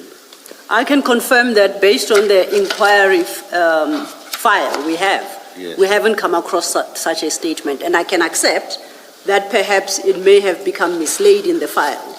So I thought the investigation diary will clarify for me whether or not it was ever obtained. Yes. And my challenge is I see your investigation diary makes no reference to that particular statement of the customs official. Yes, there's no statement I see. It doesn't. Yes. So my concern is, as you correctly stated your paragraph 18, these were just observers to what was happening. If that Kuzwayo was on the scene, it was not in his official capacity as a customs officer. Do you accept that? To witness this particular operation. Commissioner, now it's coming back to me. Yes. This Ntutuko Kuzwayo was the customs liaison guy for CHC. I had it wrong when I said he's from customs, because when they did identify him, all that stuck in my head, I think, was customs. So I thought of him as a customs official, but I think subsequently it turns out that he was somebody attached to the depot whose job it was to engage with customs, something of that nature. But, for now, that's what's coming to my mind. That when I said customs, I think at a later stage we realized, no, this guy is not really customs. When they said customs, he's the one who deals with customs issues.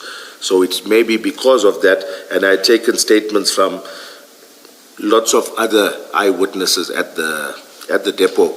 So maybe, I'm just thinking in hindsight, maybe I had enough statements from witnesses, that is why I didn't obtain his. But I stand to be corrected there. That's just my memory of it. And in fact, it is so that you personally, as the lead of this team, did not seek to involve any custom official or customs, or invited them to the operation. You didn't. No, I did not, Commissioner. You didn't. Yes. So then, once again, the commissioners must accept that Warrant Officer Mbanga's entry in the investigation diary that the seal was broken in the presence of inter alia customs official Ntutuko Kuzwayo is wholly misleading. There was no such customs official. Yes, yes, you're correct, Commissioner. Would it be fair to suggest to you that that is done deliberately by Warrant Officer Mbangase and done deliberately by you in your first unsigned statement at paragraph 5 to give the semblance of officialdom to this operation? Would it be? No, Commissioner. Why would it not? There would be no benefit to just include somebody, just say he's from customs for the sake of it, because any detective that knows what's what will know that you're going to get caught out with this. It's not something, it was not something done maliciously or with any intent behind it. I think it was just when we took down notes of, it would have been Pangas, as to who was on the scene, warehouse manager, there I see there's a security, I won't go with the name, but from IMAX Security, there was different officials around, or different staff members from the warehouse. So it's possible, when this guy even used a reflector, from what I could gather, that looks somewhat like what customs guys use on the scene as well. So maybe that was part of the reason. But I'm sure even if we look at who this person is, maybe he's got some customs on his title or so that could have thrown us off, but it was not intentional, Commissioner. Can I raise my difficulty with this? One, this is a second instance of the investigation diary not being an accurate reflection of what in fact happened. The first, remember, it is your entry that is dated the 23rd of June. We had that discussion earlier and established that to the extent that represents to a reader that entry was made on the day by you, on the 23rd, that is misleading. Yes. This is a second thing. This time the entry is made by Warrant Officer Mpangase. Yes. There was no customs official present when the seal was broken. You have explained that you have since found out that he is in fact a person who is a liaison for CHC, not a custom officials. So that's misrepresentation in your diary. And then there's Sergeant Mkize and Govender. They were not there when the seal was broken. That is a misrepresentation. In fact, you say that you in your statement that to the commission, you don't mention them as present because you've seen their statement that they don't speak to being present. So that's another instance that this investigation diary, one, a reader has to be cautious when reading it, not accept without more that what it reflects is accurate. Do you accept that's a fair position to take? Okay. And lastly, my concern is you, in your statement, seem to, and this is the statement at 574, the one that you made in 2021, which is not dated, you basically copied what Mpangase said in the investigation diary or in your discussion with him at paragraph 5, where you say there's Ntutuko Kuzwayo from Customs, Sergeant Mkize and P. Govender. You list exactly the same people that he entered in the investigation diary. You basically copied from there. This statement in 2021, immediately, fresh after the incident, whenever in 2021 that was, it would still have been very fresh, contains matter that is not correct. And you would have known that as you put it down as what you are saying and what you observed is in fact inaccurate. Yes, and it's misleading. I can concede it. Thank you. Thank you, Commissioner. And if we move to CJC,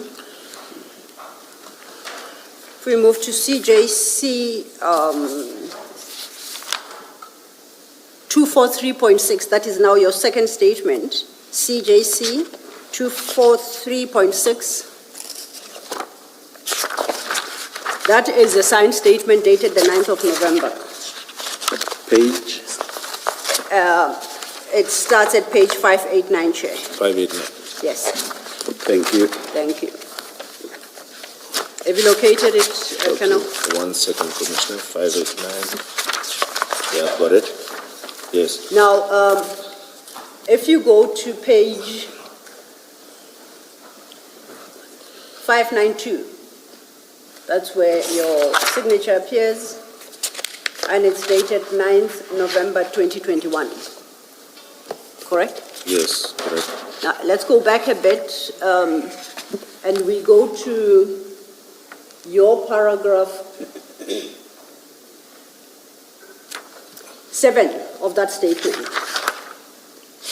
You say the seal was intact and correspondent with that on the document, seal number H1905754 refers.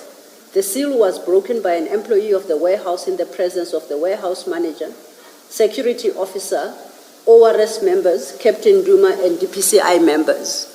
Yes. The customs official has disappeared here. Is it because you realized the error that it was never a customs official? What's happening? Yes, it could be the case. No, I want to know if it is the case or Yes, not. yes, because it came back to my memory, which means I discovered it at some point in time, so it would make sense that I... How did you discover? Maybe while talking to the warehouse manager, I'm not even sure, but we did obtain a statement from the warehouse manager. It's quite possible that while engaging with a it came out that this guy he's not really a customs official. He's somebody who works for the warehouse. See, when you answer that way, then it's quite possible that that is not how you discovered. It's possible. I'm just Okay. So speculating. somehow, miraculously, you were able to correct this error. Let's continue. Sorry, but you also don't mention that customs person, liaison, even after you say you have, look at the list of who you mention. So it's not just a function of you've since clarified that the person you thought was a customs official is in fact a custom liaison person of CHC. In fact, he finds no mention whatsoever, so you're one person short now. Yes. Okay. And if we continue for that now, we have to go back to your original statement, and I take it this is actually your best statement, because your memory is at its very best, the unsigned statement at 574. Yes. Subsequent statements in memory fades, so we get our facts slightly wrong. Yes. Now, on this statement at paragraph 5, we have now discounted any customs member by the name of Kututuko Kuzwayo or otherwise. You say there was Sergeant W. Mkize and P. Govender from ORS Durban Harbour.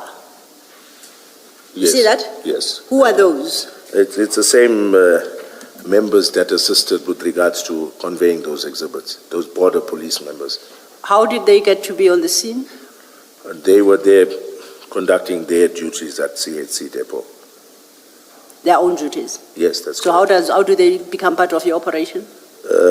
Upon my request, Commissioner, For? for assistance with regards to conveying exhibits from the depot to the police station.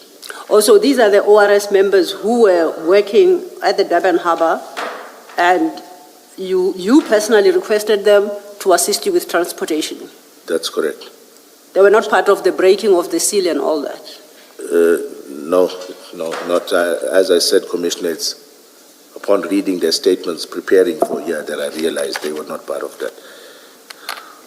But if you go to your statement of the 9th of November, you still maintain there were ORS members at the scene during this operation. Which ones are they? If Yes. it's not these two who you happen to call as they pass to help you with transportation, which ORS members It's are the they? same two, Commissioner. Oh, so you hadn't realized this error by the time you deposed to your second statement? Yes, that's correct. So you maintain that error? Yes, And you it's call an them error. ORS members at the scene?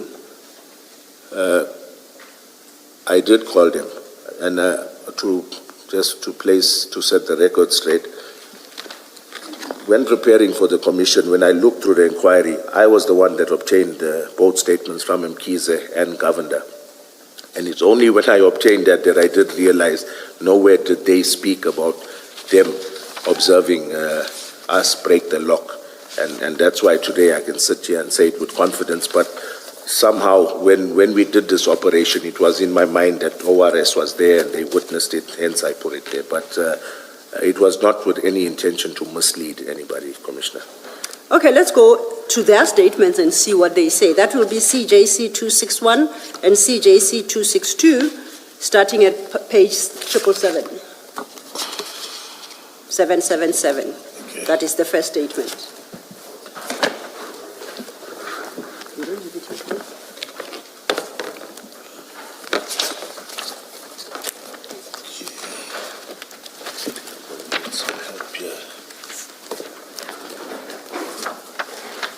Are you there yet, Colonel? Not yet, Commissioner, please bear with me. Yes, no. You'll get assistance. 261, 262, CJC 261. CJC.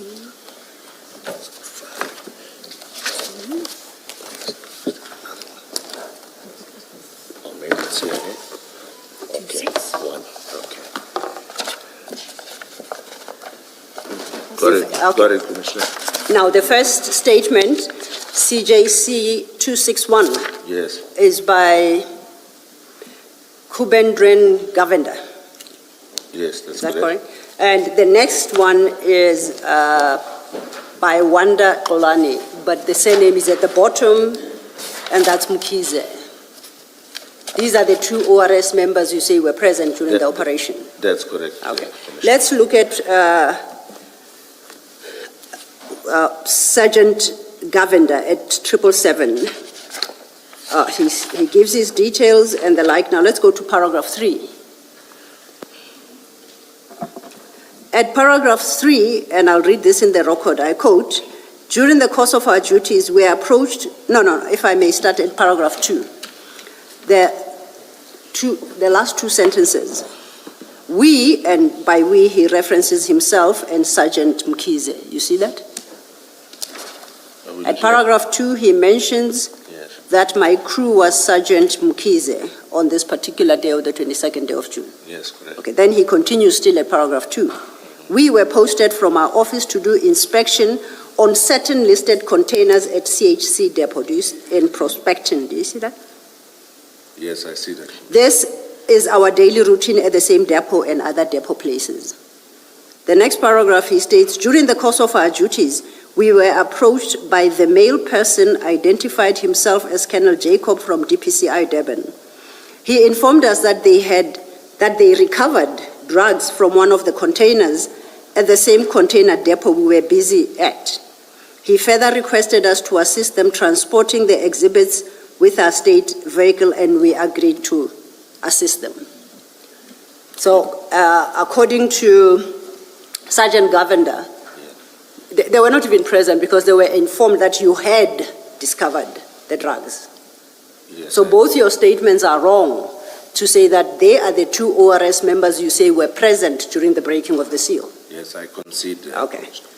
And they say that you actually approached them while they were executing their normal duties to ask them simply to request, to assist you in transporting the exhibits. That's all that's the only role they played.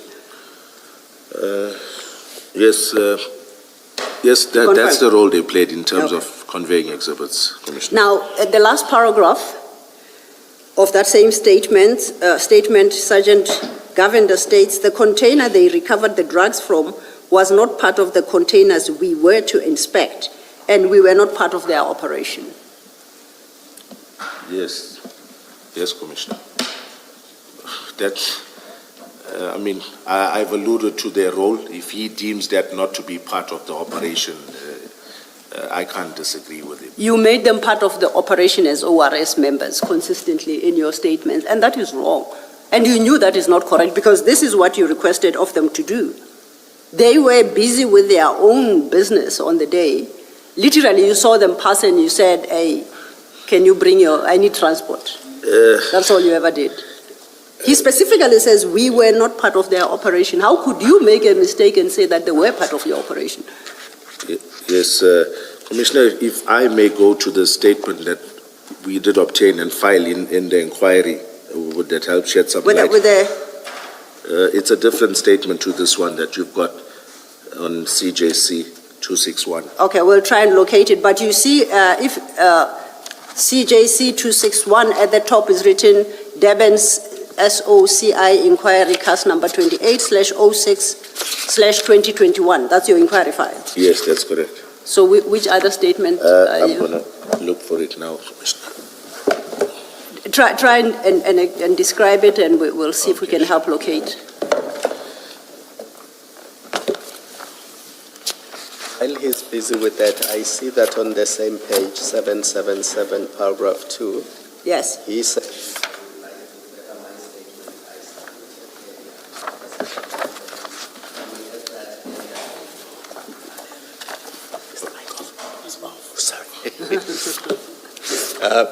Advocate Silo, the statement referred to in paragraph 2 on page 770.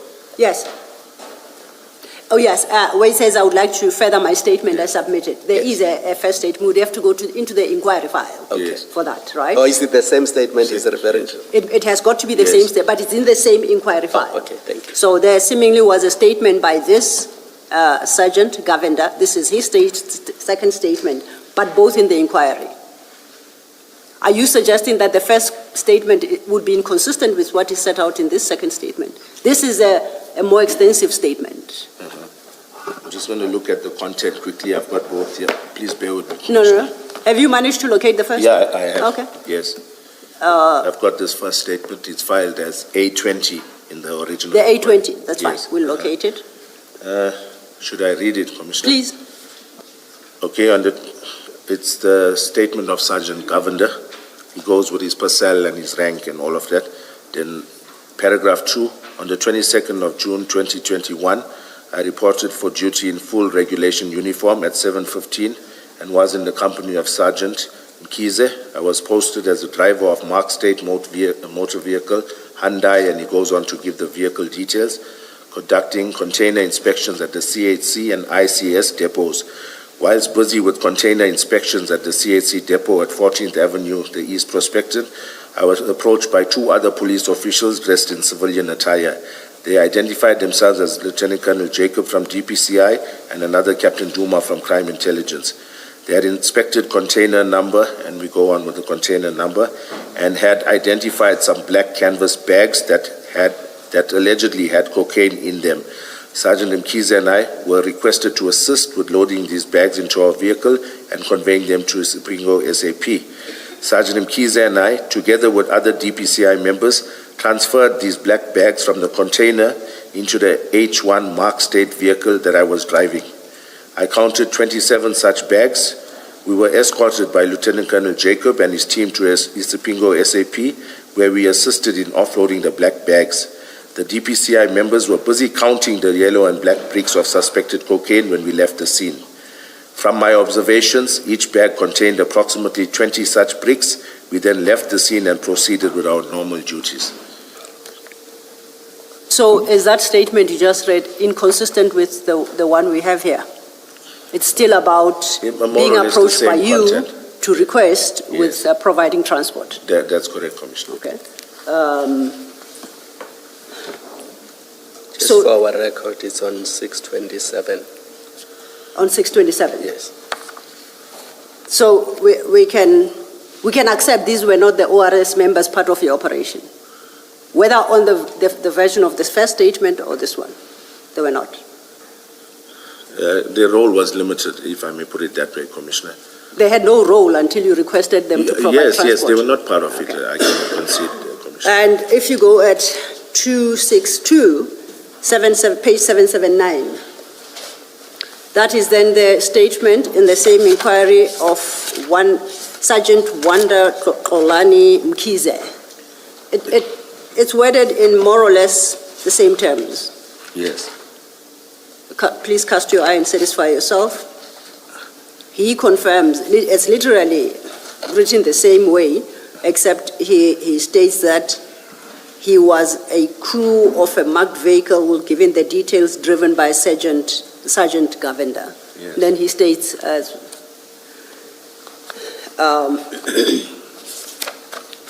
so then the commissioners can accept we are at a point where we know in this operation there were no customs officials. You never contacted any and there were none at the scene. May I comment to that? Say that again? May I make a comment? Absolutely, please do. Okay. There's no obligation on the police to include customs on any operation, or not more especially, on a drug operation. There's no obligation on the police to call customs out. Our mandate is to deal with transnational drug trafficking, drug consignments coming through harbors, national key points. So there's no obligation on us to call customs out. And just for the record, I'm not imposing any obligation. I'm just clarifying as to who was at the scene. Yes, customs was not there. We will get to the obligation. As we understand it, when these containers are at the depot, they haven't cleared customs. Do you have a different understanding? No, I don't. You know that... In fact, I'm not 100% clear on that, to be honest, but you may proceed, Commissioner.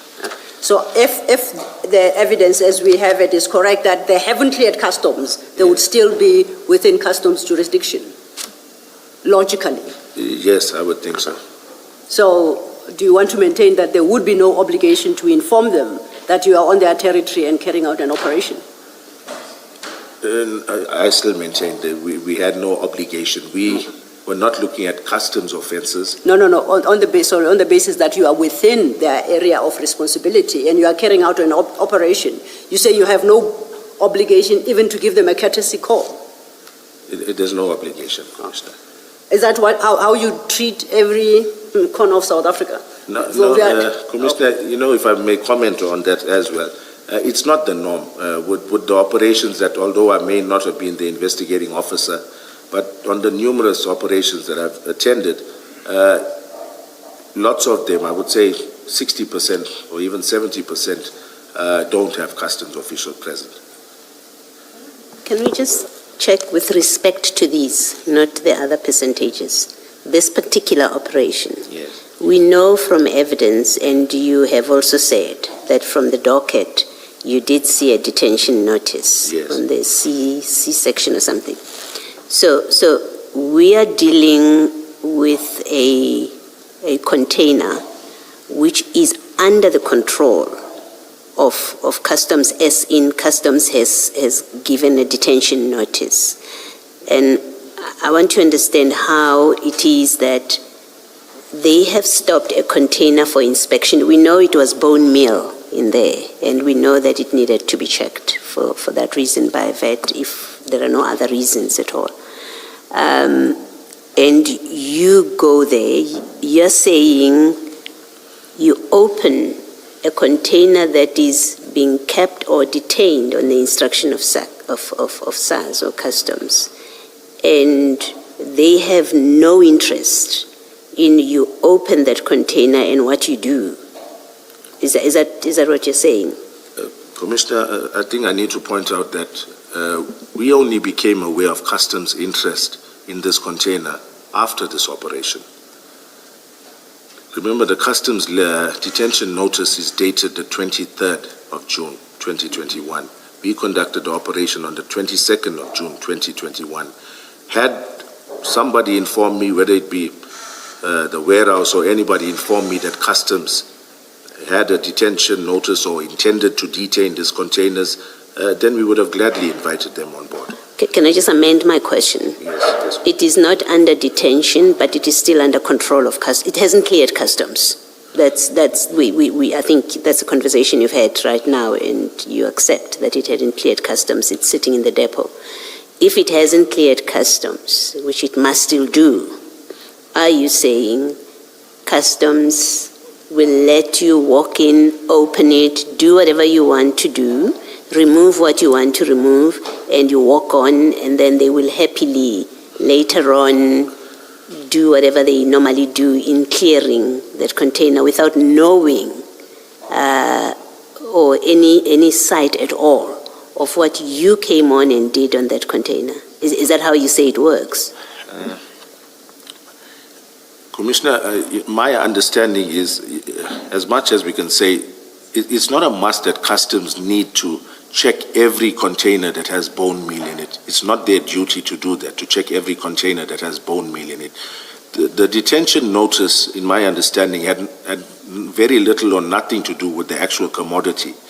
The person whose duty it is to view that commodity or make sure it meets the required standards is the State Vet, Department of Agriculture. So customs, in my opinion, or in my understanding, once it had left the harbor, it went to a depot. The next step in that whole process was, I think the State Vet would have come through and inspected to make sure all is in order. However, to me, it was going to be transported. The next step was it was going to reach its consignee. I'm not aware of customs checking every consignment of bone meal just by virtue of it being... Well, the evidence that we have received, if I understood it correctly, it is that because it is bone meal, it necessarily falls in the category of things that must be checked. They cannot come into the country without checking. Yes. So I'm asking you the question, and our understanding was it is customs that flags it for it to be parked so that it can be checked for that purpose. And really the essence of my question is, someone else, another agency has an interest in this, and you know it's bone meal. You do. So another agency has an interest in it. Are you saying the manner in which things operate, it's such that you can come in, open it up, do whatever you do in the absence of that other party, agency, that other state agency, which has an interest in the container. And then you move on, and in their good time, they'll come and do their whatever they do with it without any insight into what you did. And then later on, as we know it happened here, you are the one that comes back to release it, to say to the clearing agent, this can go. I'm just trying to make sense of that way of operating. Yes. Okay, I hear you, Commissioner, and I hope I'm not laboring on the wrong point, excuse me. But what I'm trying to get at is, we were only aware of this customs detention notice after our search. The detention notice, when I looked through the inquiry, is dated the 23rd of June. So at the time of us conducting this search or inspection of the container, at that stage, none of us knew that customs had an interest in this container. Also understood that ORS would know, because the communication, as this consignment is coming, the communication would eventually land at ORS, and ORS will inform whoever it informs. That's how I've understood that. So through ORS, there would have been communication on the system that this consignment is coming, and this is flagged for reason A, B, C, D. Is that not your understanding of how it works? That's difficult for me to answer, Commissioner, but I would say that in not all cases that we've encountered, customs and SAPS on the same page. To give you an example practically, it sometimes happens that it clashes, like SAPS is interested in a certain container, and then you learn that customs is also now interested. And it's only at the 11th hour when both parties are now interested to go inspect it. So I don't want to mislead the Commission, but I'm saying I don't think there's any system in place, or if there was, Border Police did not tell us, the warehouse manager did not tell us, so I'm saying to the Well, Commission, Border Police couldn't tell you because you didn't speak to them. You didn't involve them at all. So they couldn't have told you. the Border Police is Sergeant Mkize, and No, Sergeant Mkize is your left. He's not, Yes. he plays no other role than to give you transport, because suddenly you find you have 27 bags to transport. Let's not make his role any bigger than that. He tells us in his statement. yes. Yes. Commissioner, So he couldn't have said to you that, no, you know what, this container has been flagged for inspection by ORS. He couldn't have told you that. Yes. Commissioner, if I may, if I look at the Governor's statement, it's page 777, right?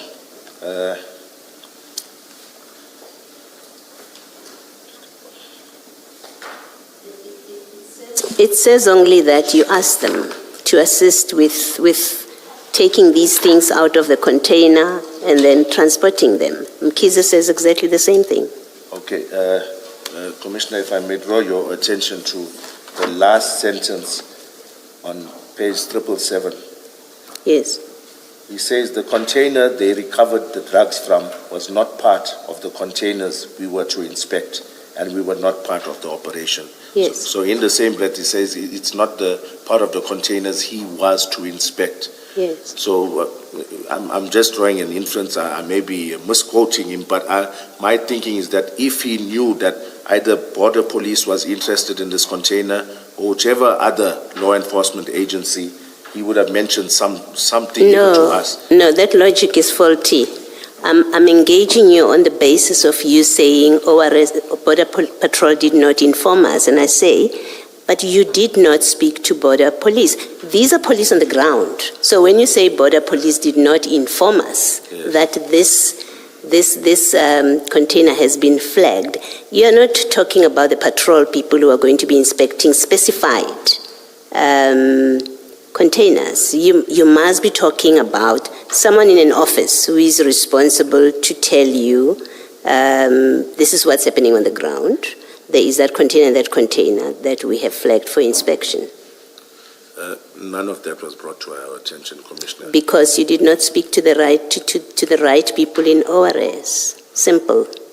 But, You didn't call the commander, the border commander. I think, in fact, this in this ORS process, we have learned that the intelligence gets the information, intelligence speaks to the ORS commander, informs them, and then you guys go on to operationalize what is happening. So when you say ORS did not inform us, I'm picking a problem with you that you want to equate Mkhize and Govender as, well, we did speak to ORS, they didn't tell us anything. No, When in not fact that. all they were was transport. Yes. Thank you. Thank you, Commissioner. So, at the end, where we land is the only people who were present in this operation were the DPCI members led by yourself and Captain Duma from Crime Intelligence. Would I be? And warehouse staff. And warehouse staff, absolutely. Yes, that's and that right. is Ms. Pillay. Not only Ms. Pillay, some other warehouse staff as well. That the manager was Ms. Pillay. Yes, that's correct. Now, in your experience, you have done drug busts before, particularly at the port, and I take it that the port is a point of entry of goods for commerce. Yes. You accept that? Yes. At which point, must you engage the owner of the container? Because the container is carrying, I will take it, valuable commercial commodity. In your experience, is it necessary to tell the owner that we are about to break your seal? Or you break the seal and you tell them afterwards? No, by experience, you need to inform either the clearing agent or the consignee, but basically the person who's responsible for that container needs to be aware that it is going to be such. And who was that person in this instance? In this You recall the clearing agent or the consignee? At that point in time, the clearing agent was the custodian of that said container, and I took Captain Duma's word that, yes, he had phoned the relevant parties, and now he had spoken to the warehouse manager, and when we did arrive there, she was familiar with what, we expected of her. So in my mind, Commissioners, it was a consensual or voluntary search that was agreed upon. So you didn't consider yourself, you're about to break a seal Yes. of a private cargo. You did not consider yourself duty-bound to at least satisfy yourself that you had the requisite authorization from the owner of the container? No, I didn't go to that Why extent. not? I took it for granted that the warehouse manager was around assisting us, aware of what was happening, and Captain Duma further indicated that he had spoken to the transporter and the clearing agent. So to me, all parties that had an interest or were possible custodians of this container were aware and had given consent to such. And what if Captain Duma was misleading you deliberately because he knew that you will take responsibility for breaking that seal? Did you ever consider that as a possibility? His job is to provide the intelligence. He testified here yesterday to be present when that seal is broken and the container opened and to satisfy himself whether his intelligence was correct. Beyond that, he's got absolutely no role. So you take full responsibility for that container. Yes, I didn't go to any further or make further inquiries to ensure that his version of events was correct. I did not. You are aware that the clearing agent said they were never informed, engaged with, and they only learned of the seal being broken, the container being broken into after the fact, on the 23rd of June. Commissioner, it's only when watching the commission that I became aware of that, and I want to explain why. During the course of this investigation, I eventually obtained statements from the transporter, the clearing agent, the consignee, all of them. And none of them, even this from Mega Freight, the representative that came through on the 1st of July, none of them expressed any dissatisfaction with the container being opened. At no stage did any one of them. In fact, they were grateful that the police had intercepted this rather than it reaching one of their companies or their company name being tarnished because it was found on their premises. So none of them voiced any displeasure at our search. I'm not interested in particular in whether or not they voiced a displeasure. I'm interested in whether you knew who the authorized person for that container was, and your investigation diary would seem to suggest you knew. You knew it was Mr. Flowerday of Megafreight. You reflect that.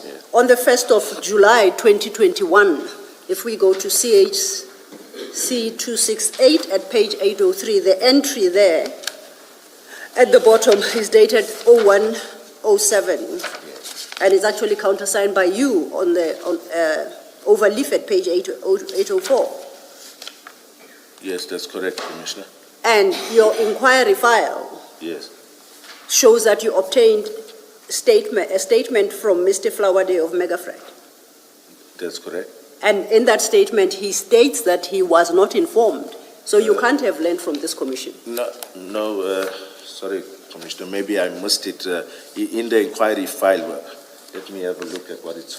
I'll give you a reference for Okay. Mr. Flowerday's statement. If you go to CJC 244.25, that will be page 654. It's there.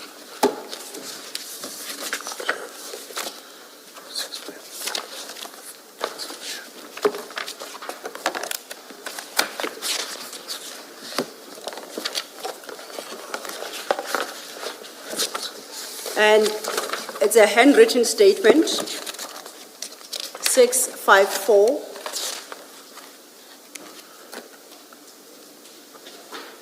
That at 656 is dated 27 October 2025. That's his second statement.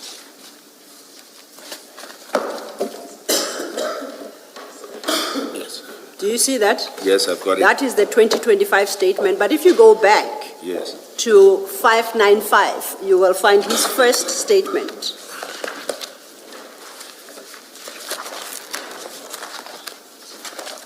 Apokeselo, we sat until late yesterday. Bear with us Okay. when you move. Commissioner, if it's any consolation to you, I sat with you till late yesterday. I apologize. The point I'm making is there are two statements. Yes. The one statement is the one at 654. That is a 2025 statement. Yes. But if you look at that statement, it says at paragraph 3, I would like to further my statement I submitted on previous occasion. That's at 654. Yes. So then we have to go find the first statement. And I'm saying the first statement is at page 595. Yes. You have located that. I've got it, Commissioner. And this is undated, unfortunately. No, it's dated May 2022 at 14:45. Okay. You see that? 595, Commissioner. 595. Yes. Overleaf at 596, that's where you find the date. Okay. Yes. Okay. Yeah, I've seen. Now, you were aware of Mr. Flowerday of Megafreight by the existence of that human being by the 1st of July 2021. Yes, that's correct, Commissioner. What did he tell you about this operation and the breaking of that seal? He never voiced any dissatisfaction. He came through with laborers to unpack the rest of the container, so at no stage was I aware of his displeasure at our inspection. Why do you insist on displeasure? I mean, okay, you call them, I think earlier you called them role players. Is he not an important role player? You just said that's one of the entities you must obtain permission from. I would have assumed that Yes. when you conduct your inquiry, you at least would satisfy yourself that there's been compliance in that regard, because you tell us that thus far you have just simply relied on what Captain Duma told you. Yes, I did rely on that, Commissioner. Yeah, now, by 1st of July, Yes. you know the responsible person from Megafreight. Yes. Why did you not obtain a statement from him? I'm going to just check quickly, Commissioner, if I did eventually.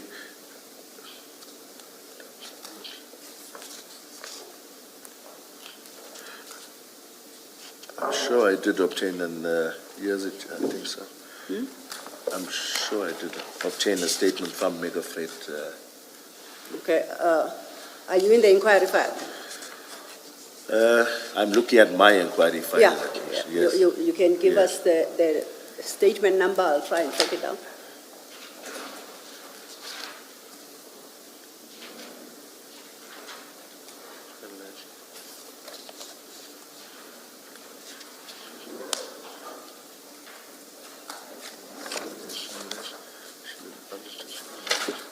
Sure, it's here. No, I see. There's a whole lot of liaison between myself and Mega Freight. I see. There's a whole lot of liaison. I say one of my entries. She indicated that it would be finalized, meaning the statement, and couriered to our office by 21st of the 12th. Prior to that, I said made numerous calls to her. The person from Mega Freight agreed that the affidavit would be finalized by 1500. There's a whole lot of diary entries, but I don't seem to have got a final statement there. I didn't get it. Okay, we'll try and see if there was a statement then before this one that we have. But what we have at 595 at the last paragraph, Yes, that is Mr. Flowerday's statement. yes. It reads, in this matter, I was not informed of the container inspection on the 22nd of June 2021, the day the drugs was seized as CHC container depot. I only received the instruction to attend inspection on 23rd day of June 2021. That was not your instruction. You didn't have an inspection on the 23rd, did you? No. Not on the 23rd, Commissioner. So the operation of the 22nd, he was not involved or informed of it. Yes, I see that. You see that? Yes, I do. Is that a concern? Yes, it is a concern. I was of the impression that all the entities were informed accordingly. Can I just ask, Yes, why should the clearing and forwarding agent be informed that you're going to be opening their container? They are the custodians or the ones that basically take responsibility on behalf of the consignee from the time it had left the country of origin. So it's only proper that they are made aware and either give consent. We've had lots of cases because the clearing agent is not based anywhere close to Durban. You would get them sometimes giving you authority to just search or other times sending a representative. So in this case, I didn't do my due diligence, Commissioner. You didn't do what you should have done, which was you as the person in charge should have satisfied yourself Yes, I should. that the clearing agent has agreed to this. Yes, Commissioner. Okay. And I think, thank you, Commissioner Baloy. The answer to that question, actually, Mr. Flowerday gives us still at page 595. Yes. And it's consistent with what you say. We are at paragraph 3, that big paragraph that starts with my duties will also, you see where I'm reading? Yes, I can Okay, see. now if you go to the bottom, third line from the bottom of that paragraph, it says, under no circumstances the officials will break the container seal without me being present, as I will be representing the client who's the owner of the shipment in the container. The official will either call for unpacking of the container or grant tailboard exam without unpacking, whatever that may be. But the key thing here is under no circumstances must it be opened in his absence. Yes, I see that, Commissioner. If you go to the next paragraph, midway, that would be the third sentence of that paragraph, says after then it is opened and inspected, the container will be resealed with a new seal. I, Flowerday, will then prepare the inspection report and invoice the clearing agent. So it would seem that besides being the owner, there is an inspection report that must be completed. You see that? Yes, I see that. Do you have a challenge with that suggestion that there is a requirement for a clearing report, an inspection report, rather? Yes, I was not aware that it's something that was required, Commissioner. Do you, as the DPCI, have a requirement that an inspection report be compiled? No, that's not one of our criteria. Oh, that's not something that's adhered to at all times. At all times? Yes. So you adhere to it sometimes? It's in cases where the the clearing agent has a representative to send over. There are other times where they just grant you permission as long as the warehouse supervisor is present. No, my question is slightly different. I think I'm interested in the notion of an inspection report. You as the DPCI, when you go opening containers at the harbor, Yes. do you have a requirement to have an inspection report compiled? I would like to believe that the purpose of that document is to at least explain your conduct. Yes. Is there no such requirement for DPCI members? I have not come across it, Commissioner. I have not. You're not. Is there a requirement? Isn't there? It looks like that when I read this, but I haven't come across it. I don't know what it even looks like, this inspection report. Are you aware that the ORS at the harbour has that requirement? And in this regard, I would like to refer you to CJC 246.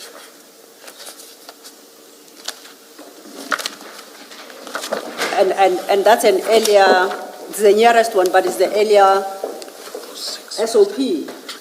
But I believe you did say that you have some experience in searching containers at the harbour. Yes. So, if you go to paragraph 7.2 of CJC, did I say 246? Yeah. 249.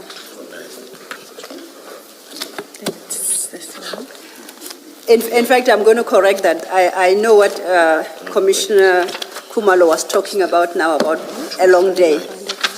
It's the ORS, the ORS SOP. That will be CJC 255. 255.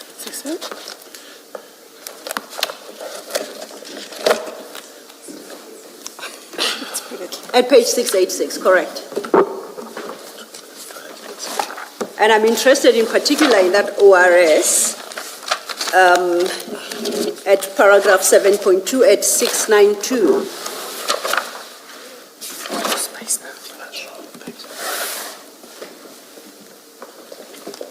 You see that? Yes, I can. And that ORS tells me of the formality associated with inspection of these containers, at least insofar as ORS Durban Harbour is concerned. If you look at paragraph 7.2, and I'll just extract a few points here, at bullet point 2. So the depot inspection team will receive the police stop inspections, right?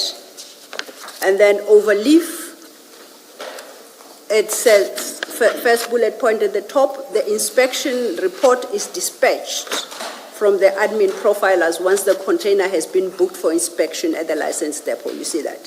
Sorry, Commissioner, I lost you there. We're looking at page? We started at page 690, Okay. and I've turned over leaf at 691. Yes. The very first bullet point at the top. Yes, I see it now. All right. And then that's the one that says an inspection report is dispatched.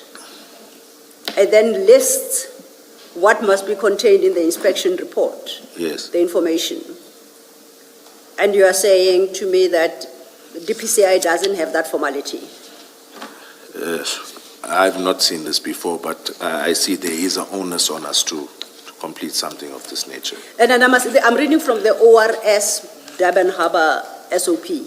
I want to know whether DPCI has got similar formal processes, or do you just ride roughshod? I've never seen this inspection report.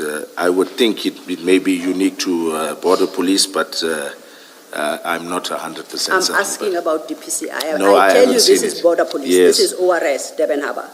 And I'm reading their SOP. All I'm trying to determine is, do you have anything similar? Are you this formalized? No, or we do you don't. just ride roughshod over these No, we don't operations? have this type. But if I may add, if I look at all of this that's required on this inspection report, Yes. we do have all of this on hand. What do you have? In the inquiry, there's an inquiry number, there's a member in charge of the inquiry, there's a container number, there would be a size of the container, what was the container stop for, narcotics, the risk factor, the commodity declared, and the place of examination. And where is that information captured? All that information? I'm saying it wasn't captured at that No, stage. you say you have it. Yeah. Where does DPCI capture all this information? It At would be- ORS in Durban Harbour, they capture it in an inspection report. Where do you capture it? Our inquiry would carry all of this information. Doesn't answer my question, Colonel. Where do you capture, in what No, document? we If I don't were have to a- talk, my apologies, Yeah. if I were to talk to say Brigadier Newton at the Durban Harbour, if it is an ORS-led or inspection, I would ask for the inspection report. But if it is a DPCI-led operation, and I speak to your final boss, what do I ask for? To obtain that very information that you say you have Yes. already. What's the document I ask for? Is there one to ask for in the first place? No, there's no There document. isn't. Yes, So it's information that is there, but it's scattered all over. that's correct. Okay. Can I just follow up on this? So, except for the investigation diary, and assuming for purposes of what I'm putting to you now, that it is an accurate, it contains an accurate contemporaneous notes or reflection of what happened on the dates that are claimed to have recorded this. Except for that, it seems to me about this operation in particular, that there is in fact no other record of what happened at the scene. And the scene being where you found these drugs. Aside from the affidavits of various The individuals. affidavits are much later. Yeah. You see, we're having a discussion here. You're having a discussion with the evidence leader about an inspection report. And in 7.2, it is clear in 7.2 that this is a document, or this information is completed during the inspection, right? It tells you inspection is to be conducted within these hours, and then you must then record all of these things. That's at least how I read it. And I'm asking you that in this particular operation, all we have is that investigation diary. We have nothing that is the equivalent of this kind of inspection report. You are correct, Commissioner. I am correct. Yes. Thank you. Advocate Silo, can I just follow up? Colonel, this document, the SOP, Standard Operating Procedures, you say you've never seen this before. I've never. And this one, we can accept that it belongs to ORS, Operational Response Services.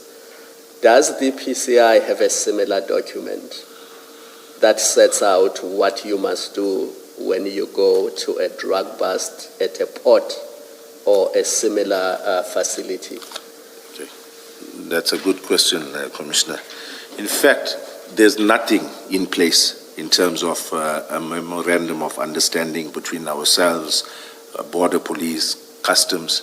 So we did sit around the table, I would think, maybe 1 year ago.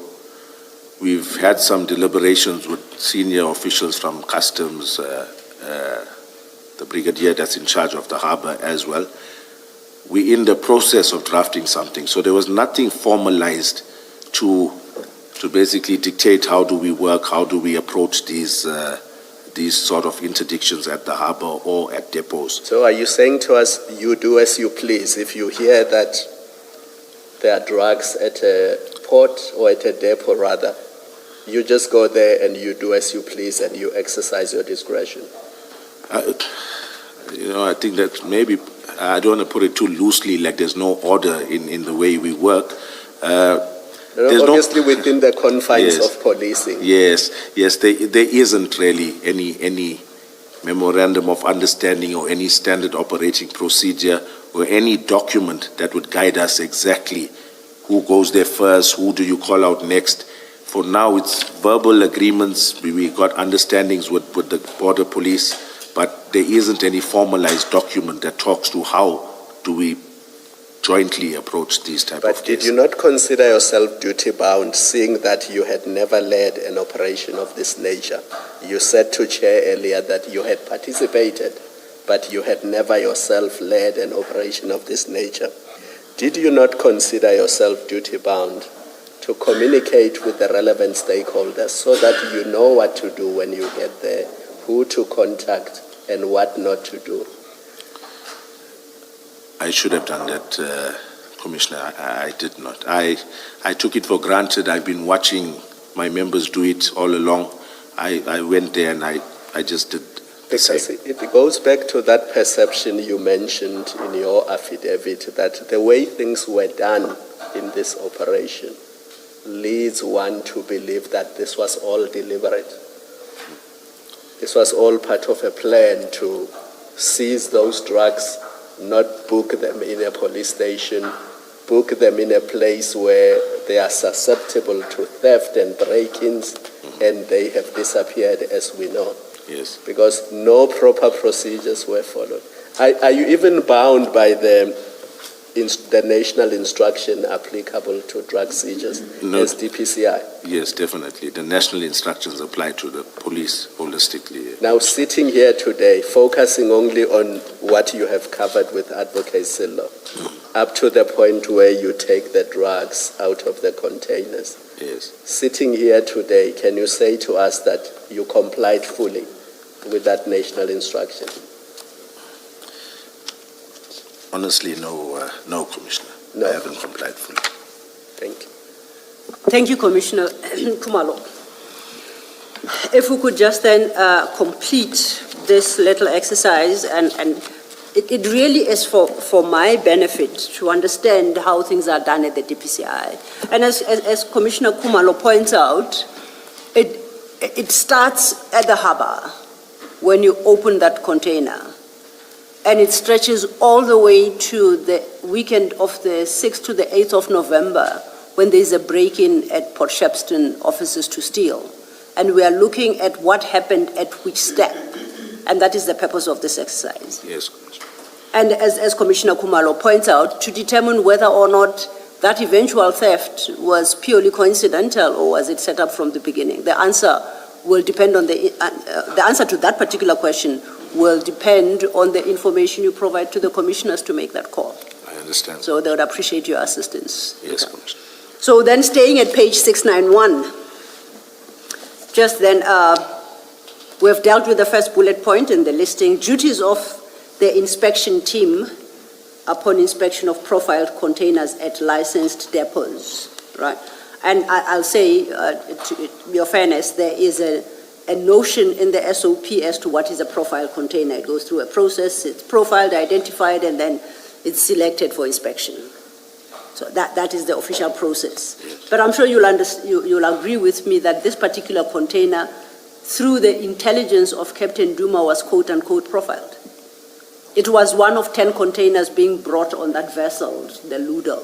Yes. You are aware of that? Yes, I'm aware. And it is the only container that you were directed to search. Yes, that's correct. Would you accept then, therefore, it was ICE? And I put that in quotation marks, it was profiled.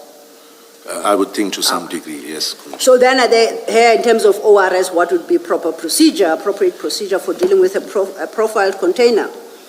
If you go to the fifth bullet point, at ORS, they say, amongst other things, the type of inspection conducted must be endorsed in the inspection report.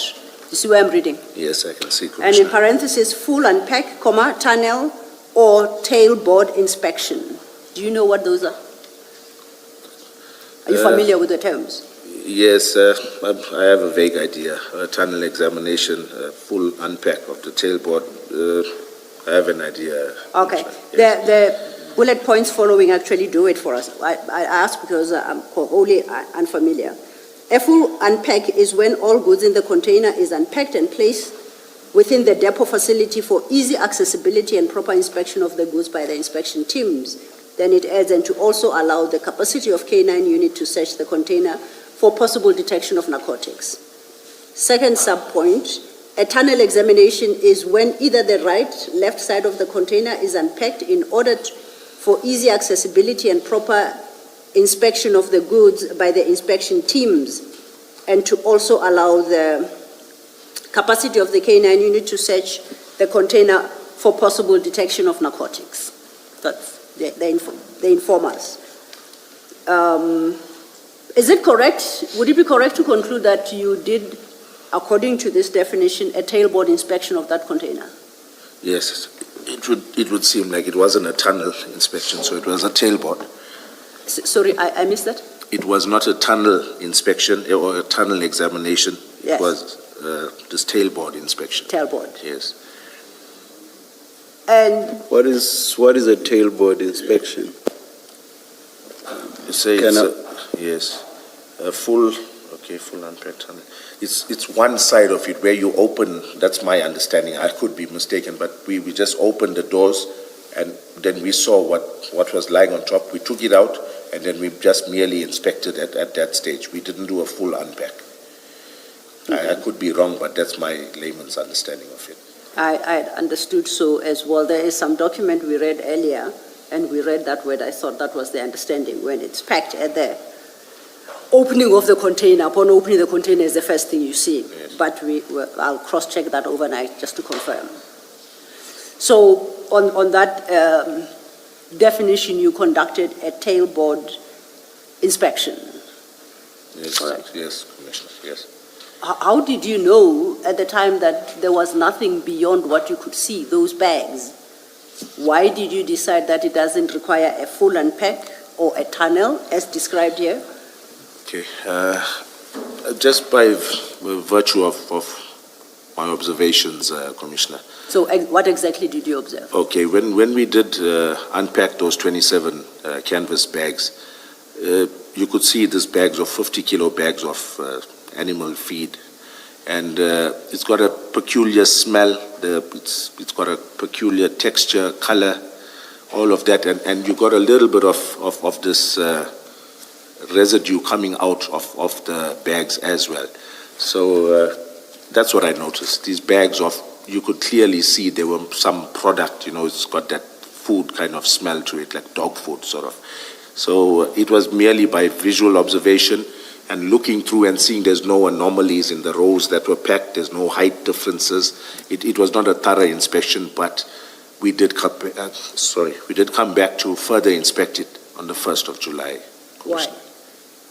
Why did you go back on the 1st of July? For the purpose of being thorough, to make sure that nothing further was there, also to release this container to the intended consignee. What I don't understand is why did you not find the need on the 22nd of June to be that thorough? Why did you have this brainwave a week later? Okay. Commissioner, if you look at it, it was 5,395 50-kilogram bags. But that you discover only after you unpacked. No, we had the packing list, Commissioner, so we were aware. Sorry if I may say, but you didn't know that on the 22nd of June, did you? We had the packing list, we Still? did know it, yes, yes, Commissioner. So you were already aware of the number of bags, you just decided you are not doing that unpacking today, you're going to take what you found when you opened the container, seal the container, and you're off, you'll come back on another day. Was that like the approach you adopted for the day? Yes, but may I clarify? Okay, absolutely. Okay. The moving of such a volume of bags, despite what other witnesses may have said here, no warehouse is going to just let you utilize their staff for how many hours when it doesn't benefit them really. So the onus is up to, like, I'll give you an example. When it comes to counterfeit goods, you get the brand attorneys, the brand agents that come through with laborers that they employ for this specific purpose.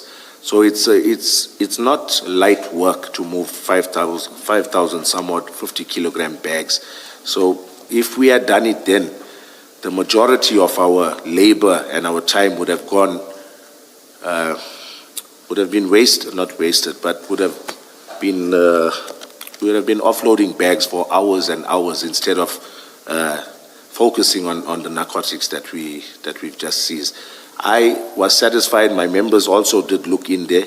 We sealed the container. So in my mind, we had, and generally rip-on, rip-off works like that, Commissioner. In my experience, what you see in the front of the container, 10 out of 10 times it was what was in the container. So yes, I did not do a proper, thorough unpack or inspection of the rest of the container. I didn't do it at that stage. You've just said something that I find quite startling. You say that no warehouse is going to allow you to, I'll paraphrase, search in the manner in which you want to, if it is not to their benefit. Is that last part that I want to focus on, and there I'm not paraphrasing, those are your words. Yes. If it is not to their benefit. Okay, maybe my choice of word, Chair, was not correct. My point was... And I say that's startling because I cannot see how crime detection could or is to depend on the benefit of the warehouse. My apologies, Chair. It's not benefit. The point I was trying to make is that the depots are not forthcoming with laborers if you want to do a full unpack, especially when it comes to voluminous commodities like we did have here. So you need to get your own laborers, you need to get your own manpower to unpack.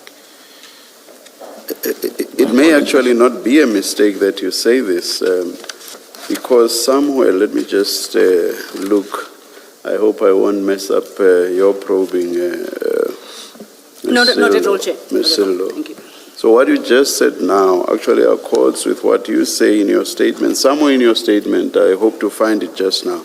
Somewhere in your statement, you say that you did not want to prejudice the depot, basically, the operations of the depot. Yes. So that actually ties in with what you said now about the benefit of the warehouse. This you say in paragraph 21 of your statement. Do you want to go there?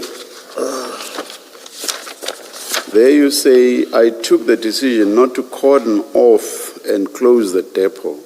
I did not want to prejudice the company by closing them down for the rest of the day, as they were not suspects in the matter. So it actually ties in with your statement about the benefit of what you call now the warehouse. I think so you were actually not making a mistake when we spoke about the benefit of the warehouse. it was just a wrong choice of. But have you had a look at the first two sentences of paragraph 21? Please do so now. Yes, your statement prepared for the commission. Yes. But do you see that the two are basically similar in substance? Yes, I noticed that, sir. So you should accept when I say to you that when you spoke about the benefit of the warehouse, you are not making a mistake. This is something that's in your head, which is why you would have it in your statement in paragraph 21. It can't be a mistake. You can't repeat the same mistake. I didn't, that was not my intention when I said benefit. I mean, when you prepare a written statement, you sit down, you think it through, and then you put, it's no longer pen to paper now, it's clicking keys on your iPad, laptop, or whatever. So you can't talk about a mistake in paragraph 21, can you? Yes, no, this is not a mistake. Yeah. Now you've just accepted that this ties in with what you said about the benefit to the warehouse. You remember you just accepted that now. Yes. So if it's not a mistake in paragraph 21, it can't be a mistake when you said it here. Can it be? May I be allowed the to... The two basically say the same thing. Yes. So you can't say the one, which is what you just said now, is a mistake. But this one in paragraph 21 is not a mistake. May I comment to this? Yes, Chair? yes. Okay, I think the point I'm trying to drive through, Chair, is that not every company has the manpower to spare or to do it efficiently enough, especially with the movement of over 5,000 50-kilogram bags. So that was just my point, that they're not too keen on doing it as well, so that's what I was trying to drive, that is why we didn't do it at that point. We know that normally for this type of unpack, you need to be prepared with your own laborers. So I did not intend that way, but I was mindful, and then in the same breath, I'd say I was mindful, especially at this stage when it came to paragraph 21, about closing this company off for the rest of the day. Yes, I was mindful of that. I will engage you further. It's just that I do not want to disturb Ms. Silo's probing. Chair, you may proceed, otherwise we will pick it up again tomorrow, but it's not disturbing my flow at all. Oh, thank you. Do you accept that the optimal way to perform the search and work the crime scene was to do that at location? Do you accept that? Yes, That is where the container was? I accept it, Chair. Or at the most, to just remove it where it was, because you say there was a container this side and another container this side. Maybe to just move it even before opening it to where there would be enough space for you to do a proper cordoning off, Yes. correct?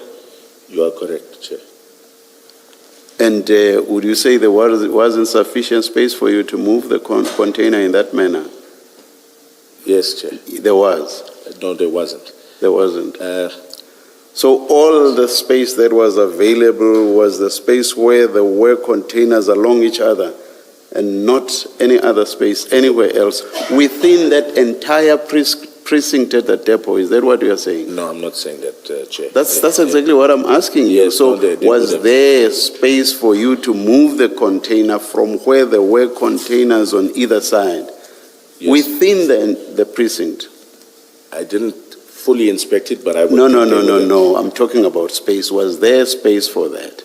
I would think so. So you could have moved the container. Yes. And Chair. then you would have had enough space to cordon off that area where you had moved it to. Yes. Not so. Yes. Now you've accepted that the optimal thing for you to do was to do it at location. And now you've just admitted or accepted also that you could have moved it to have enough space to cordon off so that you are not obstructed by containers on either side. So you've accepted that as well. And now you've said, or rather, and you inspect, search, conduct the operation on location, not for the sake of it. You do not do that for the sake of it. There are practical considerations for that, correct? Yes. And for example, there should be no tampering with fingerprints and DNA before the LCRC has checked for these. Is that correct? Yes, that's correct, Chair. Now, here you did not call LCRC. You've said that. Paragraph 7 of your statement of the 23rd of June 2022. Your statement of 22 June 2022. Paragraph 7. Page 648 of Exhibit File 2.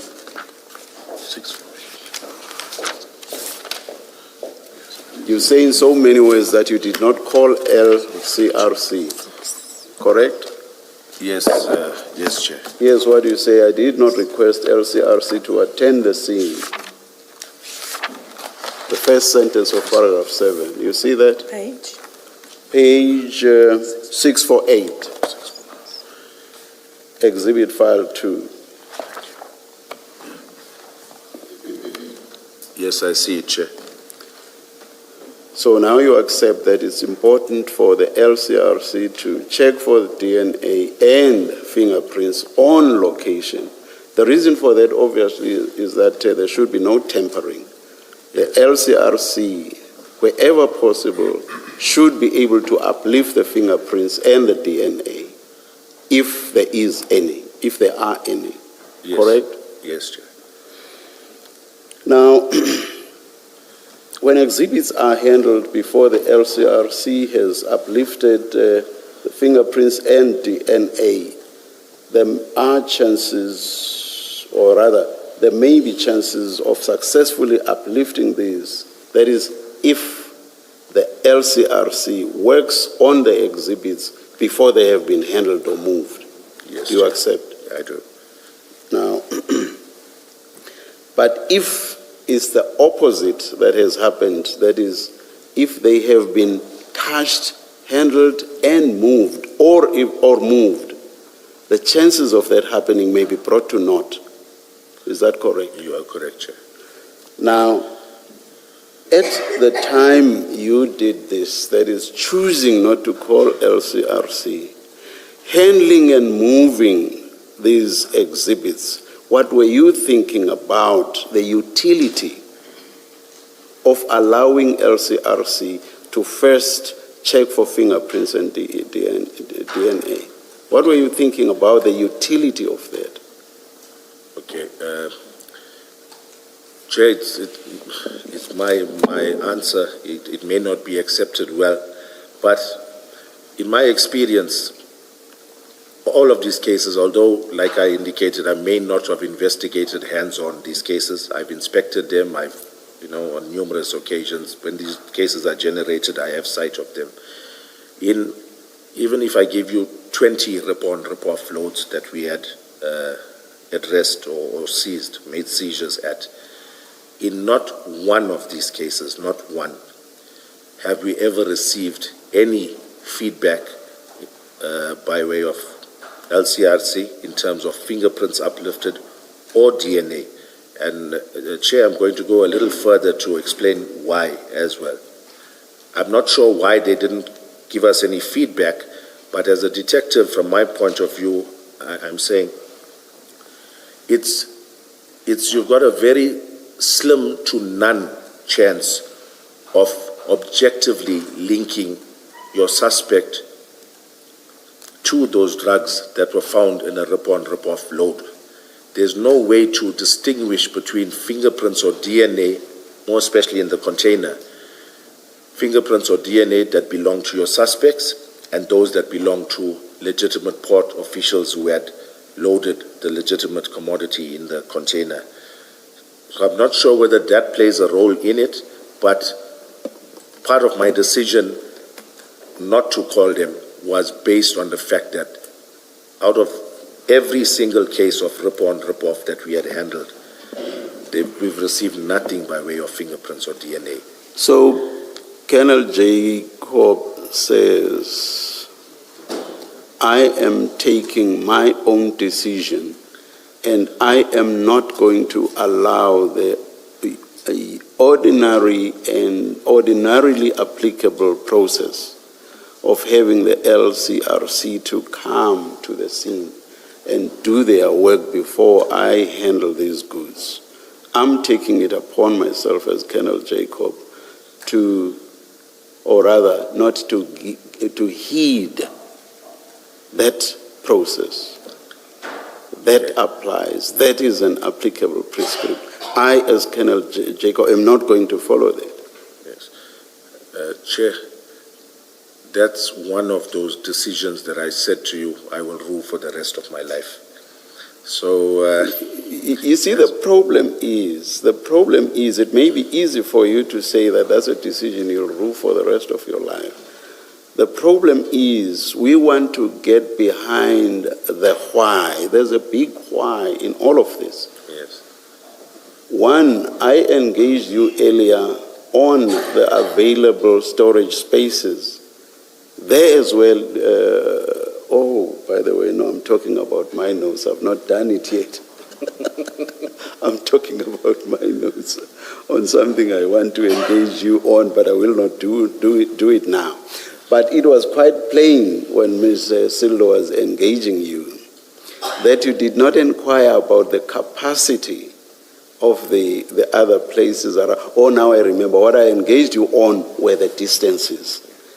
And you accepted when I engaged you that the one police station within Durban was, the furthest was 24 kilometers. Yes. The other 20, another one lesser. Yes. And there as well, you didn't really have an explanation as to why you did not go there. Now again, you don't really have an explanation for not following prescripts. And all you say is it's a decision that you will rule for the rest of your life. Bear in mind that in the end, the cocaine or suspected cocaine gets lost. So the question why is very important in connection with all of these steps where there are decisions that you will live to rue for the rest of your life. Yes, Chair. So the why is very important, and I'm not saying you stole the cocaine, but we're asking all these questions because there's that question of who stole this cocaine. Do you get what I mean? I understand, Chair. Do you want to comment on that?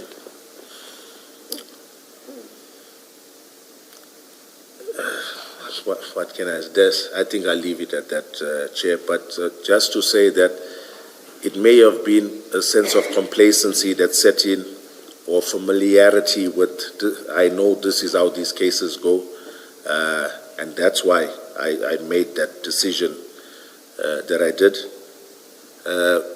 However, I see there's no benefit in taking any shortcuts, and I can see how it does not look good to the Commission. These little... Not the Commission, you. Yes. You. Even for me. Yes. Yes.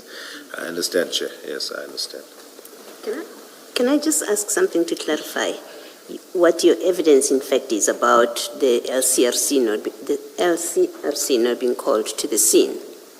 Is your evidence, and I ask this question because, depending on your answer, it has the answers have different consequences.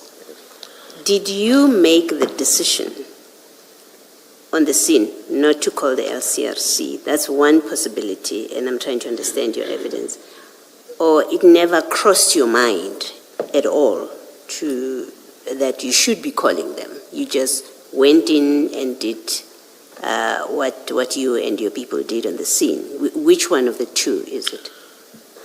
I'll say, Commissioner, I saw them as an investigative aid that at that point in time was not priority, based on the fact that we had recovered this amount of drugs. We didn't have exhibit bags to seal it in. I didn't want to send members out searching every station for exhibit bags. I saw that the police station was 4 kilometers away. Yeah, sorry, my question is different. My question is, did you make a decision to not call the LCRC? It's yes or no. We know for a fact they were not there. And I'm asking you a question of, were they not there because you considered it and you made the decision not to call them? At the scene, yes, I made a decision not to call them, Commissioner. Okay, yes. So you acted in breach of the nation. You made the decision to act in breach of the of the instruction that says you should call the LCRC. You are correct. All right, thank you. Thank you. Chair. It may not be yes. No, please. No, I'm quite aware of the time, and I was saying before the chair orders us to rise for the day, I just wanted to finish off this particular topic with one question. You are aware that we have a scheduled meeting for 15:15, but... Oh, judging by the chair's questions, I thought that meeting was... But a very brief one. No, yes. Thank you. Colonel, if you go to your paragraph 35, and we have spoken about this, it's your return to the depot on the 1st of July. What page number, Commissioner? Your statement now? Yeah. Page 6, paragraph 35. It's the 1st of July, 2021. You are back at the depot with the container.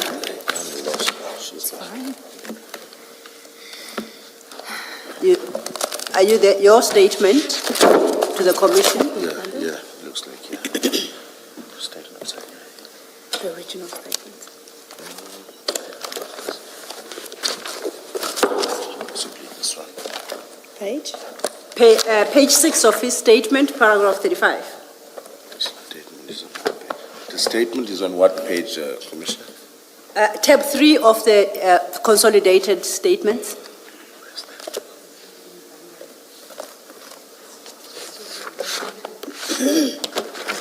This one. Can you read the screen? Maybe read the screen. My eyesight. There's one closer to you. Okay, yes, I can. Okay, and I read out some of it to you. Mm-hmm. You say, on my return from work, I took over the investigation. Bangaze made it known that he was leaving. Then, third line, on 1st July 21, I proceeded to the CHC depot with Mpangas and Sibia.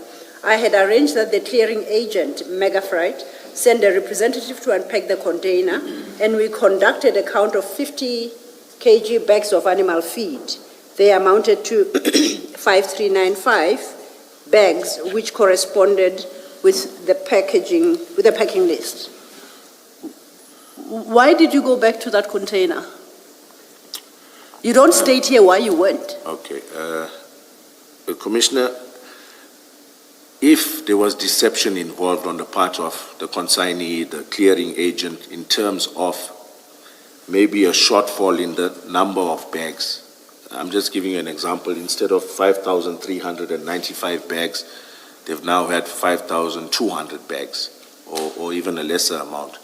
Then it would indicate to me that maybe they had made allowance for the carting of this cocaine to South Africa. So it would have shown that the fact that their packing list does not correspond with what's on or the number of bags does not correspond with what's on the packing list, there is a possibility that they may have knowledge what's in there, because remember, eventually they're going to receive their commodity. And if there's bags short, one would expect them to complain. And no cartel wants your consignee knowing that you used his container to cart drugs in. So that would have given me the impression that it's possible that our clearing agent or our consignee had knowledge about what was in the container. But the fact that their number of bags corresponded with the shipping documentation, the packing list, to me was an indicator that there was no deception on their part. But then the consignee, it's the recipient of the goods. That's correct. But they don't even know, because they haven't had sight of the content of that container, remember?